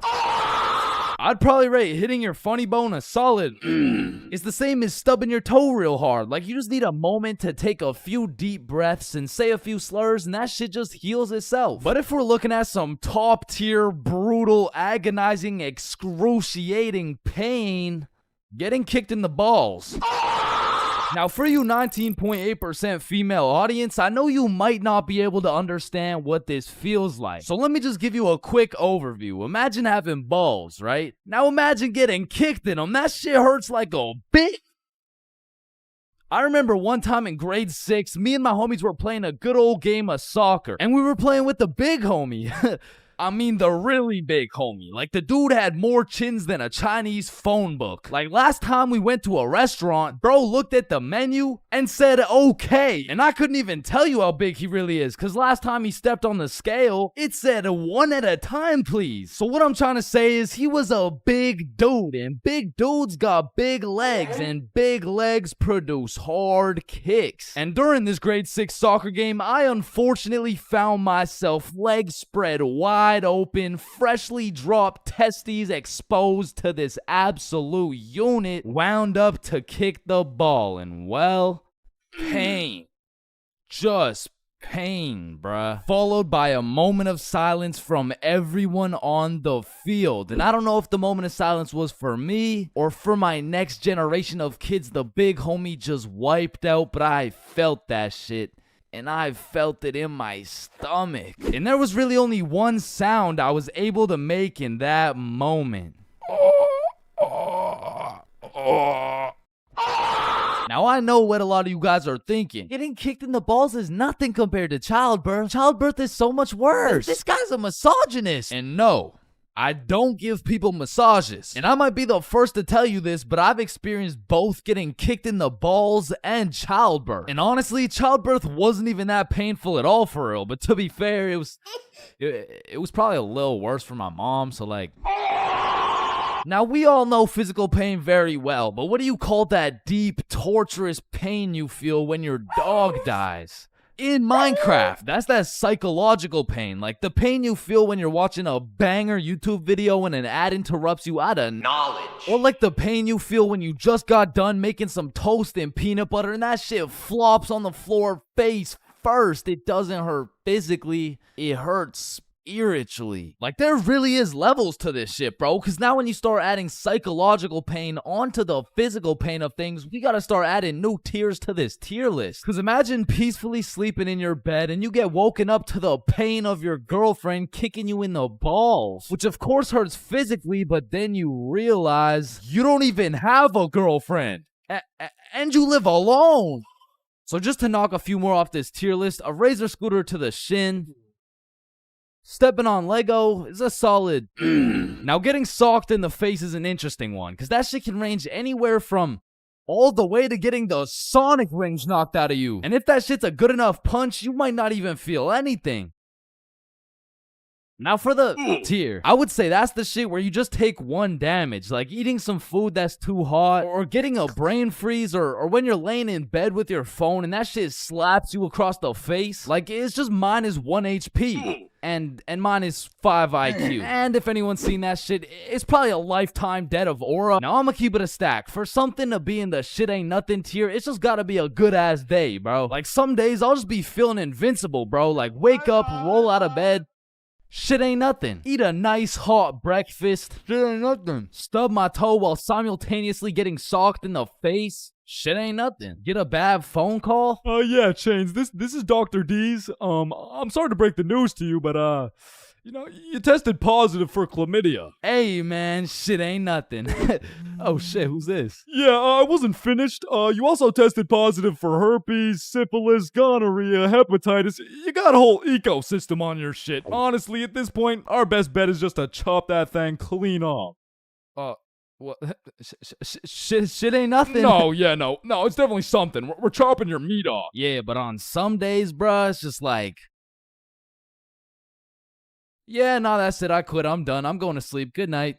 And I know this might sound like some freaky ass shit, but I feel like some pain low key feels good, bro. Like in school, I used to always put the front chair legs on my feet just to feel the pain, or even like eating some spicy ass food, or like, Oh yeah, or like getting spanked. no, No? fuck, nah. I was thinking something more like taking a really hot shower, or like Getting whipped. No? Yo, George, shut the fuck up, bro. I'm trying to make a video and Sorry, shit. my fault, pimp. My Yeah, fault. alright. Or what about when you like Getting slapped in the face. bro, shut the fuck. Hey, yo.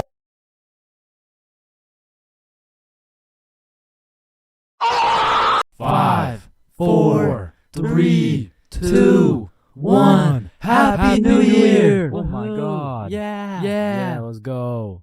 For my New Year's resolution, I'm gonna go on a diet. Nice. Oh, and I'm gonna quit vaping. Let's do it. Oh, and I'm gonna go vegan. Oh, nice. And I'm gonna stop beating my meat. Oh. 3 days later. Man, fuck the diet. Right? I didn't even want to go vegan anyways. Wait, guys. Where's Jonathan? Alright, I'm gonna keep it a stack. This New Year's resolution thing is a whole lot of bullshit. Some goddamn buffoonery. A heaping pile of fucking horse cut. Like, don't get me started on these New Year, new me motherfuckers, man. Like, dyeing your hair and getting another piercing doesn't change shit. Now you're just broke, depressed, and lonely in a different font. And I'm not gonna pretend like I don't see you motherfuckers in the gym for the first 2 weeks. Like, come on now. You and I both know as soon as you get out of this gym, you're about to pick up a large strawberry milkshake, a Big Mac with no pickles, and a side of chicken nuggets, and it's disgusting. But Chains, how do you know down to the exact specifications of the order? 'Cause shit, I'm about to get the same damn thing. Because the devastating truth is a new year doesn't change jack shit. And if you're watching this in 2022, I'm really not trying to kill the hopes and dreams of 2023, but let's be honest. If you really wanted to be jacked, you would start working out, bro. Like, I hate to be the bearer of bad news, but the Earth orbiting the sun one more time isn't gonna get you any bitches, bro. 'Cause trust me, I would know. Now, as a stick man like myself, I can't fuck with New Year's resolutions because it's always the same shit. Like 3, 2, 1, Happy New Year's. Oh, hey man, Happy New Year's. Well, what's your New Year's resolution? Oh, it's 1080p. What about you? Oh yeah, same. But did you see Ethan, bro? Nah, what's his? Yo, he's got 4K. Yo, what's up, dudes? Oh, look at the quality on this guy. Damn, wait, do you hear that noise? Yeah, what is that? Oh shit, it's Chains. He got 480p again. Shit. Damn. That whole New Year's resolution bit was unfunny as fuck. Like corny as shit. Well, speaking of corny jokes, New Year's seems like the time when motherfuckers feel like it's okay to start whipping out the most overused and unfunniest jokes of all time. Oh, hey Chains, watch this. Happy New Year! Hey Chains, I haven't seen you since last year. So you know how it's gonna be 2020 soon, right? Yeah, what about it? Well, I got 2020 vision. Now, I know it sounds like I'm on some bahumbug shit, but New Year's does have a lot of great things about it. Like the parties, the fireworks, the parties. And so you may be thinking, Chains, why are you like the Grinch of New Year's resolutions? Why do you hate New Year's resolutions so much? Well, the truth is, my hatred for New Year's resolutions dates way, way, way back to 2016. It was December 31st, New Year's Eve, 11:59 p.m. This was the very day when a young, hopeful Chains decided my New Year's resolution would be to acquire a girlfriend. I tried and I tried, but as 2022 comes to an end, my girlfriend remains unacquired. As a broke stick man like myself, I spent my fair share of time on the bus. And if you spend a long enough time on the bus, you will see some weird ass shit. I mean, I remember my first time getting on the bus by myself. I was feeling strong and independent. Next thing I know, a crackhead sits down beside me talking about yabba dabba doo. The world is ending and you're gonna die a painful and lonely death, buddy. And just like that, I went from strong and independent to shitting my pants. Yeah, bro, the bus is just something else. Like 1 in 10 people who enter the bus are straight gremlins, bro. I'm talking about the gremlins who know the perk is fake, but they still pop it. Now you just gotta sit next to this motherfucker for another 30 minutes while he tells you about the kids in his basement. But to be fair, these gremlins aren't even the worst part of the bus. The worst part of the bus is the energy. You walk in there and everyone just stops and looks at you like they're sizing you up or some shit. And you know who sizes you up the most? The fucking goddamn motherfucking bus driver, bro. These bus drivers are just eternally pissed off. Every time I would get off the bus, I would try and cheer bro up, but they're just like allergic to happiness or some shit. Hey, thank you. Have a great day, man. Shut your ugly ass up, little boy. I already know you get no bitches with your big ass forehead, no drip having ass with your skinny ass arms. Boy, you're built like a stick man, bruh.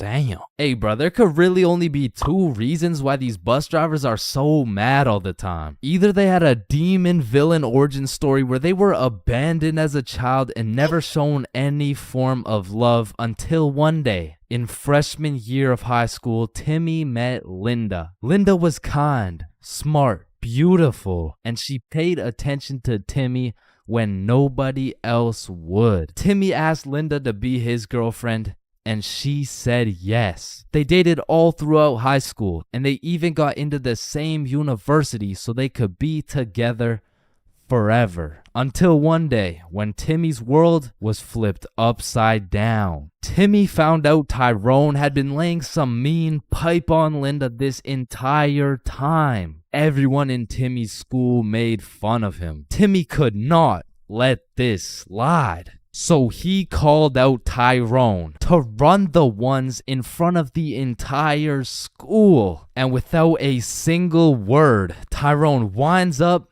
and hits Timmy with the meanest left hook any stickman had ever seen, leaving Timmy slept, out cold, unconscious, in front of his classmates, his teachers, and even in front of Linda. 'Cause shit, if that happened to me, I'd be just as mad as Timmy over here. Now, realistically, the only other reason these drivers are so constantly mad would be because the driver's seat secretly has a stick built in. You see, this would explain why the driver constantly has a stick up his ass. I mean, shit, you really can't even blame him for being mad. But still, I'm gonna blame them, cause I know these motherfuckers get pleasure whenever they see me running at full speed trying to make it to the bus stop in time, cause they start stepping on the gas.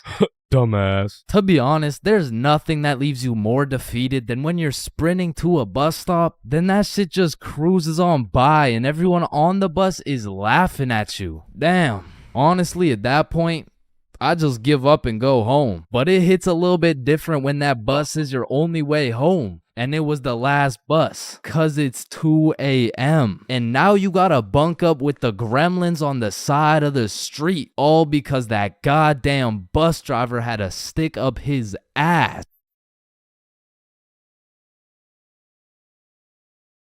Middle school is just an awkward place, bro. Like, middle school dances, awkward. Middle school speeches, awkward. And middle school relationships, in my experience, is the most awkward thing on the face of this planet. I mean, the girl's a whole foot taller, got a deeper voice, and shit, she could probably bench more than you, lil' bro. Like, I hate to break it to you, but you don't got a girlfriend. You are the girlfriend, bruh. Middle school just occurs at the craziest time in a teenager's life, cause motherfuckers is just getting slapped by puberty out of nowhere. You'll be walking down the halls and see a bunch of kids who look fresh out of daycare. Then all of a sudden you'll see a grown-ass man built like Shaquille O'Neal thumping his way down to math class. And attendance in middle school was looking like, Matthew?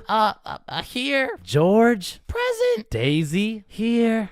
Owen? Here. Dude's balls would be dropping halfway through presenting their speech, like, And this is specifically why dinosaurs Why dinosaurs went What the extinct? fuck? And in middle school, nobody had drip. Like, dudes would be showing up to school in a neon green t-shirt paired with some bright red shoes looking like a fucking traffic light. Well, their haircuts looking like their barber cut their shit with one hand, well blindfolded. But to be fair, everyone had a shitty haircut in middle school, bro. And if you think your cut wasn't that bad in middle school, chances are your shit's probably still ass to this day. And just to make things worse, the cherry on top is that everybody's got acne. There's just all these hormones flying around and these kids have no clue what to do with them. Which is exactly why middle school beef is unmatched, bro. Motherfuckers will be throwing hands for no reason at all. And I don't know how, but somehow even the fights were awkward. It would be like, hey pal, I heard you sat beside my crush in class today. So what? You want to fight about it? I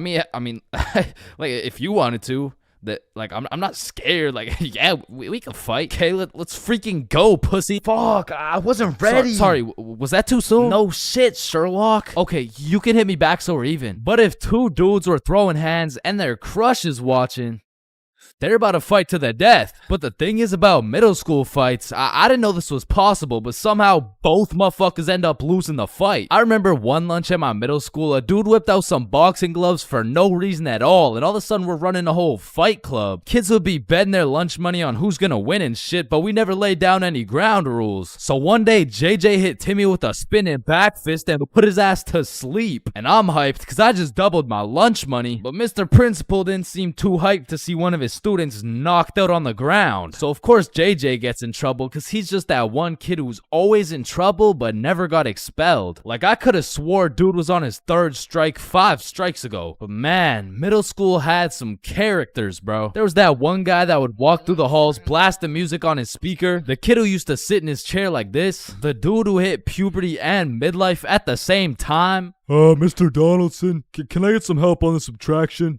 Help on the subtraction? You look more like you need help on your taxes. No, subtraction's just hard for me. During recess, do you go check on the wife and kids? No, I just play on the monkey bars. Tell me, how do you manage to be in middle school and work a 9-to-5 job at the same time? The girl who thinks she's a horse. The emo kid. Catch him in the back of the class with his hoodie tied up watching sad Bart Simpson edits. The kid who had to touch the top of the door frame before entering a room. Girls who have to bring their Starbucks cup everywhere. The dude who's constantly emoting. And in order to find the answer, we can make a grid. Did someone say gritty? Right foot creep. Ooh, walking with the heat. Of course, there's the kid who Naruto runs through the hallway. And then there's that weird-ass kid who accidentally called his social studies teacher mom one time.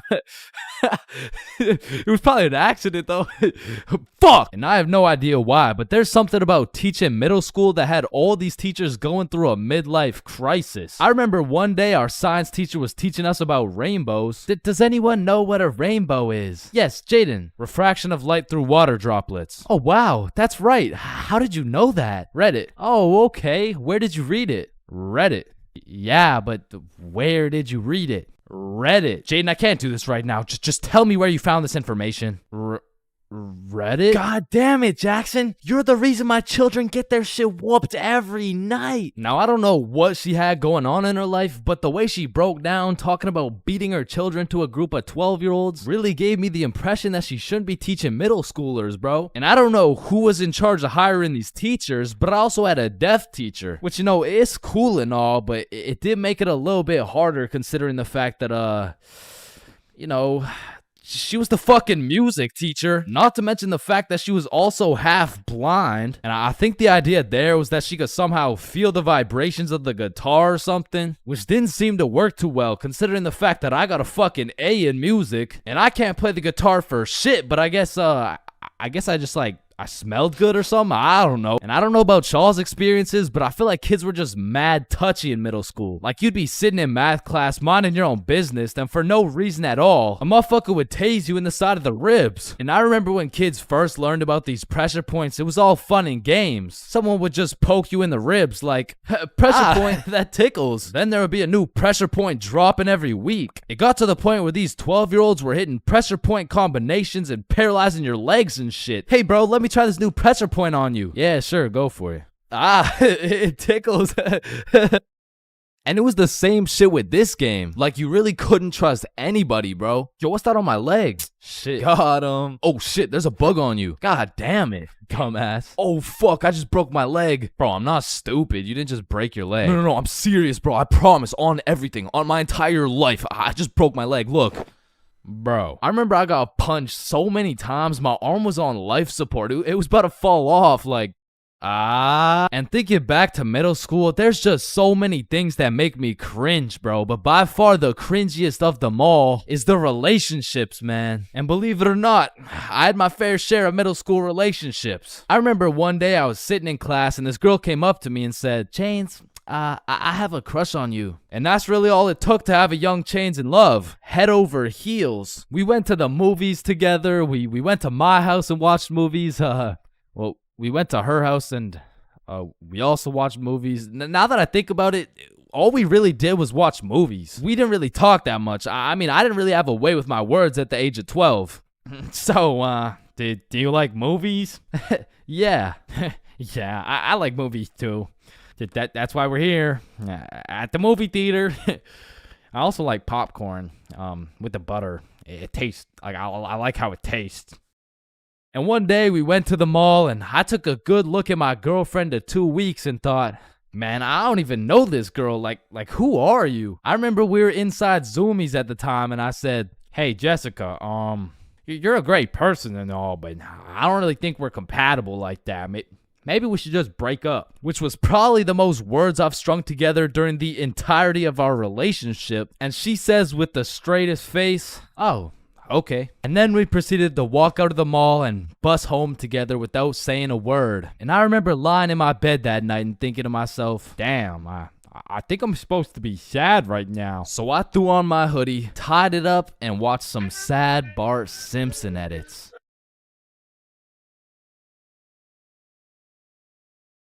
Oh, Yo. shit. Ooh. Damn. That's why you don't mess with me. Yo, I'm chill. Jordan Johnson. Mr. Johnson, why did you beat Kyle's ass? Mr. Principal, I never touched Kyle. In fact, I've never seen this kid my entire life. How do you presume he received a concussion, 2 broken ribs, a black eye, a broken nose, and a dislocated shoulder? I mean, he must have fallen down the stairs or something. Okay, Mr. Johnson, how do you explain this? That's why you don't mess with me. I'm Jordan Johnson. But I mean, you got the wrong Jordan Johnson. Then, what happened to your knuckles there?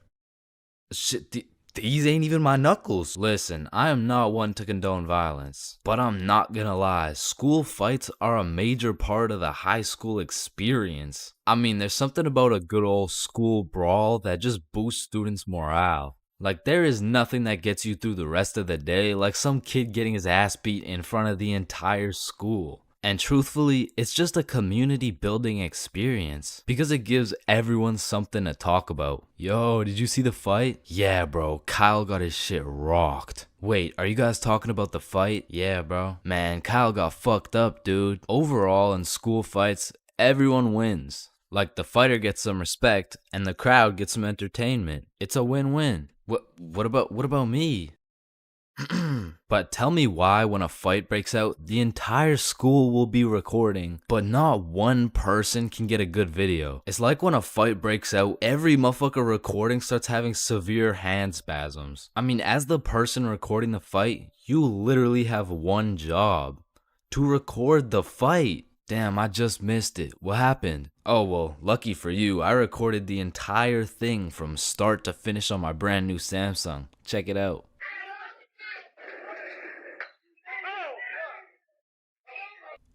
Did anyone else record the fight? Oh shit, yeah, I did on my brand new iPhone 14 that actually records in 4K. Okay, bet. Ooh, damn. Let's go, JJ. That's why you don't mess with me. But bro, there's just a video of your face for 8 minutes straight. And watching some of these fights are funny as hell. Because some motherfuckers will come in swinging like KSI. Some motherfuckers are out here thinking they're Daniel LaRusso. And some motherfuckers should just not be fighting. Which is honestly the best part. Because where else could you catch a 6'5", 250-pound big body scrapping some 5'2" nerd? Like, the UFC would never let that shit slide. Plus, you get to watch it all for free. But me personally, I've never gotten into a school fight. But don't get me wrong, if someone wanted to catch these hands, I could hit them with the little knuckle sandwich, if you know what I mean. But truth be told, I could never lose a fight. Not because I know how to fight, but because for Bob, shit was on sight. And trust me, you don't fuck with Bob. Bob's got a better record than Floyd Mayweather. And I even heard one time he got into a little altercation with Mike Tyson.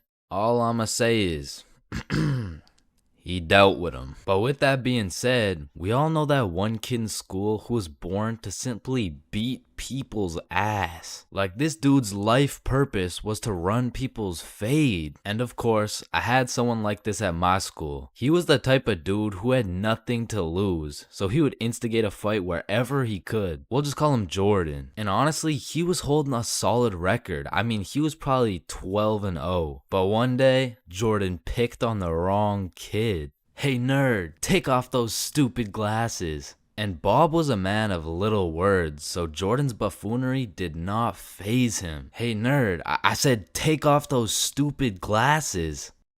Hey, stop ignoring me.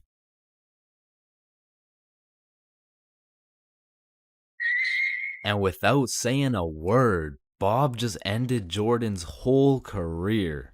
And ever since that day, nobody messed with Bob. That's why you don't mess with me. Yo, I'm chill. Jordan Johnson.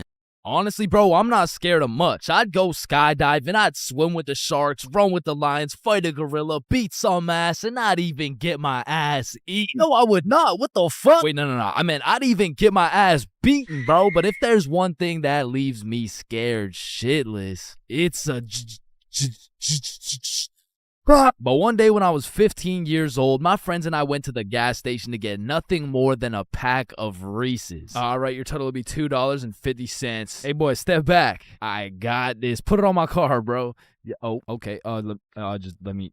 Oh, all right. I don't think your machine's working, bro. Hey, kid. I hate to break the news to you. You know what I'm saying? But I think your broke ass needs to get a job. No! So I got my first job at Jim Jordan's and I was grinding, bro. I made every coffee fresh, every customer happy, every toilet squeaky clean. I was putting the potato wedges in a goddamn bag until I'd stacked up my first few bands and I'd never seen this much money in my life. I thought I was rich, bro. So I quit my job. And then the government took some bands. I bought a few Fortnite skins, one ugly-ass t-shirt, and before I knew it, I ended up exactly where I started. Damn, dude, you fucking suck. Your broke ass still needs to get a job, bro. Man. Firstly, my name is Chains, and I would love to work here at this summer camp. All right, Chains, do you know how to read? Yes, sir. Do you speak English? I do. Can you count to 10? Indeed. Can you ride a bike? Of course. Do you like little kids? Yeah, no, wait, no, yeah, well, no. No. Final answer, no. All right, you're fired. Wait, no, I love little kids. All right, you're hired. Now take this helmet and teach those kids how to ride some goddamn bikes. Okay, yeah, thank you. Really quick, how much do I get paid? I mean, as little as legally possible. Now get to work, buddy. Hi. My boss threw my ass straight into the deep end, bruh. No training, no nothing. Now, what's crazy is every other worker went to a training camp and was taught exactly what to do and exactly what to say. But one of those dudes quit last minute and they needed somebody, anybody to fill in, and that's the only reason reason they hired your boy. Anyways, I grab a bike, go outside, and there I see my group of 5 little 5-year-olds waiting for me. And I can see the hopes and dreams of learning to ride a bike glistening in each and every one of their little eyes. And I didn't want to let these little motherfuckers down, so I wasted no time and got straight to work. Listen, it's simple. You get on your bike and you just start pedaling. Like, look at me go. Right, guys? Shit. Listen, teaching one kid to ride a bike is legwork. You grab the seat, you push them, they pedal, they fall, then you pick them up and start gaslighting their ass like, wow, buddy, you did an amazing job. I've never seen somebody sweep the floor with their face before, man. Next time you can use your hands, though. Thank you. But the real problem is having 5 different kids with 5 different personalities and skill levels. Because the first kid was named Miles, but he couldn't ride a bike for 5 feet. Then we had a kid named Noah, who didn't know a single thing about how to brake. Parker, who couldn't park for shit. We even had a kid named Noel, but his little ass couldn't stop taking L's. In James. But it was just one motherfucker, bro. Like, why is your name plural, bro? Where's the other one at? So my group's out here looking like 5 chimpanzees on bikes with one bigger chimpanzee supervising them. And I look over at my coworkers' groups, and these motherfuckers are out here biking in perfect unison, weaving through cones. I even seen a little kid doing no hands, bro. Hey, James, look, no hands. Oh, shit. Oh, shit.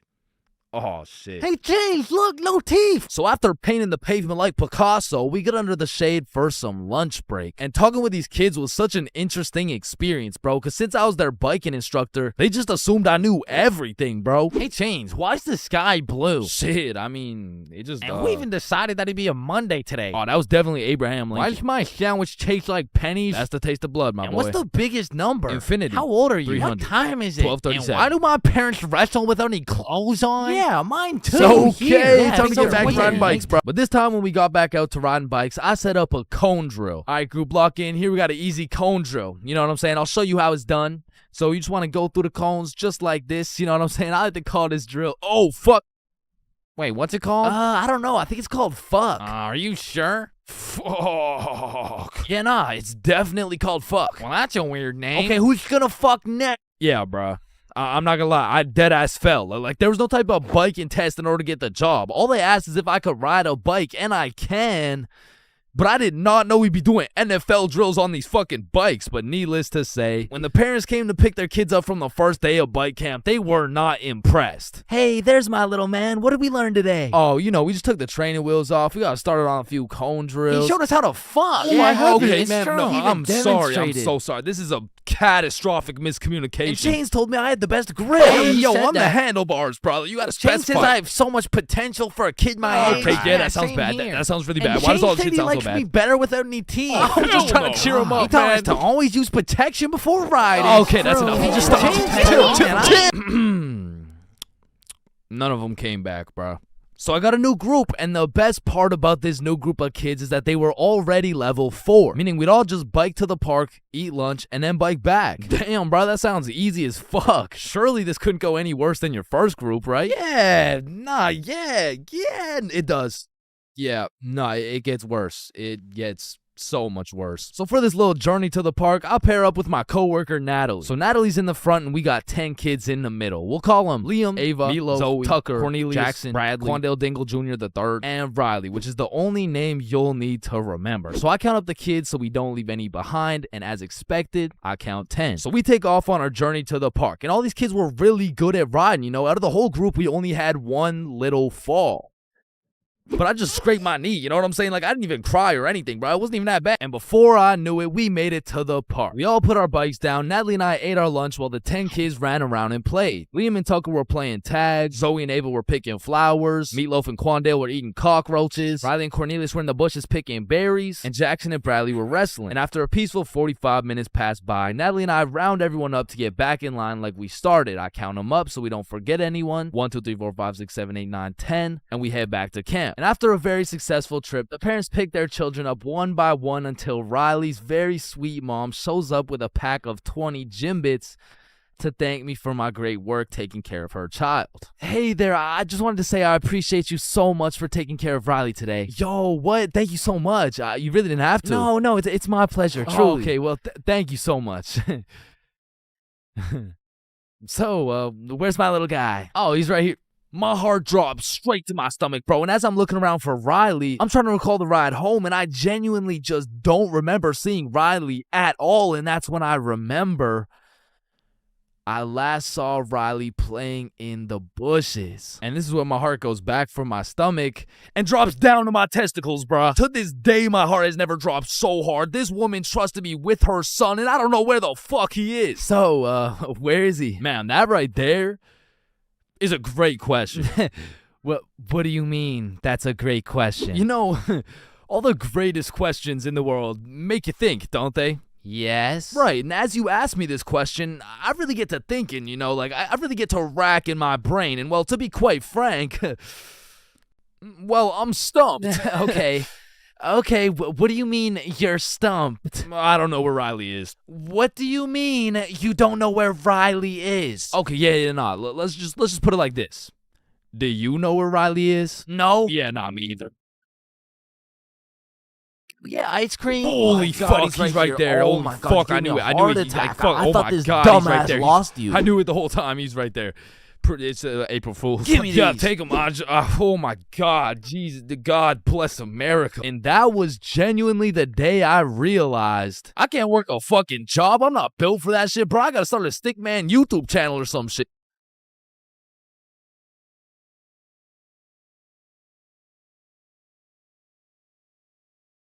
So, there are 7 stages of being drunk, all of which I've experienced, so you don't have to. Drinking? Aren't you underage? No, I'm 21. Now let's start with stage 1, the process. Stage 1 is one of the most important stages of being drunk. If you've ever heard the saying, trust the process, this fully applies when it comes to drinking. If you don't approach this stage with precision, calculation, and patience, you might accidentally skip straight to stage 7. And trust me, you don't want to skip straight to stage 7.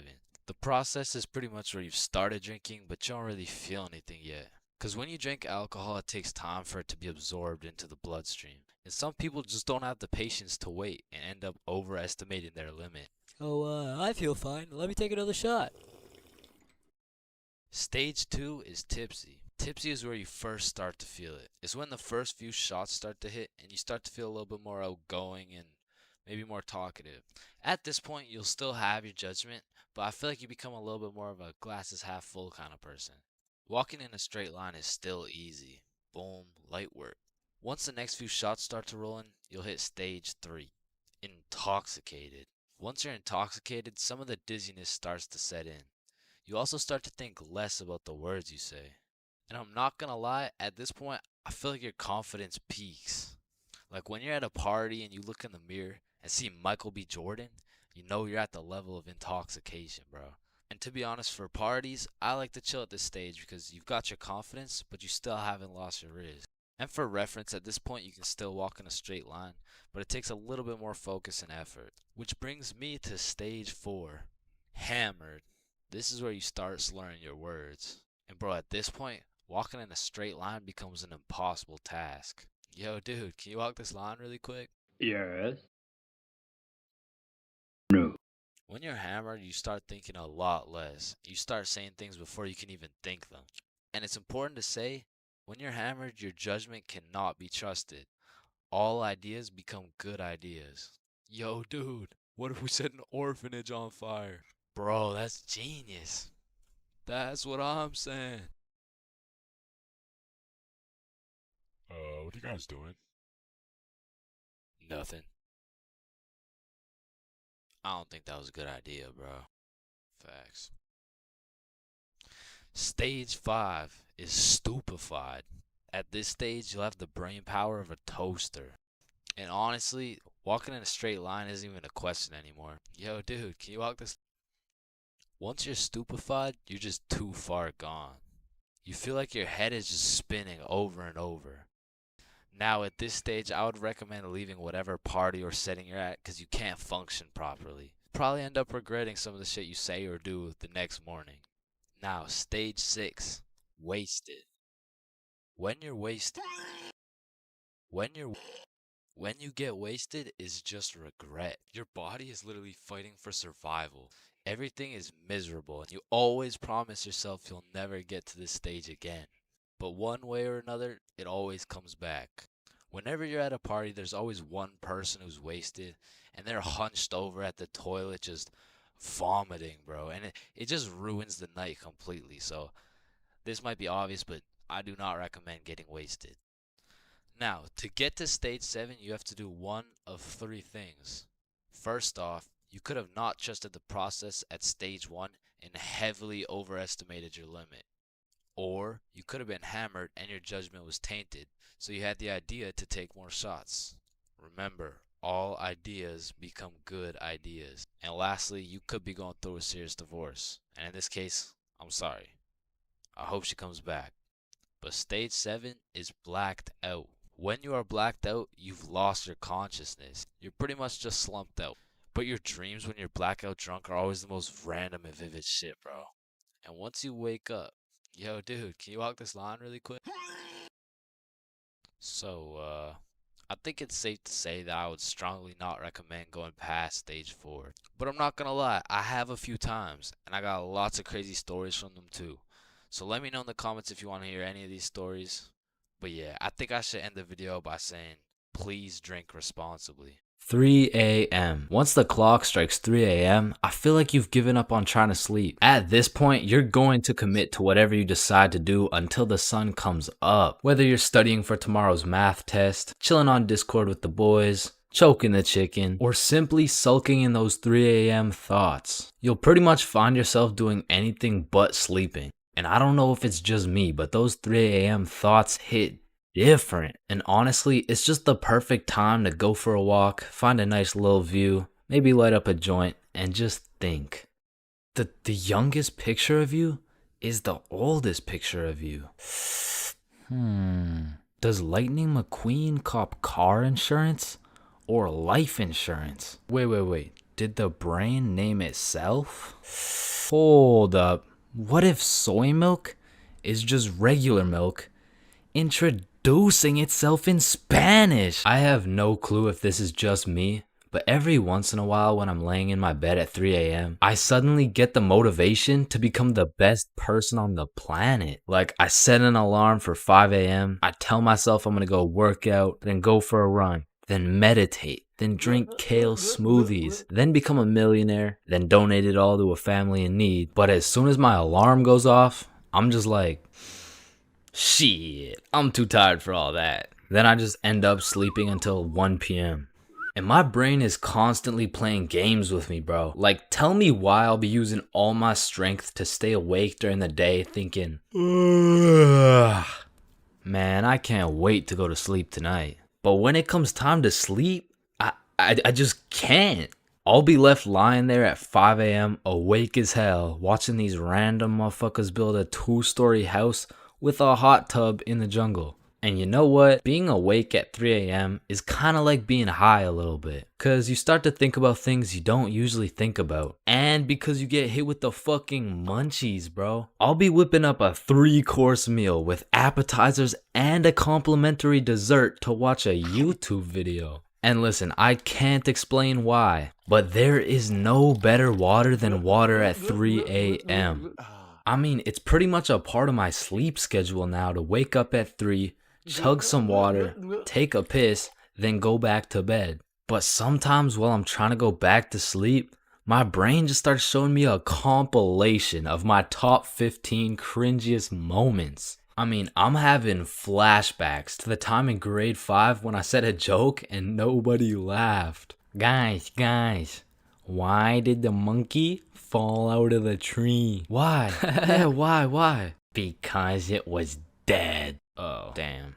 Or I'll be up all night thinking about that one debate I had 3 years ago, brainstorming about the best things I could have said in each scenario. It's like if I do some cringe shit during the day, I have no choice but to lose some sleep over it at night. It's like my punishment for saying some stupid shit. Like I know one guy who accidentally called his teacher mommy in front of the entire class. And that dude hasn't slept since.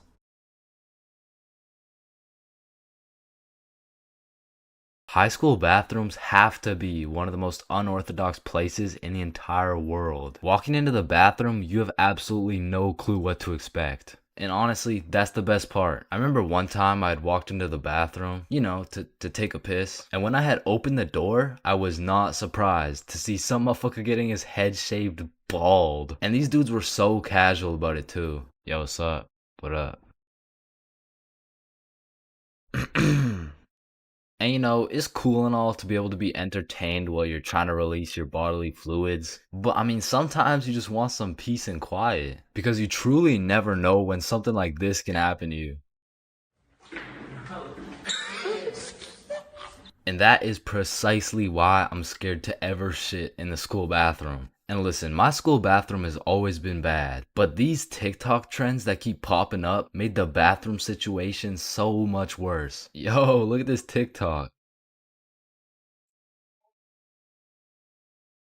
That's kind of funny. 1 week later. Damn, someone took the soap dispensers. Who snatched the blow dryers, bruh? Where the fuck did the urinals go? 1 hour later. Hold up. Who hit a lick on the bathroom? These TikToks had the school announcements like, "Guys, I'm begging you, stop with the devious licks." if you see anyone hitting a devious lick in the bathroom, report it to the office immediately. And I'm not gonna lie, this trend was low-key pointless. Like, once you go home, the fuck are you gonna do with the broken blow dryer, bruh? But there was one TikTok bathroom trend that was fire. So, what is the square root of pi? Chains. Oh yeah, can I go to the bathroom? Be quick. Am I tripping or did I just hear... Yeah, bro, bathroom functions are a 10 out of 10 TikTok trend. Hey man, if you're still in high school, I recommend trying it. Anyways, I've obviously never been in the girls' washroom before, but I be seeing way too many TikToks filmed in there. Like, is it just a normal thing for girls to go to the washroom while other girls are just in there hitting the renegade? Like, I wouldn't know, but that whole situation seems a little bit awkward to me. Boom. Boom. Wait, renegade, renegade, renegade. And when it comes to most public schools, the washroom is like the black market of the school. So there's always some dude trying to sell you something. Yo, you need anything right now? I got that Gandalf OG, that Alaskan Thunder, some purple monkey balls, got those Girl Scout cookies. Hey man, just give me a second, I'm kind of busy right now. I got that Sour Diesel, that Granddaddy Purple Deluxe. Trust me, this stuff will blow your socks off. And every once in a while, someone will bring boxing gloves. All of a sudden, the school bathroom turns into the octagon. People are getting knocked out, dropped, and getting hit with the guillotine chokehold. But as soon as a teacher walks in,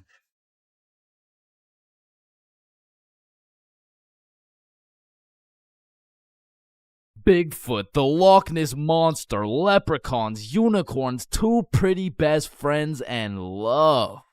They don't exist, bro. I've looked far and wide. I've searched the depths of the valleys and the highs of the mountains. And yet still, one of the friends always gotta be chopped, bro. But love too, though, man. I've searched everywhere. I've scoured my hometown. I've gone from the coast of Mexico to the cities of Japan. But one way or another, I always just end up with nobody to love. Or I end up getting robbed by a gay homeless dude. I mean, I was down bad, bruh. It got to the point I thought maybe I just wasn't meant to find a girlfriend. Maybe this was just a face only a mother could love. Ew, get that shit off the screen. What? Mom! So I hopped on a flight to Barcelona, and this story takes place a few weeks ago. It's a new continent, new city with new people, and maybe even a new girlfriend. And so as soon as I stepped foot on that Spanish soil, I downloaded Tinder and got the swiping, bro. Fine shit, swipe right. Cute shit, swipe right. Chop shit, swipe right, bro. It's a numbers game. I done swiped so much my thumb had a 6-pack and I ran out of girls to swipe on.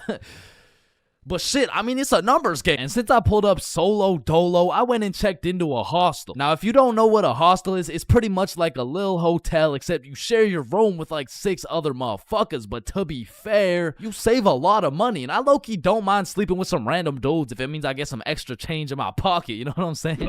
Is 15 enough? Nah, the hostel was like 30-something. Oh, nah, I don't need a hostel. What? Wait, no, not like that, bro. Anyway, sleeping in that hostel was fucking crazy, bro. Like, first night I got there, I hopped in my little twin bunk bed and closed the curtains, and everyone was like, all right, good night, boys. Good night, gang. Sweet dreams. Love you, motherfuckers. Love you too, Love y'all, man. motherfuckers.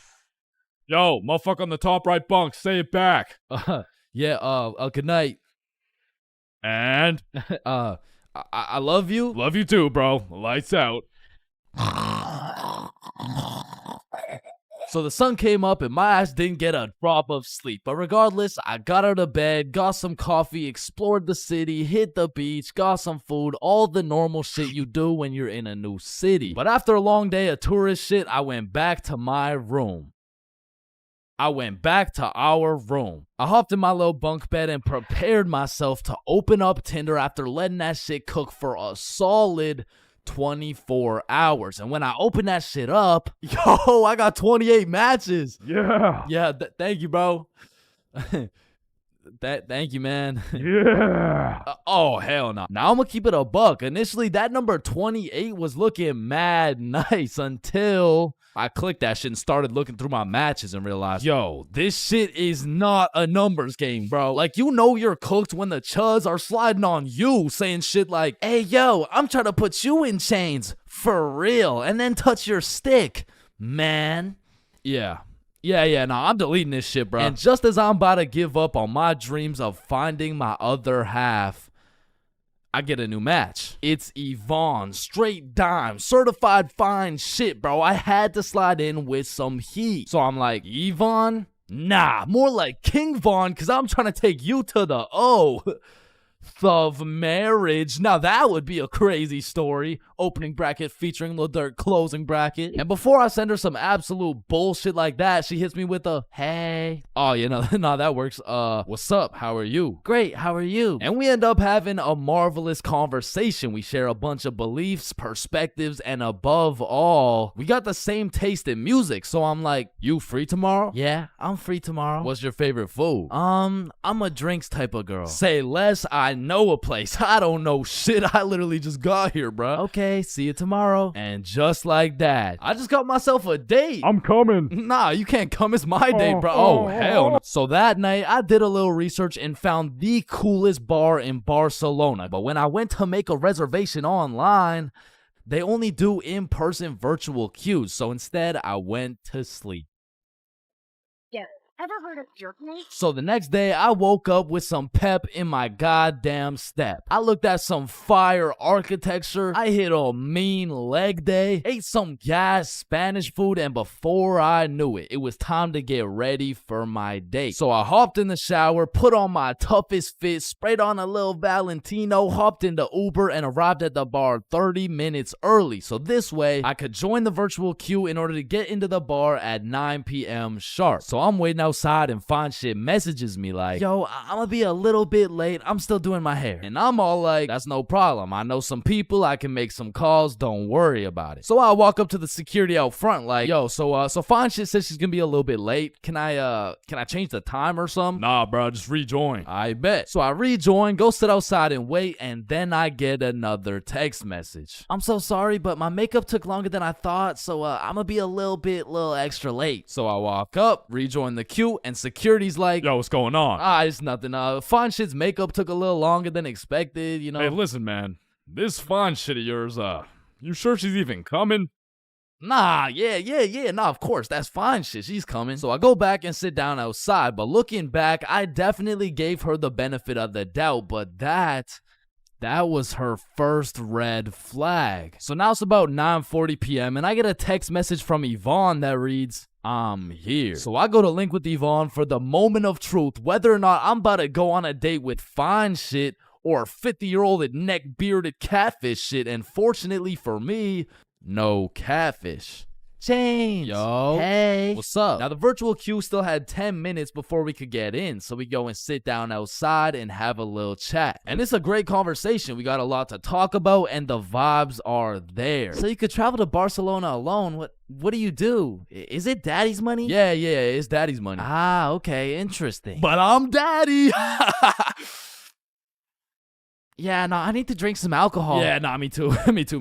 My phone beeps and it's our turn to go inside, but this is no regular bar. So I'm like, yo, just follow me. So we enter this pastrami shop. I open the fridge. We go inside and we go through this tunnel that leads us to the bar. We order our drinks and continue talking. Okay, so if it's not daddy's money, then what do you do? And so obviously, I just told her, like, OnlyFans. You're lying. I am dead ass serious. My meat is all over the worldwide net. What? No way. Show me.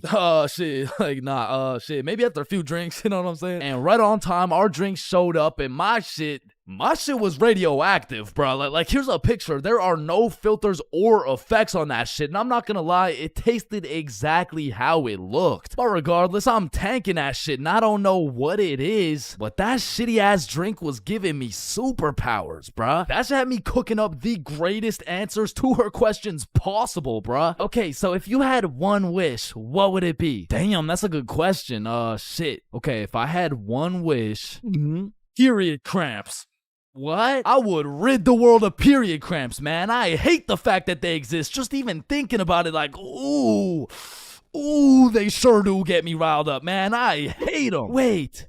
Me too. Nah, that's crazy. We have so much in common. And from that moment on, I could tell she took down her guard and got comfortable, because she started saying shit like, this guy from my school is obsessed with me and he won't stop snapping me. Damn. Maybe you should stop responding or some shit. She snaps a picture of us and captions that shit. He getting it and you not. Lol. Red flag number 2. What kind of anime villain origin story are you trying to create for this motherfucker, bro? But I digress. We order the second round of drinks, but as she's sipping that shit, I can hear an accent starting to form in her speech. So I'm like, yo, where's this accent coming from? Oh yeah, nah, when I drink, my French accent starts coming out. And I kid you not, She went from one drink sounding like, yeah, so my favorite food is pasta, to drink 4 dead ass talking like, Actually, I changed my mind. My favorite food is croissant. Shawty turned from fine shit to French shit so fast, I didn't even know who I was on a date with at this point. And then she hits me with a, I'll be right back. She grabs my face and hits my ass with a big ass smooch. Now that shit took me aback. I was not expecting it. However, maybe it's just a culture thing. Maybe it's normal for her. So I can't say that it's a real red flag. So she's still in the game. And when she comes back, she's like, Yo, Chains, let's go to the beach. Say less. So we're walking down to the beach and she says some shit like, So when's the next date? Oh, it's on Saturday at 6 p.m. Oh no, I'm not free on Saturday. Oh, you mean date with you? Yeah, nah, this is the last one. Now I said it as a joke, but she wanted to get all mad and shit and storm off. Now in this situation, I have 2 options. Option A is chase after her and beg her to stay. And option B is standing there like an absolute peak male specimen to the point the gravitational pull of my testosterone retrieves her back to the very location she left. And I went with option B.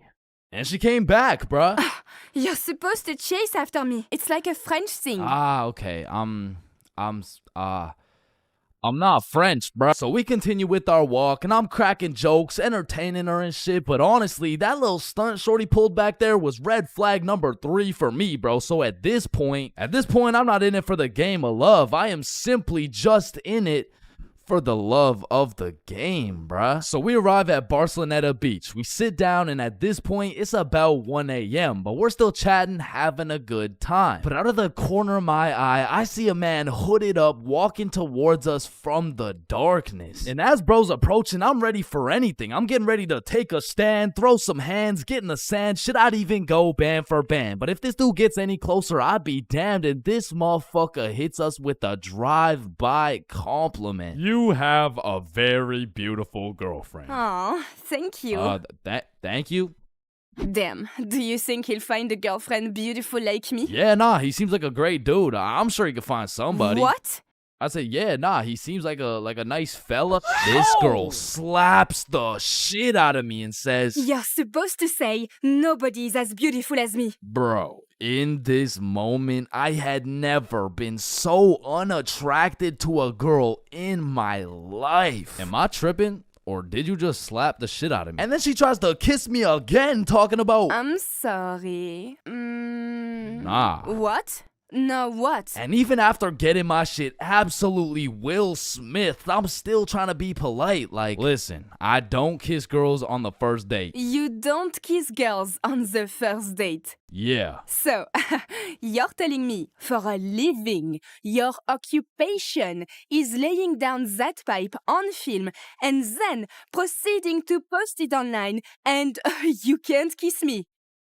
Type shit. And she storms off, bro, but I know exactly what to do to solve this problem, so I stand there like an absolute peak male specimen to conjure up that same gravitational pull, and she's still walking, bro. She just kept walking. She got on the bus. She dipped, bro. She left. Damn. And as the bus disappears in the distance, I hear a motherfucker say, yo, you from here? Nah, I'm just visiting. Oh, shit, okay, us too. You know where the good clubs are at? Yeah, I mean, I heard all the good ones are, like, right there, bro. Oh, shit, bet. Okay, we're about to go hit those if you're trying to pull up, bro. Say less. So these two random-ass dudes I just met and I start heading to the club together, and I'm like, yo, where you guys from, by the way? We're from France. Yo, that's crazy. I just had a date with a French girl. Oh, no way. How'd it go? Ah, shit, I think it went pretty good. That's what's up. Yeah. So why's your cheek so red? Oh, I mean, she just slapped the shit out of me. Wait, she what? Nah, I mean, it's probably just a French thing. You know what I'm saying? Nah. Not a French thing. You just got assaulted. Aw, shit. So me and the new French homies pull up to the club and it's jumping, bruh. We start taking shots, shooting shots, airballing shots, and then I get a bunch of voice messages from Yvonne talking about, all the good feelings I had for you are gone. You are a literal piece of shit. Go get AIDS filming for OnlyFans, bitch.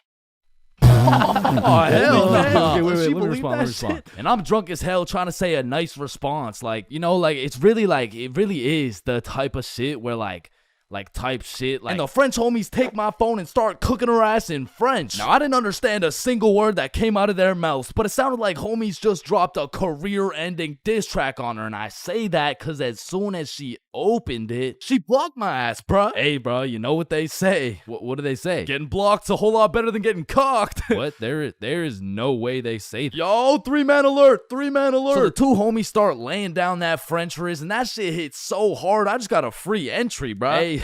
Hey, English, room for one more? So the six of us absolutely fucked the club up, went out for some 4 a.m. churros, dipped in chocolate, and man, that shit hit harder than Yvonne, bro. So at the end of the day, even if I didn't end up finding love in Barcelona, there is one thing I did find. I did find out how Chris Rock felt. God damn.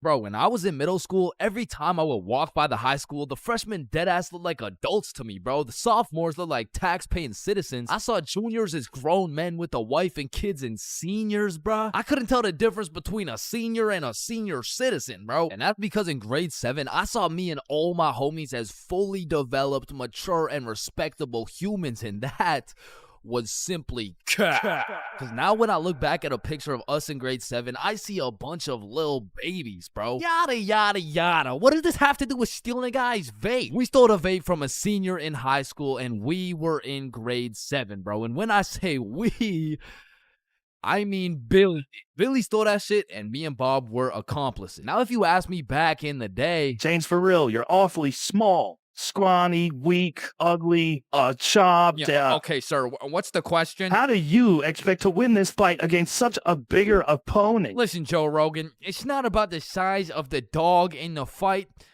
It's about the size of the fight in the dog. Thank you very much. Thank you. And then I saw Jake Paul versus Anthony Joshua, bruh. Okay, guys, so I'm not doing this fight. I quit. I'm retiring. Because I don't care how many years of karate, taekwondo, pad thai, jujitsu, or teriyaki a kid takes, I can beat their ass easily. But I won't, because that's morally wrong and I have honor. Hey, everyone. I heard Chains talks to minors. What? What the fuck? And I heard he fakes all his stories. Man, I do not fake my stories, bro. Sorry. Anyways, as I was saying, this story takes place in grade 7. It was a summer day, and it started off pretty slow. You know, me and the boys were just chilling at Bob's crib, playing a little Rocket League and whatnot until we got bored. And when me, Bob, and Billy get bored, it's a problem, bro. Because every time we were bored, we would do one of 5 things. Light public garbage cans on fire, ding-dong ditch houses, light more shit on fire, buy things from 7-Eleven with the 100% discount, or climb our middle school, bro. Yo, let's go let some garbages on fire. Yo, I don't know if there's any left at this point. Alright, let's ding dong ditch. Man, I'm not really trying to do all that running right now. Shit, should we climb Stickman Middle?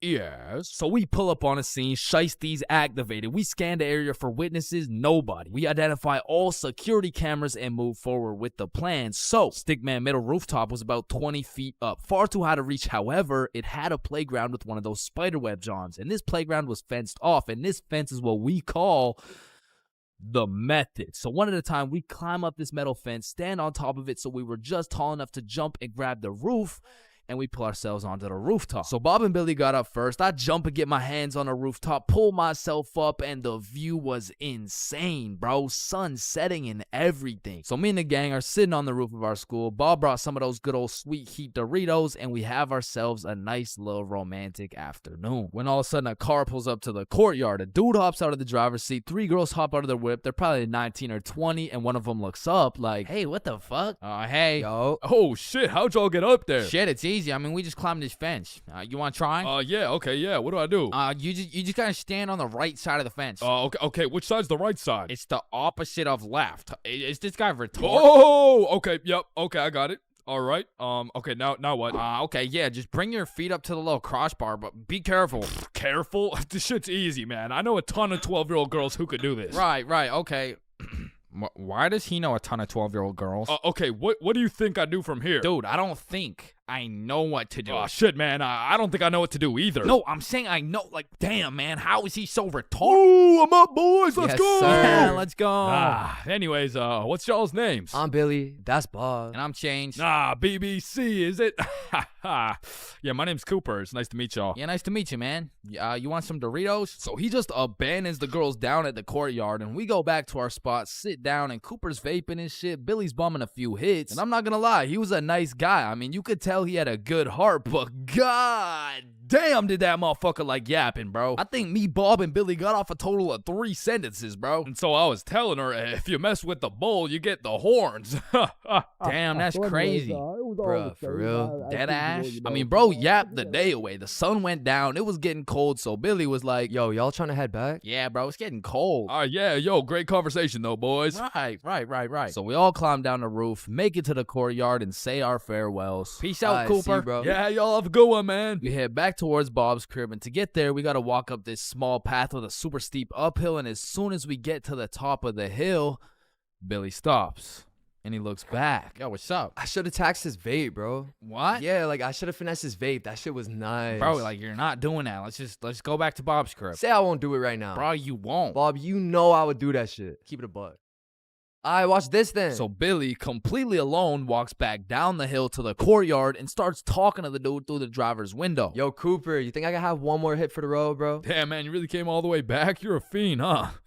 Yeah, nah, I got you, man. Bless. And because me and Bob were up on this hill, I vividly remember we got like a bird's eye view of this shit. And obviously, y'all don't know Billy the way I do, but I was 100% convinced he did not have the balls to do this shit, bro. There was no way. Hey, Billy starts hauling ass, and instantly Cooper punches that bitch in reverse. And my heart dropped so fast. We had a bird's eye view of Billy running for his fucking life, and Cooper's right on his ass, and they are both headed right towards me and Bob, bro. So we take our head start and get our ass right back to Bob's crib. But Billy couldn't just run to Bob's crib and have Cooper knowing his address. So instead of taking the path to Bob's crib, this motherfucker runs straight into the prickle bushes, bro. Adrenaline pumping. He's powering through these bushes, getting cuts all over his arms, legs, face, until all that adrenaline crashes and he realizes he can't make it through to the other side.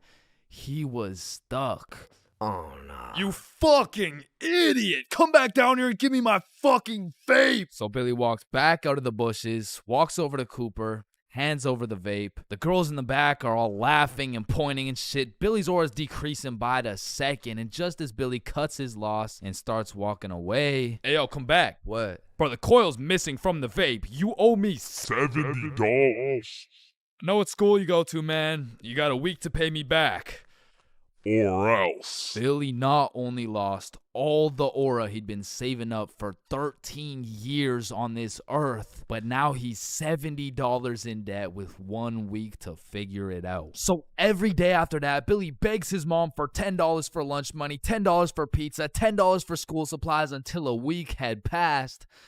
And Billy had his 70 bones saved up. So as agreed upon, me, Bob, and Billy are posted up in the parking lot 1 week after the incident, and just as expected, Cooper pulls up. And this time he's got like 4 shorties in the car. Like, genuinely, how the fuck? So Billy hands over his life savings. Cooper pockets that shit, and with the most shit-eating grin I've ever witnessed, he mutters, "Hey, look, it looks like we got some pizza money for tonight, am I right?" Yes, look at this dumbass. Billy got scammed, bro. He got his shit rinsed. $70 could have bought this dude like 3 whole vapes, but I mean, truthfully, that's karma. And the moral of the story is, don't steal from people, but more importantly, just don't vape, bro. Yo, Billy just posted his first YouTube video ever. Go check that shit out. Yes, sir. And I just posted a video of me and Chains talking about this story, the raw, uncut, unedited version. So click this link right here if y'all want to tap in. Click that shit. Stole that shit. That's what I do, nigga. Fuck, nigga, I stole that shit. All right, listen, I'm creating something I like to call the internet. Yo, what does it do? On the internet, people are going to be able to search up literally any question they have. They're going to be able to watch videos for educational purposes. And the craziest achievement yet, you can communicate with literally anyone across the entire world. Bro, this is going to change the world. Bro, I'm not gonna lie, the internet is 100% one of the greatest inventions of all time. Like, that shit's up there with the light bulb, the airplane, the Testacuzzi. Like, they're all groundbreaking inventions, but the internet just has to be number one, bro. Like, imagine telling a caveman you had a magical box where you could make anything pop up in 2 seconds. Yo, Caveman Dave, I got a magical box where you can make anything pop up in 2 seconds. Oh, shit, cool. Do you know her or something? No, Dave, no, get the fuck. Now, Caveman Dave absolutely dicking down the computer monitor seems stupid, barbaric, uncivilized, you know? Like, who's gonna tell, bro? They're just pixels on a screen, am I right? Facts. Yo, Caveman Dave is a dumbass. Facts. Yeah, no, let me see your search history. You know, we don't gotta do all that. You know, oh, okay. Monstrous KFC mukbang. I like KFC. Fat motherfuckers eating a lot of food. I was hungry. Yo, big butt booty Latina oiled up, shaking that diggity dump truck, dog. What are you searching? Okay, listen, like I my finger slipped. Yeah, bro. 2025 is the weirdest time to have access to the internet, and that's just cause everybody has that shit. Like, I got it, you got it, my grandma's got it, Kanye's got it. Man, you and your grandma. Kanye still got it. And I fucking hate so everything, and I'm done. Okay, yeah, well, not anymore, but I don't know if it's just me, but recently the internet has been getting more and more out of pocket, bro. Like, I'll be having a fantastic day, just chilling, until I pull up Instagram and see some shit talking about, imagine your car declines at the abortion clinic and the doctor start nutting in you. Yeah, this motherfucker's never getting a job, bro. Like, his digital footprint's up there with fucking Kanye, bro. Ah, hell nah.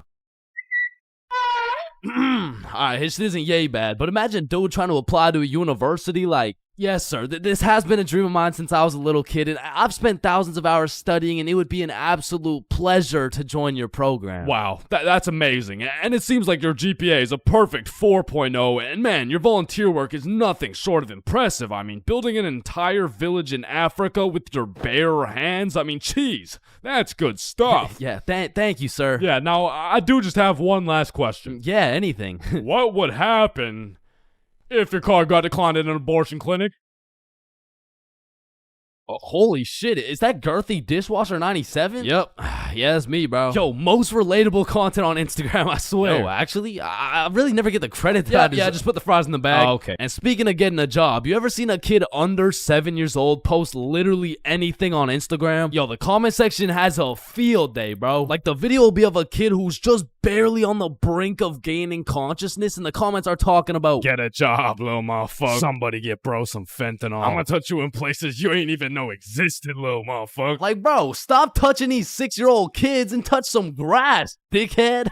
Yeah, but I'm not gonna lie, as a motherfucker who draws stickman for 16 hours a day, I really gotta start taking some of my own advice, bro. Wait, what's your advice? Oh, I mean, stop touching these 6-year-old kids. You touch 6-year-old wait. kids? I'm talking about Gurgi Force. Chains, you know the drill. God damn. Bro. Even these motherfuckers have the internet, bro. Like, what could you even possibly be posting? Oh, shit. Yeah, nah. We gotta start banning motherfuckers from the internet, bro. And I think we should all do a poll for the first person to go. You know, like, take your time. And, oh, shit. Okay, never mind. Votes are in. Looks like we're banning Jack Doherty. Why in the fuckity shit did you just ban Jack Doherty? You know what? Ban his the last two, bro. Actually, ban every single kid on the internet. Like, put down the Instagram reels, go outside and eat rocks like a normal kid before Gurgi Foreskin 445 fucks around and finds your IP address, bro. Because there's a lot of weird motherfuckers online, especially considering the impending gooner epidemic of 2025. Now, if you're unaware of this widespread epidemic, well, fucking good for you, but there's been a recent spike in the amount of gooners seen online. Like the type of motherfucker who'll be scrolling and see a video of a Cheeto that's kind of built somewhat like a Kardashian, and next thing you know, bro's got a DIY screen protector, bro. And I swear these gooners have no clue it's a problem either. Like, they probably show up to the doctor's office for a quick little checkup, and the doctor has to break the news to him like, yeah, Mr. Gooningson? Yeah, I'm sorry, but you gotta stop masturbating. No, wait, what? No, wait, why? Because I'm trying to examine you, dumbass. Oh, shit. Like, it's honestly mind-blowing how having access to the internet with all its power and infinite knowledge just makes us more stupid, bro. Like, at any given moment, we have the resources to learn quantum physics or learn how we can watch Skibbity Toilet. What? No. Why the fuck would we watch Skibbity Toilet? Shit, man, this stuff's good. Just take a watch. No, I'm not watching that shit. Just real quick. Yo, why are you recording me, bro? We're filming a YouTube video, dumbass. Oh shit, yeah, you're right. So I was saying there's a lot of people nowadays addicted to the internet and shit, like that guy over there. Where? Bro. What? Oh shit, yeah, what I was saying was, back in the day, the internet was just for shit like cute cat videos and cool math games and shit, but nowadays, the internet has everything your brain craves. Like, it's got food for you, it's got friends for you, it's funny, it's educational, bro, it has Cheetos built like Kardashians, bro. And as if the internet having everything we ever needed wasn't enough, these motherfuckers invented AI, bro. Now, maybe it's just me, but this AI shit is getting a little too good, bro. I mean, when ChatGPT first came out, I was using that bad boy for all kinds of shit. Whenever I couldn't do my homework, ChatGPT. When I forgot a recipe, ChatGPT. When I couldn't get a girlfriend, cry myself to sleep. And then ask ChatGPT. Like, back in the day, I was using that shit to fix all my problems. But nowadays, I just be using it to spend quality time with, bro. Holy shit, this guy's a gooner if I've ever seen one. And no, I'm not a fucking gooner, bro. I'm just spending some time getting to know my homie Mr. GPT. Because when the day comes and that motherfucker and his AI homies decide to take over and kill the entire stickman race, you're gonna be getting your shit annihilated, bro. And I'ma just be like, yo, GP, you don't gotta do this, bro. Remember when we used to talk about our feelings together and I used to send you line art of sexy Squidward and shit like, hot, you fucking gooner. And honestly, I feel like the people are less scared of the robots taking over the entire world and they're more scared of them taking their jobs. But I'm gonna keep it a buck. I cannot relate, bro. Like, AI could never do the shit I do. AI could never do the shit I do. Wait, what the fuck? Wait, what the fuck? Who does this bum think he is, bro? Who does this bum think he is, bro? Like I mean, yo, alright, that shit doesn't even sound like me, bro. Yo, that shit doesn't even sound like me, bro. So you want to copy everything, huh? Yeah? Yeah, you sure you want to do this? Yeah, you sure you want to do this? Yeah. Alright, let's go. I like little kids.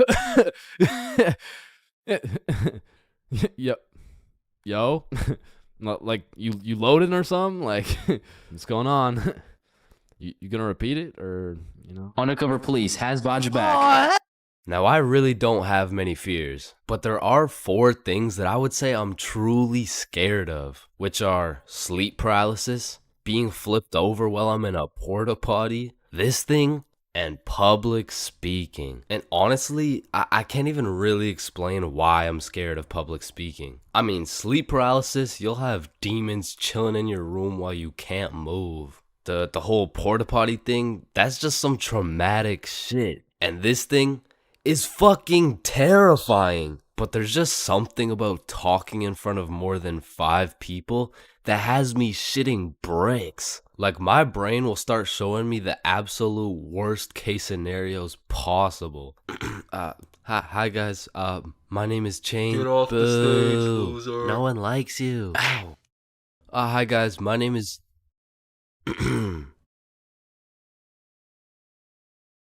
So I volunteer at daycares because I really like young kids. I love young kids. I mean, like, not love, like they're only 4 years old. No, like, I'm not attracted to. Sir, hands behind your back.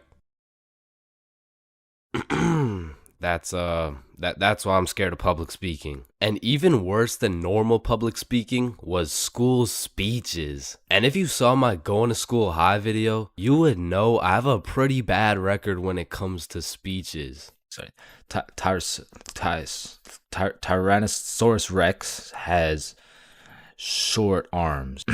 Yeah, Chains, don't worry about it. You can sit down. You could just go tomorrow. It's all right. In fact, after I failed miserably while trying to present my speech well zooted, some motherfuckers was flaming me for it. So you know me, I had to get my get back. So when speeches came around next year, I put my heart and soul into that shit. And it wasn't just a speech, it was a spoken word, so it all had to rhyme. I mean, I was whipping up some heat. I was writing bar after bar like Kendrick. Shit, I had to have a fire extinguisher on standby while I was writing that shit. And I was never the dude to actually study. Like, I would start learning while I was taking the tests. If y equals mx plus b, then who invented the Eiffel Tower?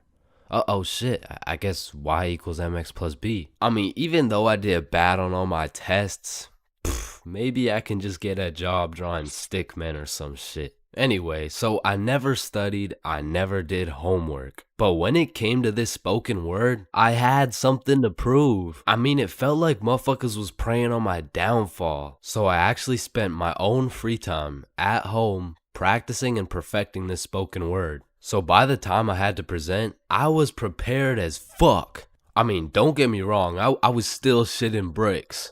But when I got up there, Chains, get up here. And don't stutter like last time, alright, buddy? He's gonna stutter for sure. Don't get on here rapping, I'm stacking, making it happen. Okay? I've been perfecting this speech while y'all jits was lacking.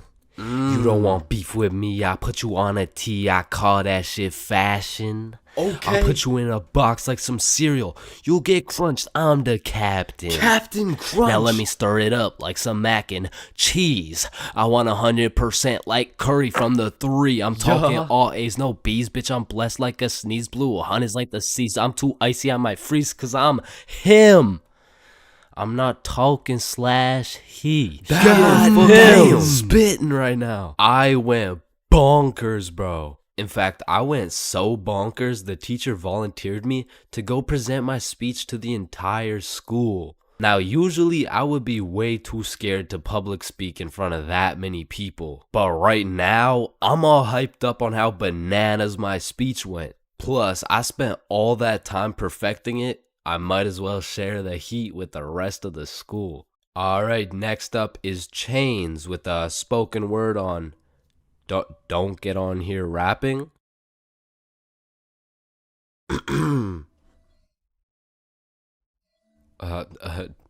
Don't get on here stacking. I mean rapping. Stacking. I'm happing.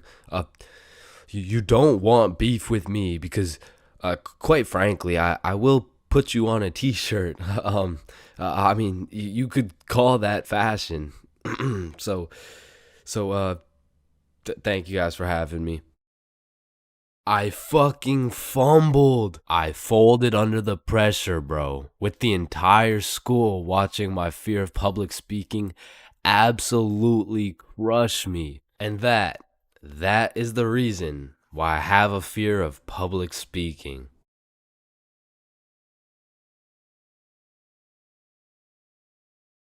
Man, you could be the 47th president of the United States and you'd still get flamed at school. It's just inevitable. It could be your haircut, your clothes, and bro, even when there's nothing to roast, somebody's gonna try and spit out some bullshit anyways. Hey, yo, why does Carl's face look like Spider-Man's left nut? Yo, I can't see it. Why do you know what his nuts look like? And bro, when I was in middle school, all my clothes were hand-me-downs I got from my neighbor, and this motherfucker just didn't want to see me win, bro, because I was getting piles of V-neck shirts and jeans that didn't even fit. And not only did my neighbor have no drip, but dude was 10 years older than me, so every fit I made was just a decade too late. And pulling up to school and that shit had me feeling like a rotisserie chicken, the way I was getting cooked at a 360-degree angle, bruh. But my fit wasn't even the only thing that was outdated, because my phone looked like the first phone ever created. And it acted like it too. I mean, I would have to click the screen 5 times and then send a prayer to the heavens just to turn that shit on. And only real G's know the pain of having to whip out an old ass phone around someone else. Like, I remember this one time a girl came up to me and asked if she could add me on Snapchat, and when I gave her my phone, my shit crashed, bro. I think your phone just ran out of battery. Oh no, don't worry, sometimes you just gotta.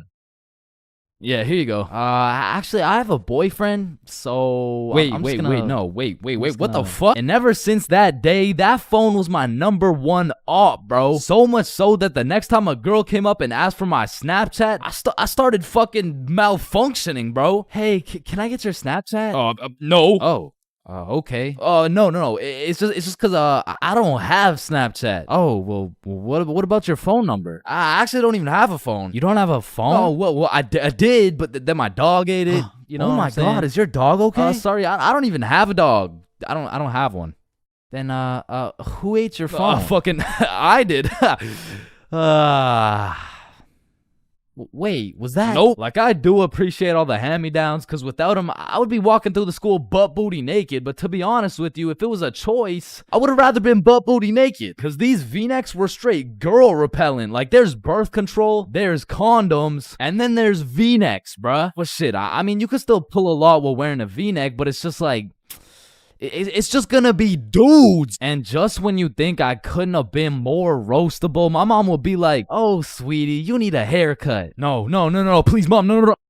My mom used to take me to this shop that gave out $1 haircuts, bro, and these motherfuckers were straight speed running these cuts. They'd be asking what kind of cut you want while cutting your hair. And by the time you get to show them the cut you want, your shit is already done, bro. And my mom must have not been tipping them either, considering the fact that every time I went back, the cuts kept getting worse and worse. Until one time, I walked out there with my head bleeding, like I asked for a 2 on the sides, and she hit me with a -2. Now, don't get me wrong, when I pulled up to school wearing the most abominable fit known to man with the atrocious haircut and shitter phone combo, I got my shit roasted, flamed, grilled, sauteed, deep fried, and then thrown into the goddamn microwave. Like the type of flaming that has you going home and just taking an extensive look in the mirror, questioning if you should legally change your name to Albert and flee the country. But somehow, this motherfucker Carl got flamed even harder than me